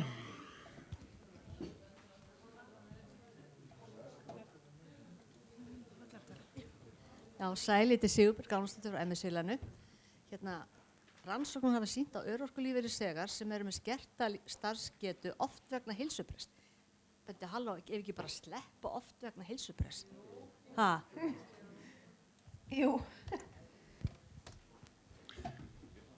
Takk fyrir það. Fleiri hafa ekki hvatt sér hljóðs, þá held ég sér rétt að ég lesi yfir ályktun og greinagerð því að það hafa komið mikla breytingartillögur fram í greinagerðinni. Aðalfundur Öryrkjabandalags Íslands haldinn 4. október 2014, 3. heilbrigðiskerfið. Aðalfundur Öryrkjabandalags Íslands skorar á stjórnvöld að falla frá þeim hækkunum og auknu greiðsluálögum á sjúklinga og öryrkja sem boðaðar hafa verið í frumvarpi til fjárlaga fyrir árið 2015 ásamt því að veita ÖBÍ aðkomu að nefndum greiðsluþátttöku í heilbrigðiskerfinu. Einnig fer ÖBÍ fram á að virðisaukaskattur á lyfjum og hjálpartækjum verði felldur niður. Greinargerð. Enn á ný boða stjórnvöld hækkun opinberra gjalda sem umtalsvert meira en hækkun lífeyris. Rannsóknir hafa sýnt að örorkulífeyrisþegar sem eru með skerta starfsgetu nota heilbrigðiskerfið meira en margur annar. Æ fleiri örorkulífeyrisþegar fresta því að nýta sér heilbrigðisþjónustu eða fara ekki vegna kostnaðar. Þá hefur kostnaðarhlutdeild sjúklinga í heilbrigðisþjónustu aukist svo munar á síðastliðnum 6 árum vegna aukinnar gjaldtöku. Í 1. grein laga réttindi sjúklinga nr. 74 frá 1997 segir: Markmið laga þessara að tryggja sjúklingum tiltekin réttindi í samræmi við almenn mannréttindi og mannhelgi og styrkja þannig réttarstöðu þeirra gagnvart heilbrigðisþjónustunni og styðja trúnaðarsambandið sem ríkja ber milli sjúklinga og heilbrigðisstarfsmanna. Óheimilt að mismuna sjúklingum á grundvelli kynferðis, trúarbragða, skoðana, þjóðernisuppruna, kynþáttar, litarháttar, efnahags, ætternis og stöðu að öðru leyti. Tilvitnun lýkur. Gjöld fyrir heilbrigðistengda þjónustu hafa hækkað á bilinu 4 til 20% frá byrjun þessa árs og því ekki hægt að halda því fram með nokkru móti að markmið stjórnvalda sé að tryggja þau réttindi sem nefnd eru í ofangreindri lagagrein. ÖBÍ fordæmir þær hækkanir sem boðaðar eru í fjárlögum sem sjúklingum ætlað að greiða. Má það nefna hækkun viðmiðunar fjárhæða í greiðsluþátttökukerfi lyfja og aukna kostnaðarþátttöku sjúklinga í S-merktum lyfjum, sjúkrahúslyfjum, sem áður voru veitt sjúklingum endurgjaldslaust. Nefnd að störfum sem hefur það hlutverk að fjalla greiðsluþátttöku almennings í heilbrigðiskerfinu. ÖBÍ hefur ítrekað óskað eftir aðkoma þeirri nefnd en án árangurs. Ekkert okkur án okkar. Þau ykkar sem samþykk eru þessari, það eiginlega... Jú, þetta beinlínis vitleysa, það talaði aukna kostnaðarþátttöku, kostnaðarþáttakan var engin, maður borgaði ekki neitt. Það rétt. Já, ok. Þetta hárrétt ábending, þökkum fyrir hana, en þá þau ykkar sem samþykk...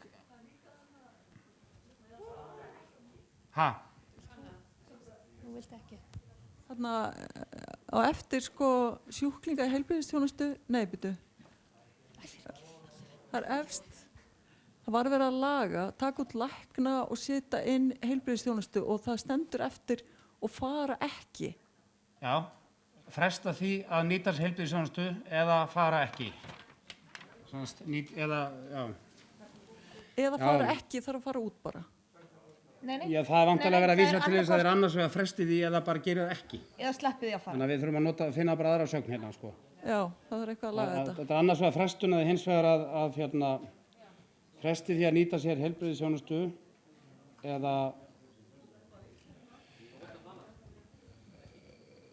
eða sleppi því bara. Taka það bara út. Eða sleppi því, það ekki? Jú, eða sleppi því, ég held að það sé bara... Það held ég að sé akkurat... Því að það voru læknar hana. Þá þetta borið upp til...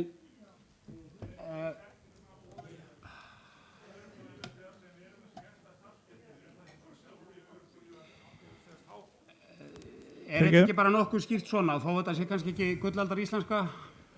Jú, þetta bara í greinargerðinni örorkulífeyrisþegar sem eru með skerta starfsgetu. Ég held að þú fáir mat sem öryrki vegna skertara starfsgetu og það þarf ekki að taka það fram og þetta verður nú bara til okkur til háðungar ef mann fara að grínast með það að við sem benda á þá örorkulífeyrisþegar sem eru með skerta starfsgetu. Þeir hljóta var allir með skerta starfsgetu. Takk út, held ég. Takk. Þá berum við þessa ályktun upp með þessum breytingum og í greinargerðinni einnig. En ályktunin sjálf hljóðar: Aðalfundur Öryrkjabandalags Íslands skorar á stjórnvöld að falla frá þeim hækkunum og auknu greiðsluálögum á sjúklinga og öryrkja sem boðaðar hafi verið í frumvarpi til fjárlaga fyrir árið 2015 ásamt því að veita ÖBÍ aðkoma nefnd greiðsluþátttöku í heilbrigðiskerfinu. Einnig fer ÖBÍ fram á að virðisaukaskattur á lyfjum og hjálpartækjum verði felldur niður. Þau ykkar sem samþykkja þessa ályktun, gefið það merki. Og einhver á móti? Svo ekki, þá telst hún samþykkt samhljóða. Þá að lokum fjórða ályktunin sem liggur fyrir þessum fundi. Já. Já, komið sæl. Segðu maður sem fallin á tíma. Já, við erum fallin á tíma, það verður að reka okkur út úr húsi, það verður ásatíð hérna eftir, þannig að ég ætla að fara hratt við þetta og vonast til þess að það verði örfáar og helst engar athugasemdir, en ég er auðvitað ekki að segja hér með það mig ekki. En þetta er sem sagt tillaga formanns og varaformanns ÖBÍ Tryggingastofu ríkisins sem við sem sagt leggjum þetta fram, ég og Halldór Sævar. Þetta varðar máli sem hefur borið hæst í fjölmiðlum síðustu daga og hún hljómar svona. Ályktun aðalfundar Öryrkjabandalags Íslands 4. október 2012. Öryrkjabandalag Íslands krefst þess að Tryggingastofnun ríkisins og velferðarráðherra sjáu til þess að réttindi þeirra öryrkja sem hafa verið hlunnfarnir á grundvelli ólögmætra vinnubragða Tryggingastofnunar við meðferð á bótarétti aftur í tímann verði leiðrétt. Viðbrögð Tryggingastofnunar vegna álits umboðsmanns Alþingis í máli númer 785/2014 eru ófullnægjandi enda ljóst að stofnunin ætlar hvorki að breyta verklagi sínu né hafa frumkvæði að því að leiðrétta mál einstaklinga. Þá krefst Öryrkjabandalagið þess að þessum málum verði komið í lögmætan farveg til framtíðar. Greinargerð. Af áliti umboðsmanns er ljóst að Tryggingastofnun er óheimilt að gera auknar sönnunarkröfur í þessum málum enda er hvergi áskilið í 2. málsgrein 53. grein laga númer 100 árið 2007 að bótaréttur þurfa að vera ótvíræður. Í viðbrögðum Tryggingastofnunar sem birtust á heimasíðu stofnunarinnar 1. október síðastliðinn segir meðal annars: Tryggingastofnun greiðir bætur í alltaf 2 ár aftur í tímann ef réttur viðkomandi er ótvíræður, enda hafi verið sótt afturvirkar greiðslur.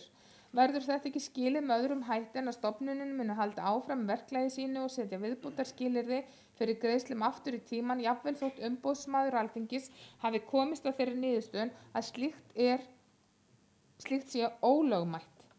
Af áliti umboðsmanns er einnig ljóst að Tryggingastofnun er óheimilt að áskilja að sérstakar aðstæður innan gæsalappa séu til staðar við úrlausn bóta aftur í tímann. Í viðbrögðum Tryggingastofnunar kemur fram að stofnunin ætli ekki að hafa frumkvæði að leiðréttingu mála þrátt fyrir að ljóst sé að stofnunin hafi gert mistök við afgreiðslu fjölda mála.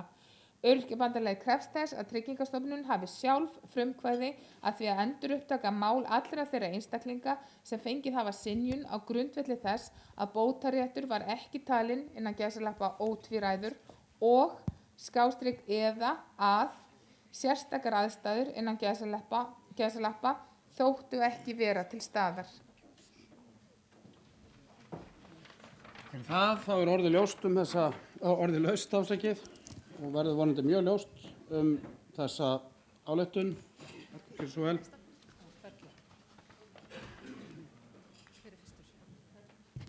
Komið í sæl, Bergur Þóri hér aftur. Varandi til hvað ráðherra á að beina þessari ályktun þá á beininni til félags- og húsnæðismálaráðherra formsatriði. Ég hef svo sem áður komið inn á það og get endurtekið það að ég er ágætlega tengdur upp í Háaleitsbraut 1 sem ég held að mann viti hvaða hús er. Það er algjör dagskipun þeirra ráðherra og þingmanna sem ég hef talað við og meðal annars þingmanna sem sitja í velferðarnefnd að forstjóri Tryggingastofnunar og stjórn og starfsmenn verði kallaðir inn á teppi á velferðarnefnd eftir helgi. Standist það er ég sígur hrósandi en standist það ekki þá er ég bara að ganga með hauspókaða næstu viku. En þetta er þau skilaboð sem ég hef fengið. Ég ætla hér með að koma þau framfæri og eins og ég segi vona að þau standist okkur til heilla. Takk. Takk fyrir það. Ægir. Já, Ægir heiti ég myndi í félaginu, fundastjórar, góðu fundamenn. Ég er mjög stuttur, ég vil bæta við fyrri liðin, þar sem verði leiðrétt strax eða tafarlaust, þeim ég vilja. Er ekki strax svona tegjulegt hugtak? Jó. Ekki nota frekar tafarlaust. Það er mjög strax. Síðan er í þriðja liðnum hérna, nú krefst öryrkjabandalagið til framtíðar nú þegar. Hérna. Skil þig. Takk. Takk fyrir það. Daniel.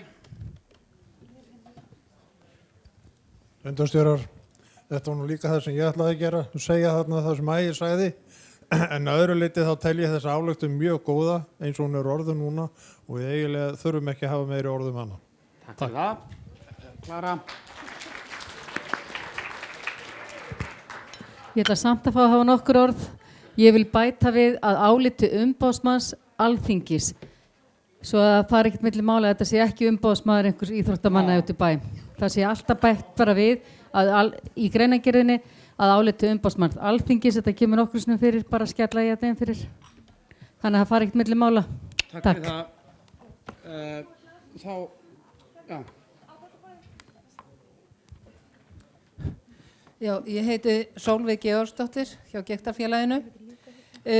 Ég vil leggja til að í annarri málsgrein ályktunarinnar sem byrjar á viðbrögð Tryggingastofnunar og svo áfram eru ófullnægjandi, að orðinu ófullnægjandi verði breytt í ólíðandi því að þetta er þvílík svívirða og valdhroki sem birtist í þessari yfirlýsingu Tryggingastofnunar, það er engu líkt. Takk fyrir það. Þá hafa ekki fleiri kvart sér hljóðs þessa ályktun. Ég ætla að lesa hérna ályktunina, greinargerðin. Það sem breyttist í henni var að við settum inn Alþingis og eftir umboðsmanns. En ályktun aðalfundar Öryrkjabandalags Íslands 4. október 2014. Öryrkjabandalag Íslands krefst þess að Tryggingastofnun ríkisins og velferðarráðherra sjái til þess að réttindi þeirra öryrkja sem hafa verið hlunnfarnir á grundvelli ólögmætra vinnubragða Tryggingastofnunar við meðferð á bótarétti aftur í tímann verði leiðrétt tafarlaust. Viðbrögð Tryggingastofnunar vegna álits umboðsmanns Alþingis í máli nr. 7851 árið 2014 eru ólíðandi enda ljóst að stofnunin ætlar hvorki að breyta verklagi sínu né að hafa frumkvæði að því að leiðrétta mál einstaklinga. Þá krefst Öryrkjabandalagið þess að þessum málum verði komið í lögmætan farveg til framtíðar nú þegar. Þeir sem eru, þau ykkar sem samþykkt eru þessari ályktun afsakið réttu hönd, þau ykkar sem eru á móti kunna vera. Þetta er samþykkt með öllum greiddum atkvæðum. Þá er komið að liðnum vönum mála, það er komið dagskrártillaga á borð fundarstjóra. Það er tillaga frá formanni að öðrum málum verði frestað til framhaldsaðalfundar þar sem að nú er verið að fleygja okkur út. Hver sem samþykkja það gefi merki. Þau sem á móti kunna vera. Það eru engin og þar með frestum við fundi. Það er fundi frestað og vantarlega, já, kannski og formaður færa hvað ykkur.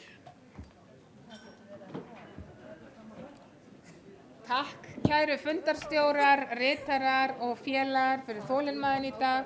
Ég hlakka til að sjá okkur í framhaldinu. Góða helgaröst. Takk, bless. Gott klapp fyrir okkur.